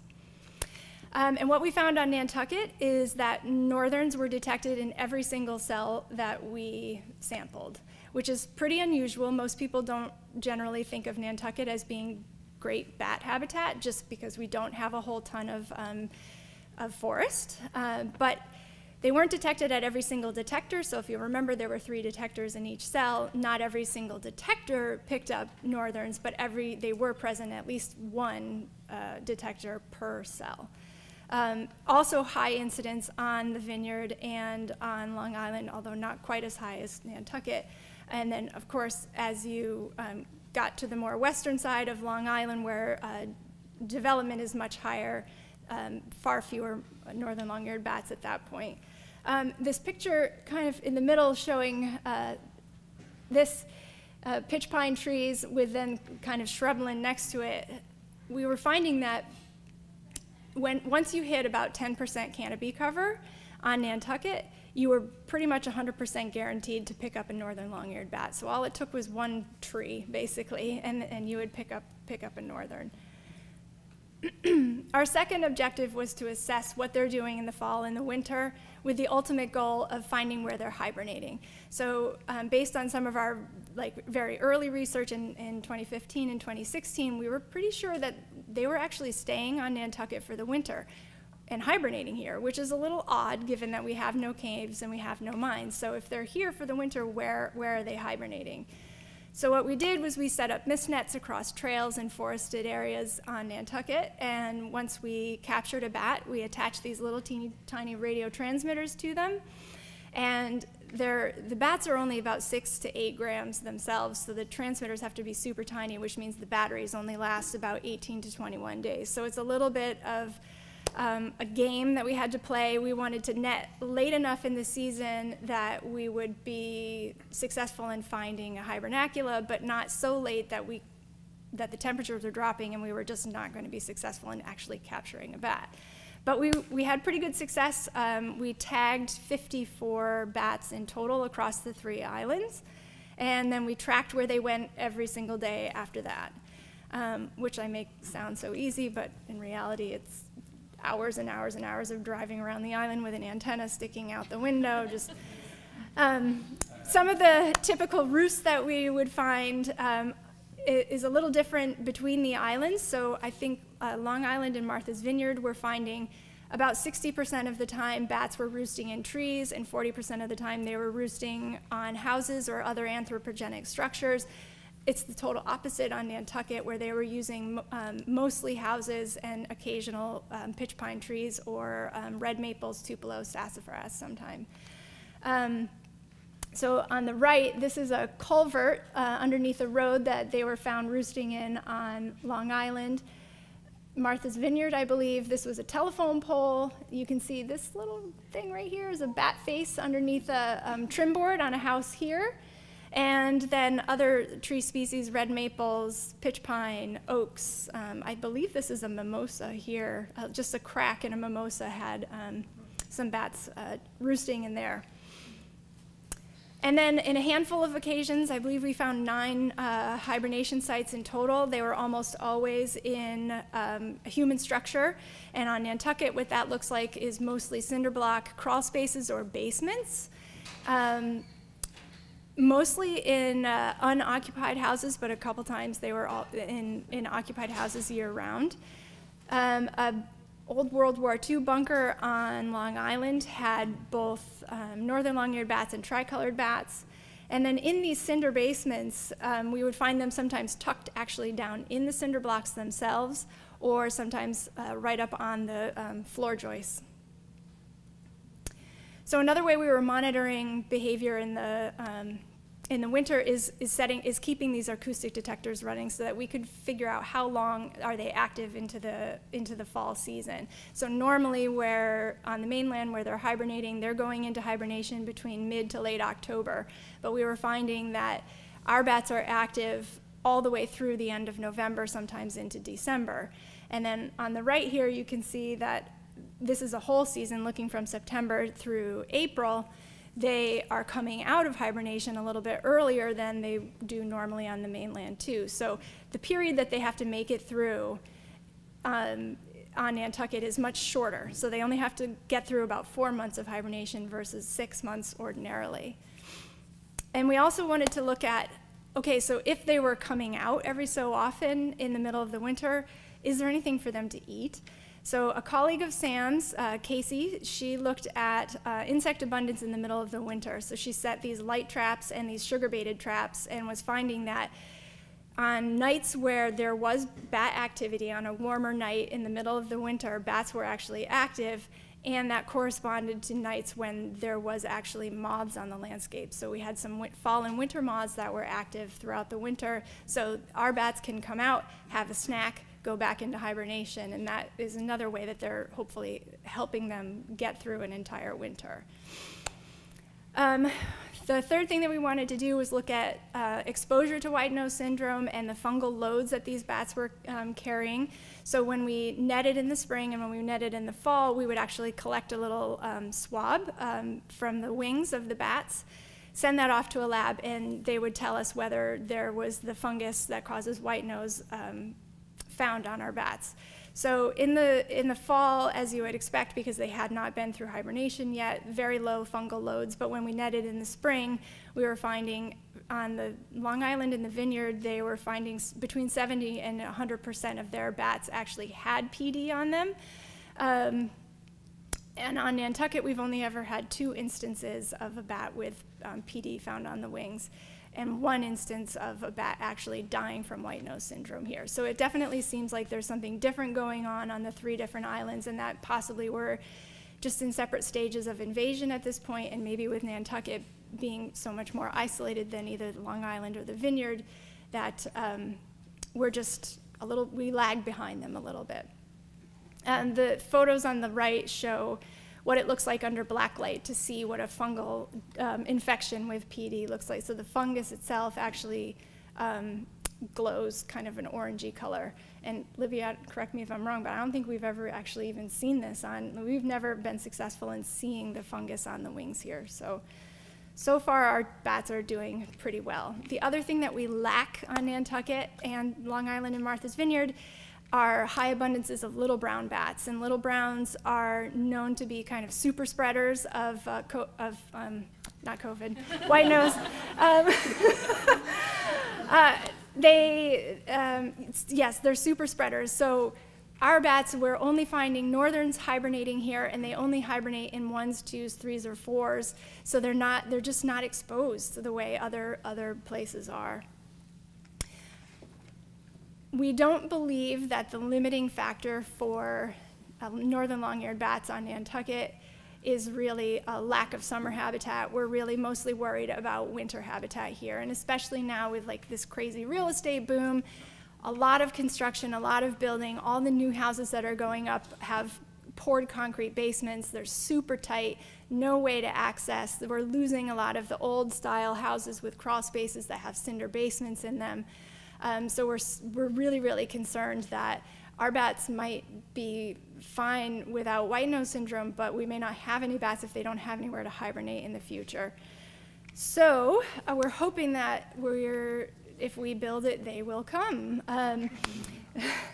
Oh God, the music is coming. The next phase of our project is we have just applied for a grant, and we're hopefully going to be able to construct some hibernacula. And the good thing about this is we'd be basing it on what we already know. So we'll be using cinder blocks, and we'll be using plywood roofs, provide some sort of access with a vent. And then the biggest thing is that we could actually get in there and easily decontaminate these sites if we do have fungus. So we would use an antifungal white light or UV light to decontaminate. So stay tuned. Hopefully in a couple of years we will have a few of these structures and be successful in luring our bats into them, and that could hopefully be something anyone could put on their property in the future. So a really huge thank you to a giant research team, and hopefully I can be back to talk again in the future. Thank you. I'm guessing there's no time. Apparently I have a couple minutes for questions. Ken? Guessing what we normally think of as a bat house would work for bats. Right, so Ken asked the typical kind of bat house up on the side of a house, would that work here for bats, and would that be helpful? So a lot of people they want to put something up. Those houses are generally put up for roosting in the summertime, and the typical like prototype for bat house does not really work on Nantucket. And I think it's just because they're built for a bigger bat, and I always tell people your house is a bat house. They love the cedar shingled houses, and they love getting up underneath the trim board, so they don't even use these bat houses. But there are other structures that you could use. They're called rocket roosts. That would be helpful for summertime roosting opportunities, but that's not where they would be in the winter.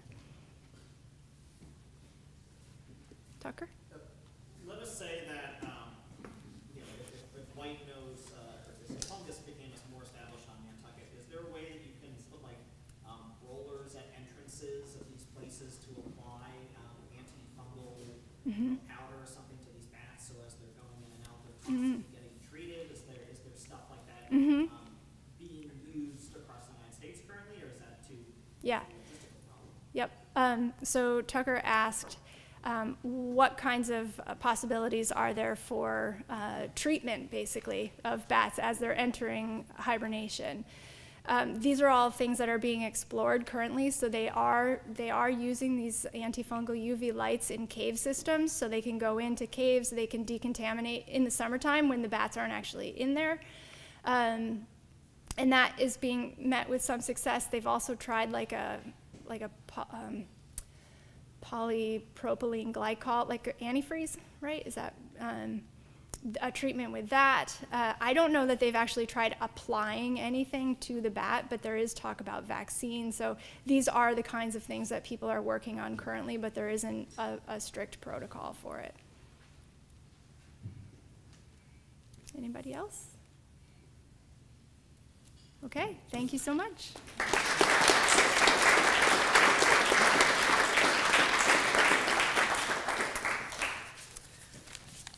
Thanks so much, Danielle, especially for finding that bat that was under my rake board in my house.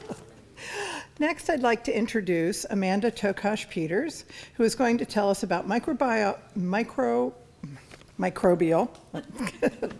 diversity in gray seals on Nantucket. Welcome, Amanda.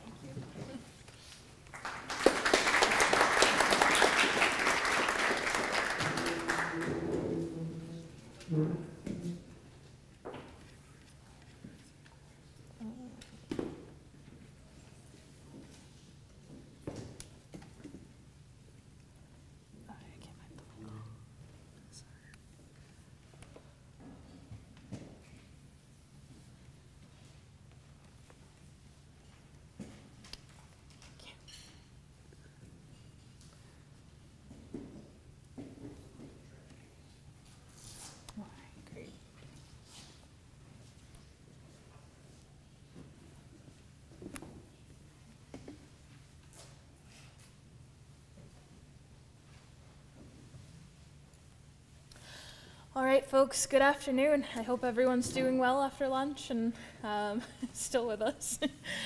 So today I'm going to be talking a little bit about some of the work that I've been doing with one of my collaborators at UMass Boston on microbial diversity in gray seals on Nantucket. We've primarily been doing this work out at Great Point, and I'm excited to share a little bit of this work with you today. So, oftentimes folks are a little bit familiar with the seals of Nantucket, whether you have positive feelings or maybe not so positive feelings about that. Most folks are at least aware that we have seals here on Nantucket. Gray seals are what we focused on for this particular study, but there are also harbor seals, sometimes harp seals or hooded seals here depending on the time of year. But for our work, we primarily focused on gray seals. Now, gray seals have historically existed as part of this ecosystem for basically as long as we've had records. And in the early 1900s, we saw that there was pretty much a local extirpation of these marine mammals. Since that point, seals, thanks to, in part, the Marine Mammal Protection Act, the seals have largely rebounded, and they've been back on Nantucket since about 1988. And now one of their primary haul-out sites is actually on Great Point. So that's where we've been really focused on actually collecting our samples. Now, for our sampling, we've primarily been focusing on the period of time in the late fall and winter when they're doing their pupping, largely because they're going to be hauling out on the beach a little bit more at this point. And what we're really focused on collecting is their scat, or poop, for maybe those who are less familiar. So, in November and January of 2019 and 2020, so pre-COVID times, we started going out to collect some scat and start taking a look at some of the things that were of interest regarding these really charismatic marine mammals. Now, my primary focus, and what a lot of my research beyond even marine mammals looks at, is this understanding of microbiomes and wildlife health. So, for those who maybe aren't familiar with microbiomes, this is a collection of all of the microbial life that is in, on, or around something. So, right now, what we're focused on with the seals is really going to be the bacterial diversity in these seal scat samples, and trying to understand what bacteria actually live in these animals and what's maybe going on in their guts. We've seen in a lot of other animals, primarily mammals, that these microbiomes have a really, really close tie to the organism's overall health, and in a variety of different ways. So it helps with digestion of various nutrients, it helps with regulation of certain behaviors with the gut-brain axis. So we see a lot of different implications of the microbiome on organismal health in general. But microbiomes in general have been extremely understudied in marine fauna at all, and especially in marine mammals. It's a little difficult to try and get a microbial gut sample from, let's say, a right whale. You can imagine that'd be a little tricky. So the microbiome, again, has been really understudied in these systems, and that's partly why we wanted to look at this. There really haven't been very many studies. I think there were 3 at the time when we started actually digging into this a little bit in any sort of marine mammals, so not very many. And again, with the microbiome's ability to impact both disease resistance and behavior, this is definitely of interest when it comes to looking at marine mammal populations that we might come in contact with in some way, shape, or form, whether directly or indirectly. Now, another layer of things that in all of this we decided we really wanted to take a look at was actually looking at microplastics. Microplastics have been a really big topic of study for the last probably decade or so. Oftentimes people have heard about, make sure that you're buying face wash that doesn't have microbeads and things along those lines. With that, we see not just things that are actively trying to, let's say, exfoliate, but we see microplastics being formed from things that we use every day in our lives. And these microplastics, unfortunately, at this point in time, have become pretty much omnipresent in the environment. So we see them everywhere, even in the most remote regions where we really don't see human habitation, we're still finding microplastics. So we wanted to see, because we're familiar with this idea of microplastics acting as basically an endocrine disruptor and having some level of influence on organismal health, we wanted to see, is there any impact of these microplastics on the microbiome and on these seals and the broader ecosystem in general? So lots and lots of layers to our overall study here. So what we've been in the process of doing, and this work is still ongoing, we're hoping to go out this weekend, tide and winds permitting.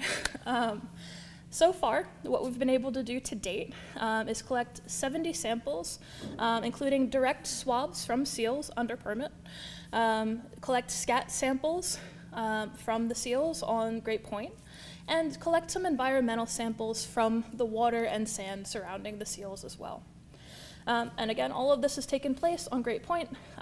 We do know that obviously there are other seal colonies nearby, but for some logistical reasons, we decided to really focus most of our efforts on Great Point. And again, all of this is being done under Marine Mammal Protection Act permits, specifically under my collaborator, Stephanie Wood. So all of these samples were collected in the field, and the scat was preserved by freezing. And I went through for the microbiome portion of this and swabbed the scat with a nice little sterile swab and preserved it in basically a buffer called DNA RNA shield until we could process everything. Now from there, I went through and extracted their DNA and RNA from those samples, and then basically followed what's kind of standard procedures for microbiome workup for the Earth Microbiome Protocol, and sequenced all of this using an Illumina MiSeq. So again, kind of standard workup for microbial ecology in general. I used QIIME-2 to be able to get some of the preliminary microbiome analyses that we're going to see today. Again, we're still working on a lot of our findings for this. We're still working up a lot of the plastics work. We're also looking at prey, hard parts, in some of the seal scat to see what they might be preying on and how that might be influencing the microbiome and health too. So we still have a lot to go. But I wanted to show you at least some of our preliminary results based on the microbiome portion of this work so far. So our results thus far are that we were able to actually determine the bacterial taxonomy present in these seals and the environmental samples. So when we think of biodiversity, oftentimes we think of macro biodiversity, but really where I wanted to kind of take us was thinking about this microbial, very tiny biological diversity. And we were able to actually categorize pretty much the entire composition of the bacterial microbiome. Our preliminary results also showed us some differences between the seals, water, and sand microbiome communities. So when we looked at the phyla level, so if we look down all the way at species, this kind of just winds up looking like a giant color burst. So we want to take a look starting at the phyla level. So what we saw here is that there are really 4 major groups that are making up the vast majority of these seal microbiomes. So we see that Bacteroidetes, Firmicutes, Proteobacteria, and Fusobacteria are really these major groups that we're seeing in these microbiomes across all of these groups, particularly in the seals. And it kind of makes sense that we're seeing a lot of these groups, largely because we've seen these types of things in the other 3 or 4 existing studies. So that's good. They fall in line largely with what we've seen in other marine mammals. And for some of these, for things like Firmicutes, we see that that's typically associated in gut microbiomes with things that are consuming high protein and high fat diets. So that kind of helps there, makes some sense with the seals. With Bacteroidetes, those are often going to be fermenting carbohydrates in the seal gut. So again, kind of makes some sense, part of that dietary breakdown. Proteobacteria do a lot of really diverse things in the gut, so that's a little bit more broad. And we see with Fusobacteria, we see just generally these are very closely associated with mammal guts, mammal oral cavity, and kind of everything digestion-wise. So we're, again, not too surprised to see any of these here. They all kind of fall in line and make sense with what we would expect to see to some degree. Now, when we take a look a little bit more resolution at the gut microbiome here, we see a lot of Enterobacteriales, we see a lot of Bacteroidales, Fusobacteriales, Lactobacilliales, Clostridiales. So again, we see a fair amount of diversity, as we would expect to see in mammalian guts in general. Now, when we compared these results across all of these different groups that we sampled, so kind of lumping seals together in one group, our water samples in another group, and our sand samples in another group. So here, our seal samples are in green. Each individual point here is going to be representative of the entire microbiome of that individual seal, or individual water or sand sample. So the closer 2 points are together here, the more related their microbiomes are, and the more alike those communities are. So here we can see that while there is a lot of diversity across these seal samples, and that's typically because of these more rare bacteria in their microbiome, typically we're seeing these seal microbiomes cluster pretty closely together for the most part, and pretty closely with the water, which again makes some sense. With the sand, we see that that's a little bit farther of an outlier when we take a look at these points, which again makes some level of sense in terms of the seals. While they may be spending time on the sand, they're not actively ingesting sand purposefully as they might with things in the water column. So our overall conclusions here are that the gray seal bacterial microbiome is somewhat similar to seawater, which actually is right in line with the BIC 2016 paper in harbor seals. So we are seeing a similar trend there so far. And seal microbiomes in general are composed of bacteria that are pretty common taxonomic groups that we find in mammalian guts in general.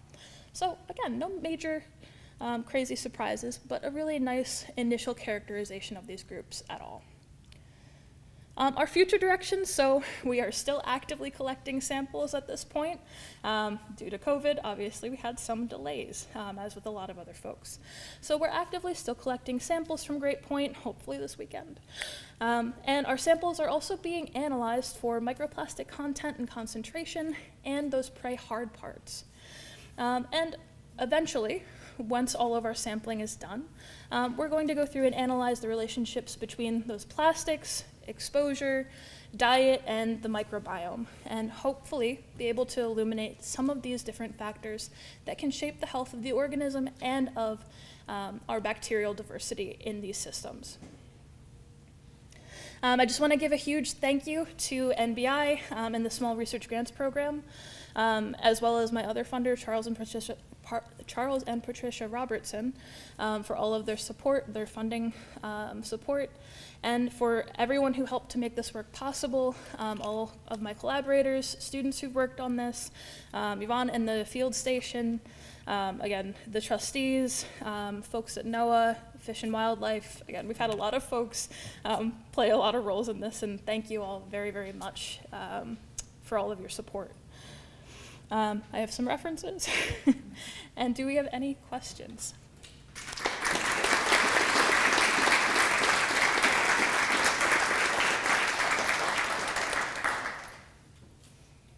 Do you have any preliminary findings on the microplastic concentration that you found so far? So the question was, do we have any preliminary findings on the plastic concentrations? So we're working with a couple of collaborators on that piece, and unfortunately, I did ask them for the data to see if they would have it for the conference. They're not quite there yet, though. So I'm hoping at a future iteration of the conference, we'll be able to share a little bit more and some other developments on some of that work. But for right now, unfortunately, I haven't heard back yet. Yeah.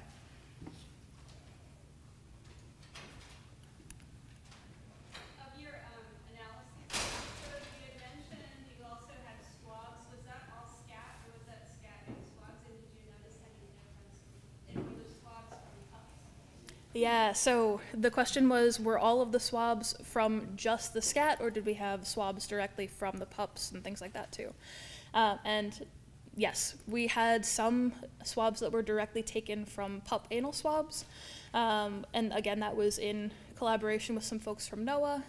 And the majority of our samples were taken from the seal scat. And so far, it looks like those microbiomes are actually very, very similar between the scat and the direct swabs. So no major differences yet. Again, we're still working up the more formal analyses on that, but at least with our preliminary work, we haven't seen any major differences between them. Yeah, thank you.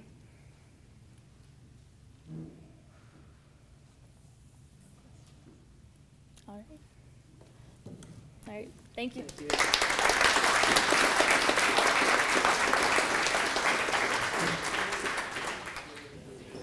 Okay, thanks everyone. We are down to our final 3 presentations of the day. We're saving the best for last. Our next presenters are Cynthia Dittbrenner and Brittany Hofnagel, and they will be presenting projections for climate change impacts to beaches and salt marshes on Nantucket, Martha's Vineyard, and the Elizabeth Islands. Thanks, ladies.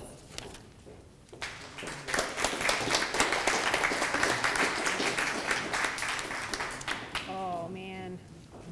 The old one's still up. Yeah, no worries. And it's a Mac. Yeah, we'll get it done. Thanks, Seth. Yep.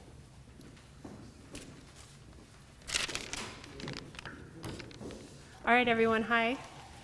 My name is Cynthia Dittbrenner. I am the new Director of Coast and Natural Resources at the Trustees. I've only been in this position 2.5 months.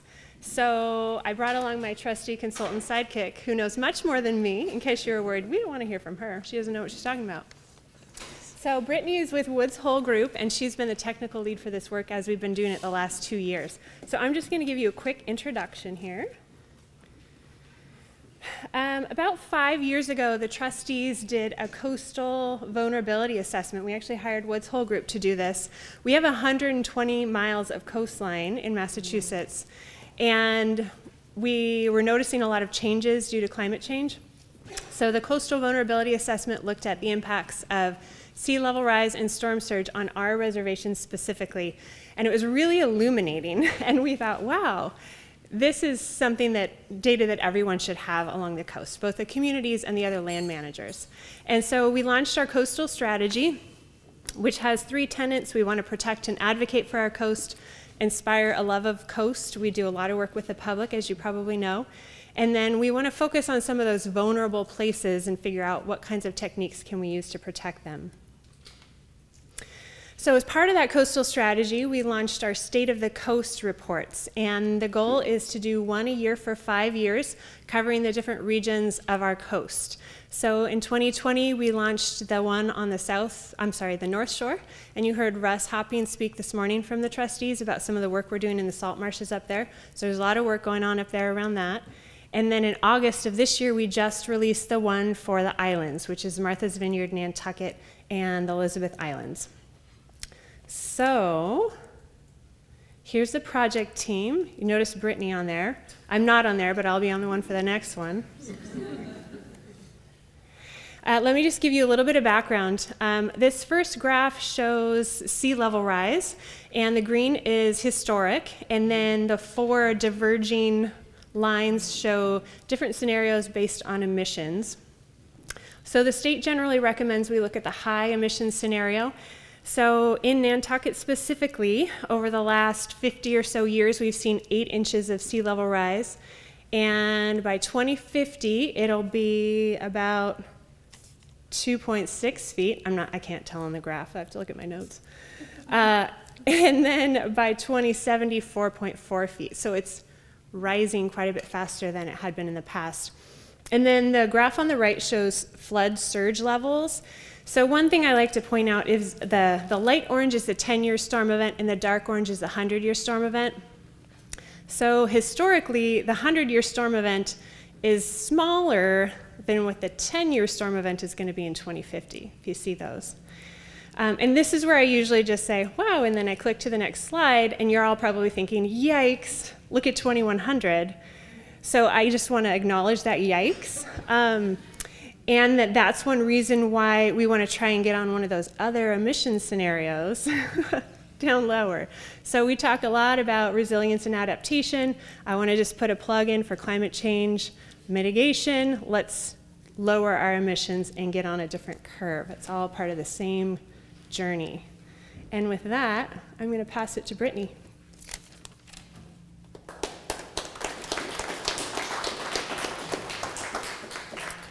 Obviously quite shorter than Cynthia. Thank you, Cynthia. Again, I work for Woods Hole Group. We're based out of Bourne, Massachusetts. And I just want to reiterate that I have kind of led Woods Hole Group's team of doing a lot of these coastal data analyses for the trustees for the last couple years. And it serves as the base data for these reports that they are putting out.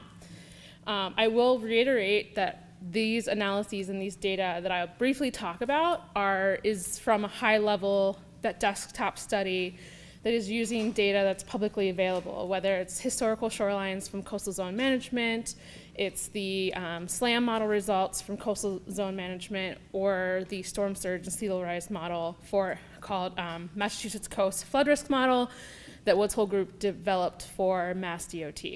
So there's a bunch of data, a bunch of analyses that all results are publicly available.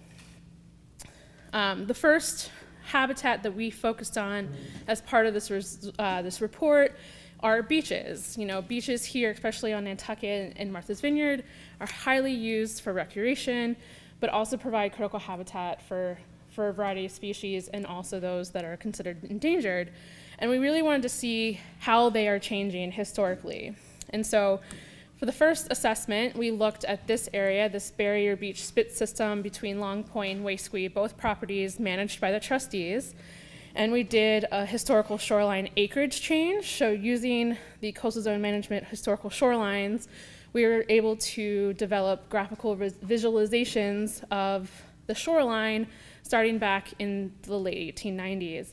And you can see here in this graphic that this area has experienced a huge landward migration of this beach barrier dune spit system landward, and it has experienced these breaching events. If you look at, you can actually calculate the total acreage loss change between each of these time horizons, and overall the general trend shows that since the late 1890s, this area has experienced a loss of about 1.5 acres per year in the last 120 years. And so that's historical. And so to think about the future, if this trend continues, continue seeing this landward migration of this barrier beach system and those potential impacts to whether there's more acidification or habitat changes to the shellfish habitat in this system. We also did this analysis on the Cascada-Coatue area. And this graphic on the left, if you look at the tan, that's the position of land in 1887. And then it showed the dark blues leading to the green is showing the accretion of sand each decadal time period, so 1955 the whole way up to 2019. You can see how the land has been accreted on the western edge of this area. Whereas on the right, you can see the tan is now current land in 2019, and you can see how land has eroded since 1887. And when you look at this in a total story, you can see that the entire system has migrated in the southwestern direction. And so the green is land that's accreted, and the red is land that's eroded. Now, when you sum up the total loss, it's about less than 1/2 acre per year that's being lost. So in general, it's not a huge loss of sediment to the system, but we can't specifically say how that sediment is being shifted and dynamically moving to different places in this area. The one thing to be concerned about in the future is areas that are circled in white might experience thinning and are vulnerable to breaching events. So that's interesting. So again, these changes in the landscape, this migration, this landward migration for the Long Point beach spit there's going to be obvious changes and impacts to the habitat, and those will thus change dynamics in bird populations or other species. Now we're going to look a little bit forward. This is a data set called the FEMA Coastal Erosion Hazard Areas. And this is a model that FEMA has been using to predict areas that are likely to erode in the future. And I just wanted to bring this up. This is an area called Eel Pond, I think in Edgartown on the Vineyard, where if you look at the historical shorelines, the red, the yellow, and the green, you can see that there used to be these beach barrier spit systems that kind of enclosed Eel Pond, which scientifically provides estuary systems for fishery nurseries, shellfish habitat, and other species, whereas FEMA, and you can see historically that that spit system has eroded and disappeared, and FEMA is actually showing continued further erosion, basically eliminating that potential for an ecosystem or a back estuary ecosystem, and that just leaves this entire bluff of parcels and roads vulnerable to the coastal processes that are usually buffered by these beach morphological features. So that's another base data that we used in the report. The next habitat I want to quickly talk about are salt marshes. Is another big interest for the trustees is really knowing where our marshes are now and how they might change in the future. And the really big question is salt marsh keeping pace with sea level rise? And so if you, if you follow, so basically this graph is showing that if you follow current projections of sea level rise without intervention, salt marshes are not going to keep pace with sea level rise by 2100. But if we do have interventions and we also try to get to a lower gas emission scenario, we can hopefully provide the needed space for salt marsh to grow. So for the trustees report, we did some analyses using the SLAM model, which is the sea level affecting marsh model, which predicts how wetlands are going to look in the future. For this example, we looked at Chappaquiddick, and in general, in present day, you see a lot of this irregularly flooded marsh, which is what we would consider the high marsh.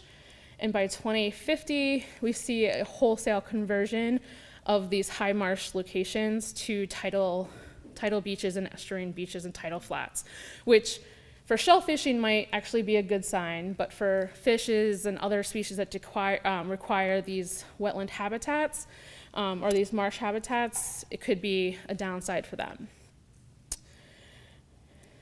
I also did some maps for Mattakit.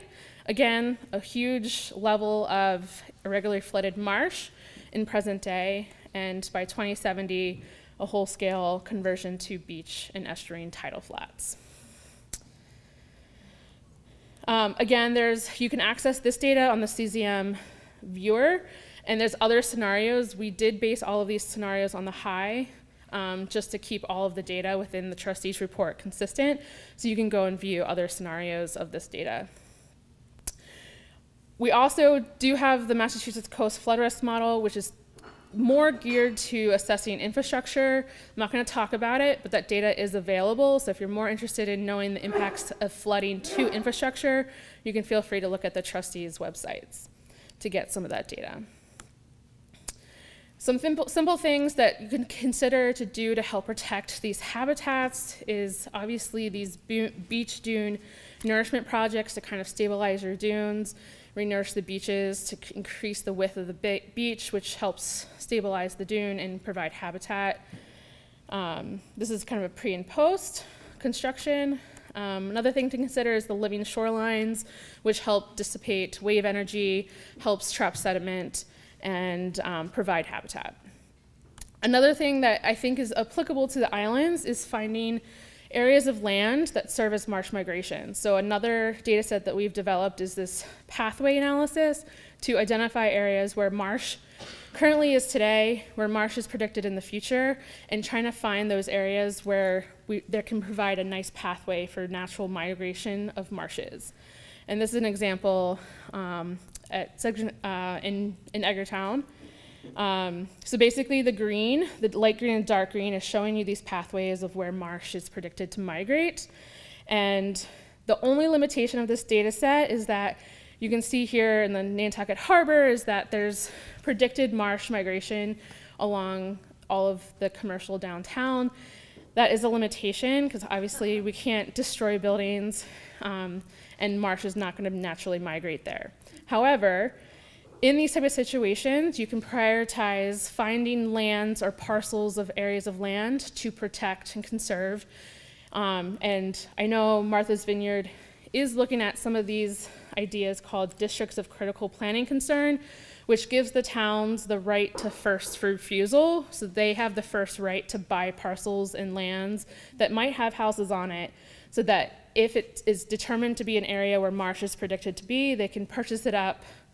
They have the first option to purchase that parcel and can decide to make it back into a more natural environment to allow future growth. So I just want to bring that. It's one strategy to help protect these marshes. And again, that was a lot of data, a lot of analyses. A lot of this data is available on the trustees website, and you can go to that website and look at all these interactive maps. And I think I'm going to give it back to Cynthia. Thank you.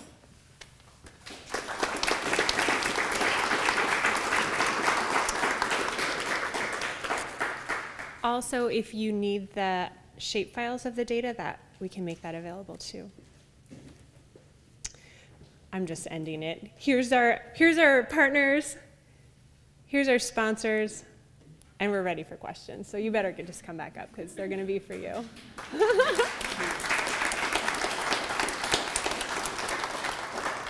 We have 5 minutes? Okay. Are the trustees involved in any kind of sediment transport study or any kind of sediment budget for their properties? Yeah, so the question is, are the trustees involved in any sort of transport sediment studies? And we are partnering with Boston University right now, and they've just initiated one for the Nantucket area, and they're finishing up one for the North Coast. So yeah, hopefully that will give us some useful information.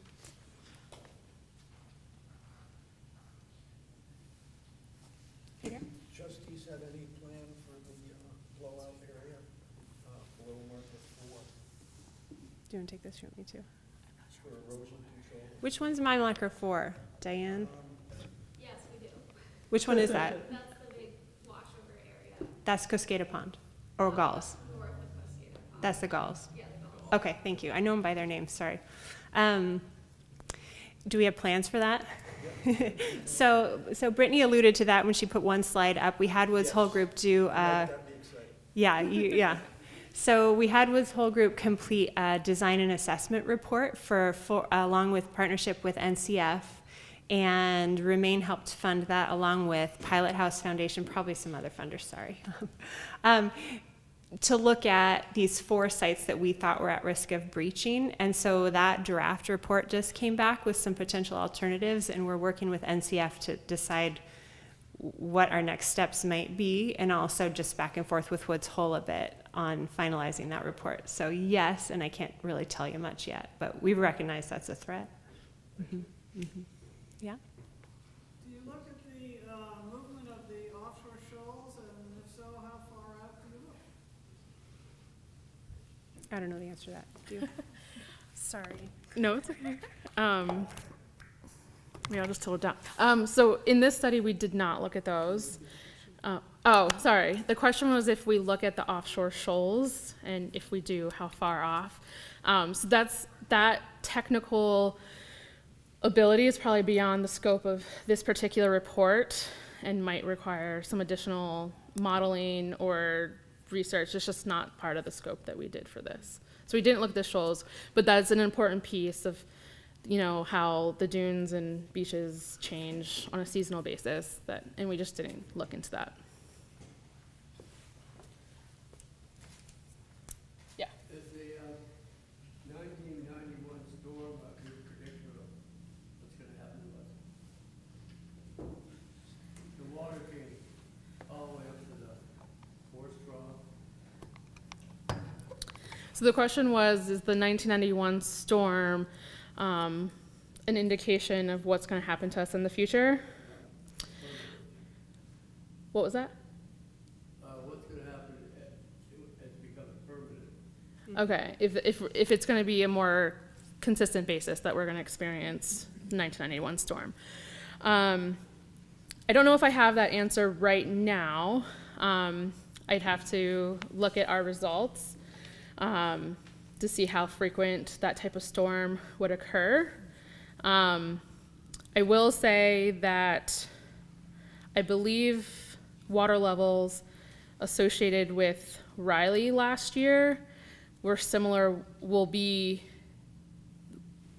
the mean high water come 2050, especially along the Edgartown Harbor. So if you know what the water levels were in Riley, those are predicted to be what the daily flooding are going to be in 2050. I know that's a statistic that we've been looking at, but we're definitely seeing an increase in sea level rise projected to flood downtown areas on a daily basis. Thank you.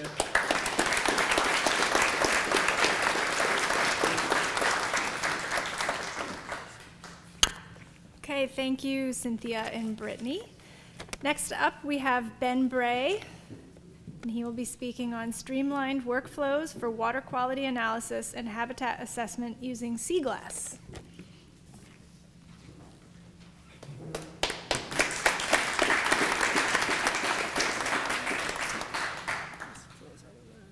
And there we go. And then here's Brady. Okay. and then just hit play. And right there. Okay. A little bit more. There we go. Okay. I have to do that a lot. I've been hiding over stage right. I'm Ben Bray, and I'm the geospatial applications developer for MIT Sea Grant. And what that means is I'm a web developer that helps scientists, outreach specialists, and educators, stakeholders in general, access geospatial data and do more with it, access it more quickly, do more with it, and basically democratize data sets. So what I'm going to take you through, this will be a little bit a different presentation than what we've seen earlier today. I'm kind of like this little weird opening act for the last presentation. But what I'm going to do is I'm going to kind of show you two streamlined demos of streamlined workflows for water quality analysis and then habitat assessment. A couple of collaborations, one involving Nantucket and also one involving the National Marine Fisheries Service. So just okay, so where is, oh, there we go, okay. So just to show you, like on the right, this is a quick preview of kind of what I do with sea glass, and I'll kind of explain through the slides what sea glass is. But you're looking at 8 weeks of satellite sea surface temperature rendered on the web, overlaid and layered to make some simple little artwork. And so that's one of the ulterior motives of sea glass, is to use data as an artistic medium. So the two workflows, one some of you may be familiar with because it involves the Nantucket Natural Resources Department. The first one's a water quality analysis and visualization system that I developed in collaboration with Nantucket Natural Resources Department, and I'll start with that first. And the other workflow is the winter flounder time of year workflow that's currently under development. It's in its very early stages. That's being developed in collaboration with the Habitat and Ecosystem Services Division of NOAA and the National Marine Fisheries Service. WQAV is derived from the sea glass system. The sea glass system is basically this large framework that I can use to kind of like bring features together to create customized web interfaces that use data. And the winter flounder time of year workflow, so WQAV is derived from sea glass. It's one complex application of sea glass.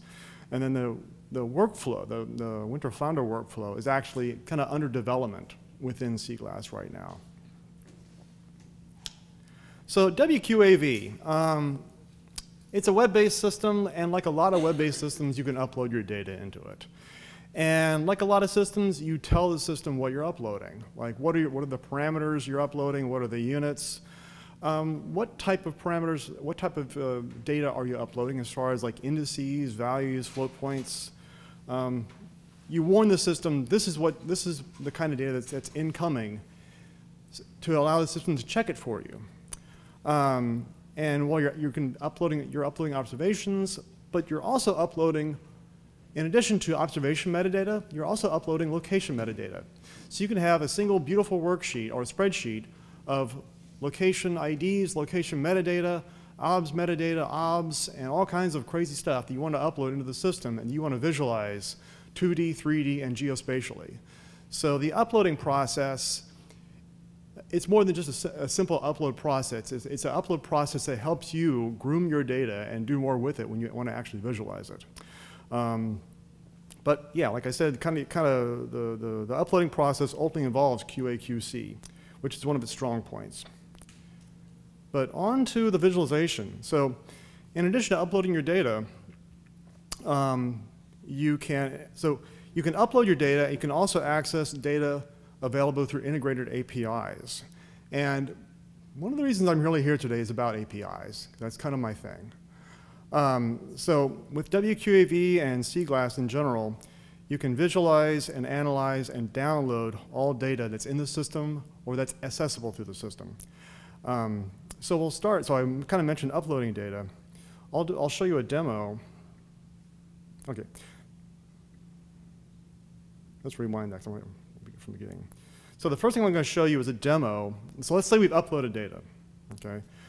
We've uploaded Nantucket data, Nantucket water quality data.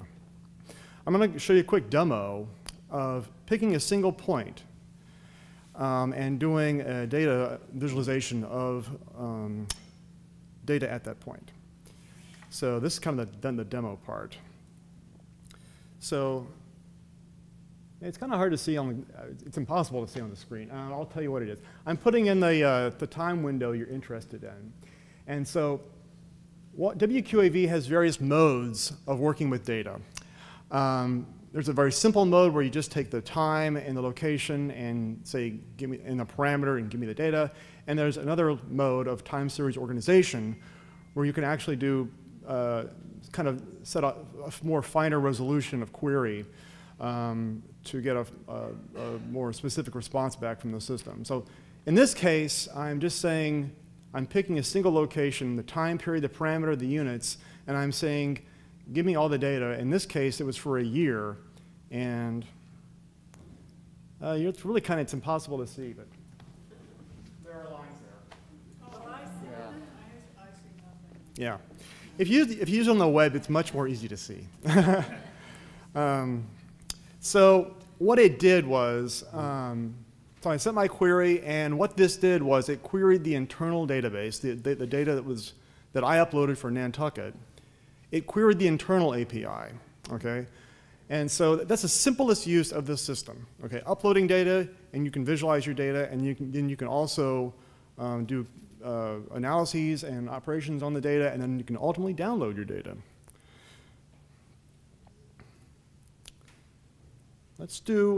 So one unique feature of like CGLASS and all of the CGLASS offshoots is you can do queries both by point and also geospatially. All of the locations that are in the CGLASS environment can be selected either by a point or by drawing a polygon on the fly and telling the system, give me all the data for all the points for this parameter in this polygon. Because when this system was first being developed, I had a request by a scientist, which basically give me all the data. And so I had to figure out a way to pump in as much data, as many options as possible for a parameter into a query in order to streamline the process for getting all of the data. So what I do in this demonstration is I basically tell the system, I want all the, let's see, what do I think I want all the dissolved oxygen for Hummock Pond for 2017. And so I'll show you how you do that. It's fairly similar. The only difference is I select the time period, but instead of selecting a point, I tell the system I want all of the DO for Hummock Pond. And the reason I can do that, the reason I can say Hummock Pond is because when we uploaded the data in the spreadsheets, Hummock Pond was a type of descriptor for a location. So a location had a location ID, say hum1, but that hum1 location was actually within an embayment. Because all these locations are related to an embayment, you can go into the system and say, well, just give me all of the data for that embayment. And so the system learns about the locations that you're uploading into the database. And so what we've gone through is I've queried all the dissolved oxygen at multiple depths, because Nantucket Natural Resources Department, they collect data at like at least 3 to 4 depths per site. So you're visualizing all the data for all the depths, and now you're downloading the data to use in other systems. Okay, so that's kind of the internal database. We uploaded data to the internal database. Now I'm going to show you, now I'm going to kind of extend it in the world of APIs. I'm going to go ahead and skip to my slides are a little out of order, but I'm going to go ahead and skip to the API description, because I really want to make sure that I have an opportunity to explain what they are, because they're incredibly powerful, they're very robust, and they're the most modern method for storing data and disseminating data at this point. Let's just do this. I'll come back to in the end. Okay, what is an API? It's basically something you type into the URL box on a browser. And you're basically telling a system, you're going to some system somewhere, in this case, the National Center for Environmental Information System. And you're saying, you're handing them these words and saying, I want this, and from this I want this, and from this I want this. And you kind of build up a query. And you're handing this query to them, and they give you back the data. And your query was very specific. If you only want data for a certain area, for a certain time, for a certain parameter, for a certain number of units, in a certain format, and that's what you want, that's all you need. So APIs allow you to make very specific requests, deal with very small amounts of data. And so basically, there's small enough amounts of data where you can do all kinds of crazy things on the web. So I'll show you one. Okay. Well, I only have 5 minutes left, so what I can do is I'm going to skip to the coolest parts. What I was going to show you here was NCEI is the most fastest API on the planet, and they are begging for people's data. And one thing we've integrated into WQAV is all of the NCEI sites for basically all of the eastern seaboard. And you can basically download this massive database of rainfall data and other various parameters on the fly very, very quickly. It's a very fast API. And basically, if you want to have questions about APIs, I'd love to answer them. So I'll skip that one, because I want to get to the winter flounder real quick. Okay. So again, this is something where I'm developing with the National Marine Fisheries Service. Caitlin Shaw, which some of you may know. And so I've helped her kind of begin improvements on the time of year workflow in order to bring together more information more quickly in order to democratize data and make the process far more transparent and more quickly. So in the beginning, she had to basically download a whole bunch of data, a lot of data she didn't need, and she had to go into Excel and do a lot of work with the data and ultimately spend like days and days and hours and minutes, taking that data and putting it into graphs that ultimately are the conclusions that drive the time of year workflows. So that was the initial step. And so it kind of looked like that, and it was a lot of work. And so what she and I are working on, basically, and I'll zip through this, using geospatial selections to say, I want all the data in this area, and I want it now, and I want to be able to render this data in a series of months for multiple years. Basically, replicate her workflow in a matter of minutes. What would take her normally hours or days, we can do in minutes with APIs. So this polygon is a combination of DMF polygons and polygons from NOAA, from the Habitat Conservation Office. And so I've combined the polygons, and I've created an area of focus, and I can query Seaglass and get all the data I need. I'll skip to the end here. For 3 years of COOPS data, for like hourly data, 3 years of hourly COOPS data, render that for export to other systems, but then also let's jump to the very end, do her monthly analyses for her on the fly. That's what you can do with APIs. All the information is available to you very, very quickly. If you got a wonderful server and you got some very clean code, you can render all the plots you need very quickly. So that's what we're working on. This is not so much relevant right now, but the way that models are developing to utilize satellite data to forecast deep ocean data and deeper data. One thing I've worked into Seaglass that has been very useful is a very high-powered API for satellite data at various resolutions and various time intervals. So again, it's the same thing. You take your area of focus. I'll kind of skip to the end here. Select your time period and area focus time period, and you select the actual polygon, and you tell the polygon, I want all the satellite data for that period at 8-day intervals. I'll just skip to the end there. So it downloads all that data from the JPL API. It's very fast, and you have all that data for analyses, as you can see. Well, if you're on a laptop, you can see it. It's right there. There's beautiful lines on that plot. But again, in a matter of minutes, you can download all this data, do your analyses, and export the data for use in other systems.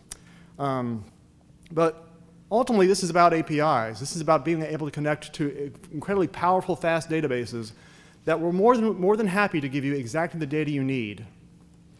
And I want to stress something else too. So the process for my utilizing APIs is, of course, there's a learning curve. You have to study the API because not all APIs are the same. In fact, they're very different. The API for my internal system is a little bit different than NCEI. The first step is always understanding the API. And the second step is building interface tools. And you can do this in a variety of ways. Building simple interface tools for accessing those APIs. But what I want to be clear is this is a headless system. You don't even need an interface. So, thanks. Any questions?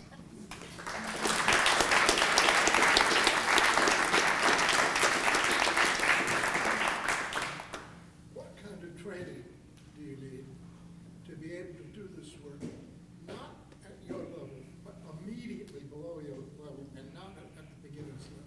The first level, well, the first step really is to understand, and this is the critical step, is to understand APIs.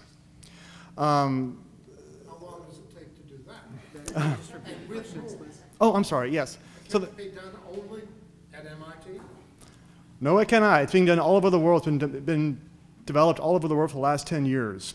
So it can be done at other places besides MIT. The question was, sorry, what is the first step for utilizing APIs? And what training do you need to utilize APIs? And my honest response is, I didn't know a thing about them before I got to work on them. And the way I learned about them was to ask people that understood them and to ask questions of those. Don't go out on your own and try to understand APIs because they're very complex, and like I said, they're not consistent. I mean, for good or bad, they're not consistent, but my recommendation is, what's that? APIs for dummies, that's a great place to start. But that's one good way to start, but the other good way to start is not ask a dummy. So ask somebody who knows what they're talking about.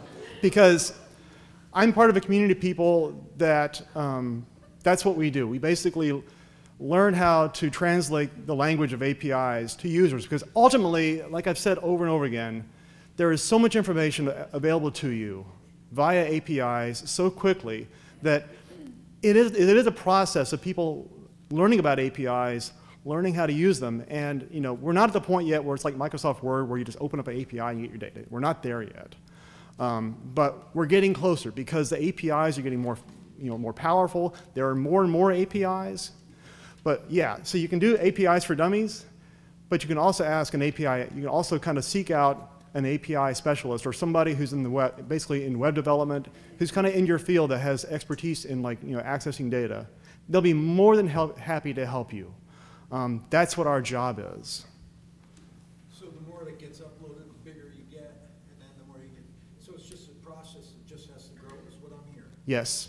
NCEI, I went to Ocean Sciences meeting in February of last year, right before COVID, back when they had meetings, big meetings. The woman from NCEI was begging people, we've developed a brand new API. This is how you upload your data. This is what you can do with it. So they have a beautiful interface. They have a beautiful web page for explaining the API. Basically, API, aka data service.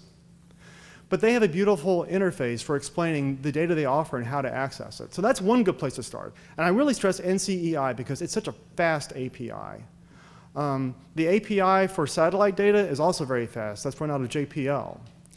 But the API for EPA is incredibly slow.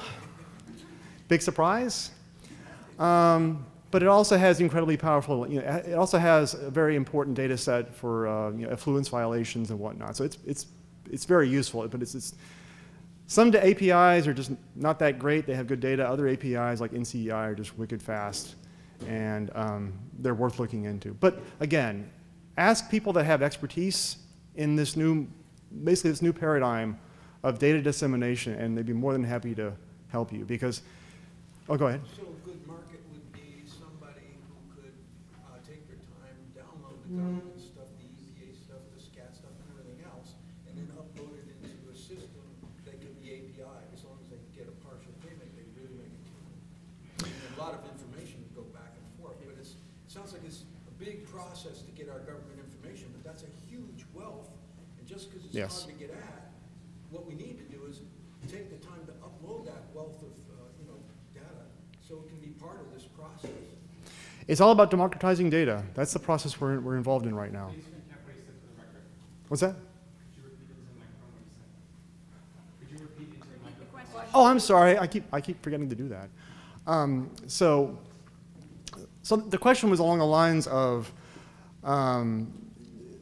like what you can do like in the future, like with the data, like all this data that's available is kind of like an inference of you have all this data available from the government, and it's all available to disseminate, and we have now. I guess what I mentioned in the very end about a headless system. Ultimately, this data does not depend on an interface. There's tons of interfaces out there. The thing is, and there's always new interfaces every day, but ultimately, the data that populates those interfaces, it's all headless. It's all beneath the interface. You don't even actually need an interface now. So a lot of data has proprietary limitations on it. And of course, as we've talked about in the presentations today, you have to maintain the integrity of the data. You have to make sure that you maintain proper cataloging of all the data, QA, QC. You have to make sure you maintain the data. But ultimately, yeah, I mean, it doesn't depend upon the interface anymore. The data should be available regardless of interface. So, thanks.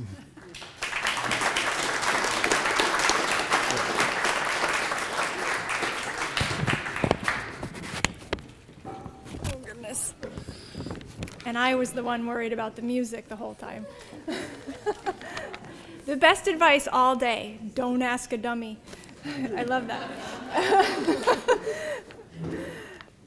Okay, last but not least, we have Shay Fee, who's going to be talking to us today about constructing resilient beaches, extending the life of barrier beaches using nature-based solutions. Welcome, Shay.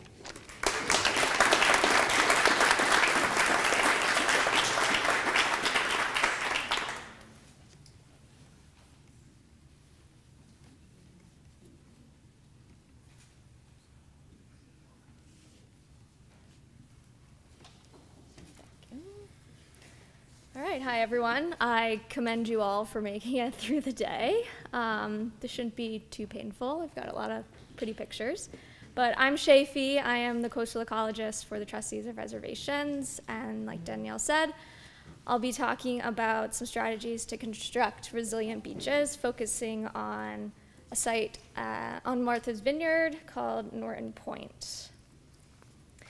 So just to orient you to the site, Norton Point is a south-facing beach on the eastern end of Martha's Vineyard. It connects sort of the main island of the vineyard to Chappaquiddick, It is considered a barrier beach with Katama Bay to the north and the Atlantic Ocean to the south. It's got characteristically low sloping dunes, subject to overwash during high tide and storm events. It also has on the northwestern side of the beach, sort of near where that star is, there is a creek that connects to Edgartown Great Pond. There's also a salt marsh and extensive tidal flats. So this particular beach is owned by Dukes County, but managed by the trustees. Just a little background on Norton Point. It is a very popular beach. It hosts over 100,000 visitors per year, and we do allow OSV access on it. It provides habitat for many local and migratory species. It protects inland infrastructure and important resources, and is also extremely dynamic. So here's a depiction of just how dynamic this beach is. This shows the history of shoreline changes between 1897 and 2018, with each color representing a different year. As you can see, breaches are are part of the history of this beach system, occurring in 1856, 1886, 1938, 1954, and most recently in 2007, when the cut stayed open for about 8 years. But the concern here is that these breach events will become more frequent, more severe with climate change, and will ultimately cause the loss of critical habitat, and also the steepening and narrowing of the beach itself. So here's a depiction of some consistent long-term erosion trends in this area. So we see rates of loss on this beach from about 6 to 10.5 feet per year. Sort of the image on the top, that is showing a depiction of historical shoreline movement over different time periods, and as you can see, the different shades of red correspond to different periods of time. The image below that shows net loss and gain as the beach has shifted over time from 1897 to 2018. And during that time period, a total of 167 acres have been lost so far. Now the other image is showing long-term shoreline trends. Areas in red are considered eroding, areas in green are considered accreting, and the yellow areas are stable. And as you can see, all of Norton Point is very much in the red, so it is eroding. And our goal here is to responsibly manage this beach to not only preserve fragile ecosystems, but to maintain access and improve overall resiliency. So we decided that one of the best ways to achieve these management goals is to restore a dune at the entrance to Norton Point, sort of on the western side of the beach. So this is a two-phase project. Phase one is currently underway now, and that includes the construction of a primary dune that will span 400 feet across both town and county properties, the removal of 4,600 square feet of existing asphalt, sort of in this area, the relocation of a bathhouse, which is also right here, in addition to the relocation of a guard shack, a construction of a new OSV trail behind that dune, as well as plantings on that back side of the dune. Phase two will extend this dune 300 to 400 more feet eastward, but we're currently looking to secure funding sources for that. And this is just the first of many projects that we're considering for this stretch of beach to improve resiliency for the system overall. So this is just showing current conditions at the site. The first picture, as you can see, the dune that was there has been basically completely washed away. There's very little vegetation there now. The middle picture is showing the progression of this overwash in the area. The first picture on the top is from April 2017.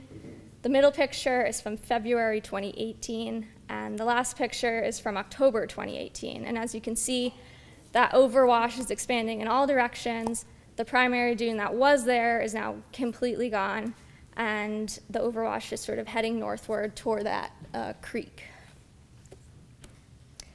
Oh, and the last picture is sort of current conditions. I took this picture last week, and so the overwash has reached the creek and is now depositing sand into it. So this is just showing the design for this dune. We're going to use about 11,000 cubic yards of sand to construct a dune 14 foot tall that will extend 400 feet linear towards the east. Sand will be sourced locally out of Katama Bay and will be of compatible grain size and quality. And the dune is designed to have this 10-to-1 slope on either side. And like I said before, we will be planting native species on that back side. So why was this design chosen? Well, the 10-to-1 slope were dimensions given to us by Natural Heritage because a dune of this style and shape will have the least amount of impact on critical shorebird nesting habitat. So a dune that's nice and gently sloped will still seem appealing to something like a nesting piping plover or American oyster catcher. This shape of dune also stood up very well to simulation models for 1- and 2-year storm events. And so the image sort of on the bottom left there, that's what it will likely look like when we're finished. This is from Pomponet's Spit in Mashpee. And sort of the pros of using a nature-based or soft solution such as this is that it protects and enhances habitat. It maintains a sediment source for downdrift beaches and shouldn't impact the natural littoral system. It also helps dissipate wave energy rather than redirecting it to adjacent areas the way a hard structure would, like a rock wall or revetment. So here's a depiction of one of the simulation models. And this is showing the effects of a 1-year storm on the proposed dune. So a 1-year storm is just a storm of a particular intensity that happens on average once a year. And so this darker color is the current profile of the dune, or lack thereof, at the site. And then this lighter color is the profile of the proposed dune. Here we have the estimated peak wave crest height during one of these storms, and then the high tide. And the red area is the eroded profile after one of these storms. So as you can see, we've lost a bit of dune on the front side, but it is relatively intact. And the beach also has a much more gentle slope to it, which is a good thing. So here's a little less friendly depiction of basically the same thing, but this is showing the results after a 2-year storm. So a little more intense storm. So you can see the, in blue here, that is the peak wave crest height. It's a little higher. High tide in green is also a little higher than a 1-year storm event. The black line is showing the proposed dune profile, and the red line is showing that eroded profile after the storm. As you can see, again, we've lost a lot more dune to erosion, but the beach is continuing to have that nice gentle slope. So now let's talk about what is at risk if we lose this beach in terms of habitat. So this is a screenshot taken from the Natural Heritage website, and everything striped in yellow or green is considered critical habitat for rare wildlife. And as you can see, all of Norton Point is striped and therefore considered important habitat. And it is also Norton Point beaches and associated salt marshes provides habitat for at least 13 threatened species that we know of. And also through our internal coastal vulnerability assessment, it's been determined that our most valuable habitat is also the most vulnerable. So the barrier beach community. So this sort of habitat provides an important area for a whole slew of threatened species, including roseate terns, piping plover, least terns, northern harriers, and sea beach knotweed. So the roseate tern, the plover, and the least tern all historically nest at this site. The northern harrier can often be seen hunting the dunes in this area and could potentially be nesting in the more heavily vegetated areas. And sea beach knotweed can be seen in abundance, particularly near the bayside. So all these protected flora and fauna need habitat like this to thrive and reproduce. And so if we lose beaches like Norton Point, we will ultimately likely witness the rapid decline of these particular species. So as I said before, there is a salt marsh in tidal flats and a creek on the north end of Norton Point. Salt marshes are one of the most productive ecosystems on the planet and provide habitat for a multitude of species, including this American bittern and salt marsh sparrow. And we're also thinking that having a dune in place in front of this marsh should allow for enough gentle sand deposition to elevate the marsh as it responds to climate change, as opposed to it getting smothered by sand, which is currently what's happening now. The dune will also help prevent the sanding in of Manacasset Creek to the north, which is a historic herring run. The creek also provides a direct link between Edgartown, Great Pond, and Katama Bay, so blocking that creek will ultimately likely have adverse effects on water quality of the pond. In addition, Norton Point and its tidal flats are some of the vineyard's most productive foraging ground for many migratory shorebirds, including this endangered red knot here. Now let's talk about what's at risk behind the barrier beach. That red star there is Waysquee Reservation. That's another trustee's property on Chappaquiddick. And it boasts 82 acres of coastal heathland and sandplain grassland. So these habitats are well-known biodiversity hotspots upon which many, many rare species rely. Heritage lists, 7 bird species, 11 invertebrates, and many, many plant species of conservation interest that are dependent on this habitat. Among them are this chain-dotted geometer, sandplain blue-eyed grass, grasshopper sparrows, and New England blazing star. And it's been shown that breaches at Norton Point accelerate erosion at Waysquee. And the last breach in 2007, we lost 40 acres of upland at this site. And that's habitat we can't easily rebuild or get back. So without intervention like the project I'm talking about here, projections for this habitat are grim.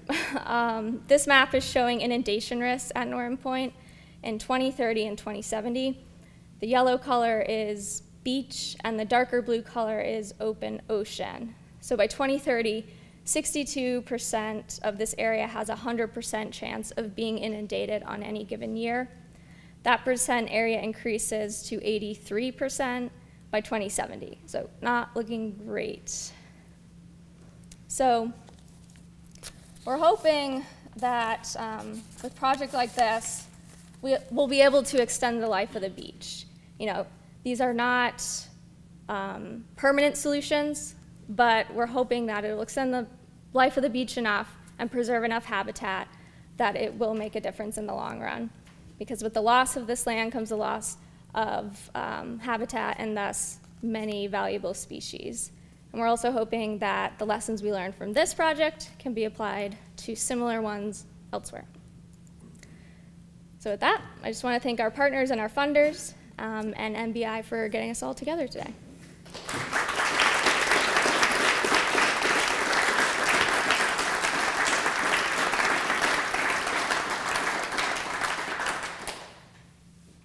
Any questions? Sarah.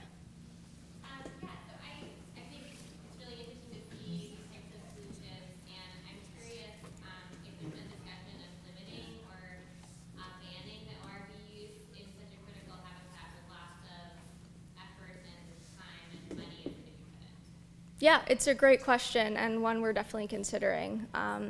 Beach driving can have really adverse effects on the, oh, sorry. Sarah was asking if we're looking at the effects of beach driving and OSV access to these areas and how that impacts the system. So when not managed, it really has a pretty bad impact on the flora and fauna and the overall system. But what we're developing for Martha's Vineyard right now is a new beach management plan to really reaffirm our dedication to responsible management. So that includes defining a clear beach driving corridor that's not going to impact, say, the rack line or the toe of the dune. So there are ways to do it sustainably. But yeah, I don't have a crystal ball, but I mean, it's, I feel like the future of beach driving is pretty limited as we see these beaches get steeper and more narrow, and just more vulnerable overall. Ginger. How are you going to get the sand, your sand sources, Kataima Bay, how are you going to get it from one place to the other?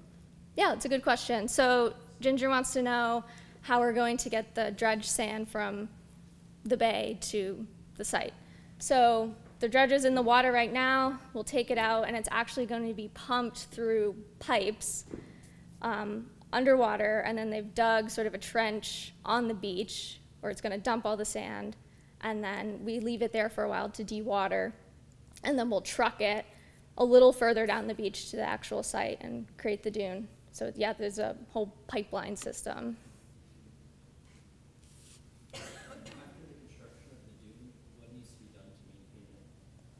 Also a good question. So he's asking, after we construct the dune, what do we need to do to maintain it? One is to just responsibly manage the OSV access, pedestrians, keep people off the dune, basically.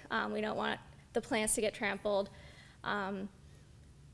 It is recommended that continued nourishment happen to keep the dune intact. That's really expensive. So that's something we might look into for the future, but we're not really looking into that currently. But this dune should last us quite a few years. They didn't really give us an exact number. It's hard to predict, but yeah. So this may be my own naivety, but I'm not too familiar with the dredging process on the vineyard. And I know that like some dredging processes can have adverse effects. So is the adverse effects of your study going to outweigh the dredging process effects?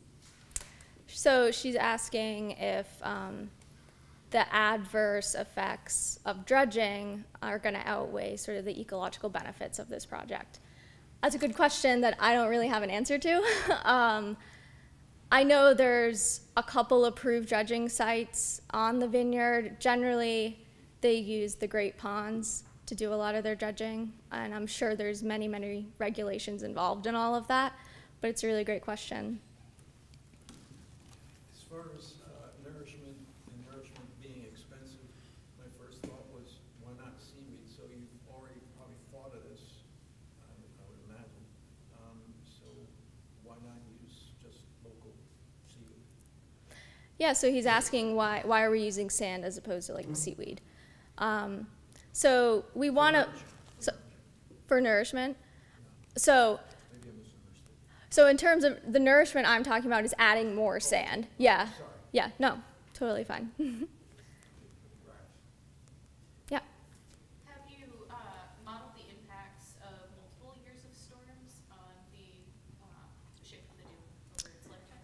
Yeah, so one of the other sort of simulations they put this through were back-to-back one-year storms. I didn't really have time to show that, but it should last a few years with the regular storm events we're predicting. I mean, if we get a 100-year storm, I don't know how well this dune is going to hold up, but it should hold up with regular weather patterns we are predicting. What was that question? Oh, sorry. The question was, have we put this particular model of dune through simulations for multiple years of storms? Thank you.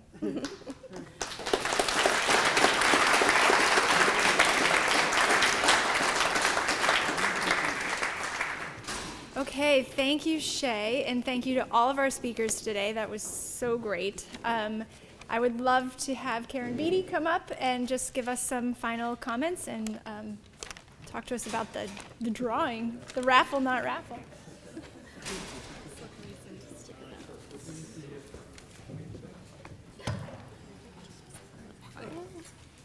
So good afternoon, everyone, and thanks so much for coming and for sticking around till the end. I'd like to give a big shout out to all of our presenters today and our poster preparers. I think we all learned a lot. So thanks to those of you who are here, and many thanks to everyone who joined us virtually and came in and kind of dealt with the little bit of glitches of technology. I think everything went really smoothly today, so thanks. Jen already mentioned this, but I just wanted to give another special shout out to the Community Foundation for Nantucket's Remain Nantucket Fund, who funded this conference today, and because of their generous support, as Jen mentioned, we will be able to take all the proceeds from our conference registration fees and our door prize, which we're about to get to in a minute, and put that towards producing more research grants for 2022. So if you haven't had a chance to take a look at the poster, there's a poster about the research grants over there, and we encourage you to think about applying for a research grant if you're a researcher. I'd also like to thank the Nantucket Hotel and Resort for being really great hosts, and I would really like to give a big shout out to Frank in the back there from NCTV, who has his headphones on. Thank you very much, Frank, for making this possible and for making everything run smoothly.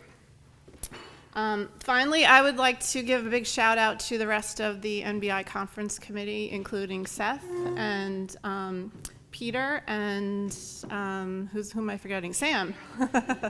And the entire rest of the NBI committee who all chipped in and helped with everything today. So if you're here in person, please stick around. But if you are virtual, we'll be signing off. And I just want to say thank you for attending and supporting the Biodiversity Initiative. Our next conference will be likely in November. We haven't settled on the date yet, but it'll be in 2023 because we do our conference every other year. So thank you all those who attended virtually, and if you're here in person, please stick around because we have a few more things to go over.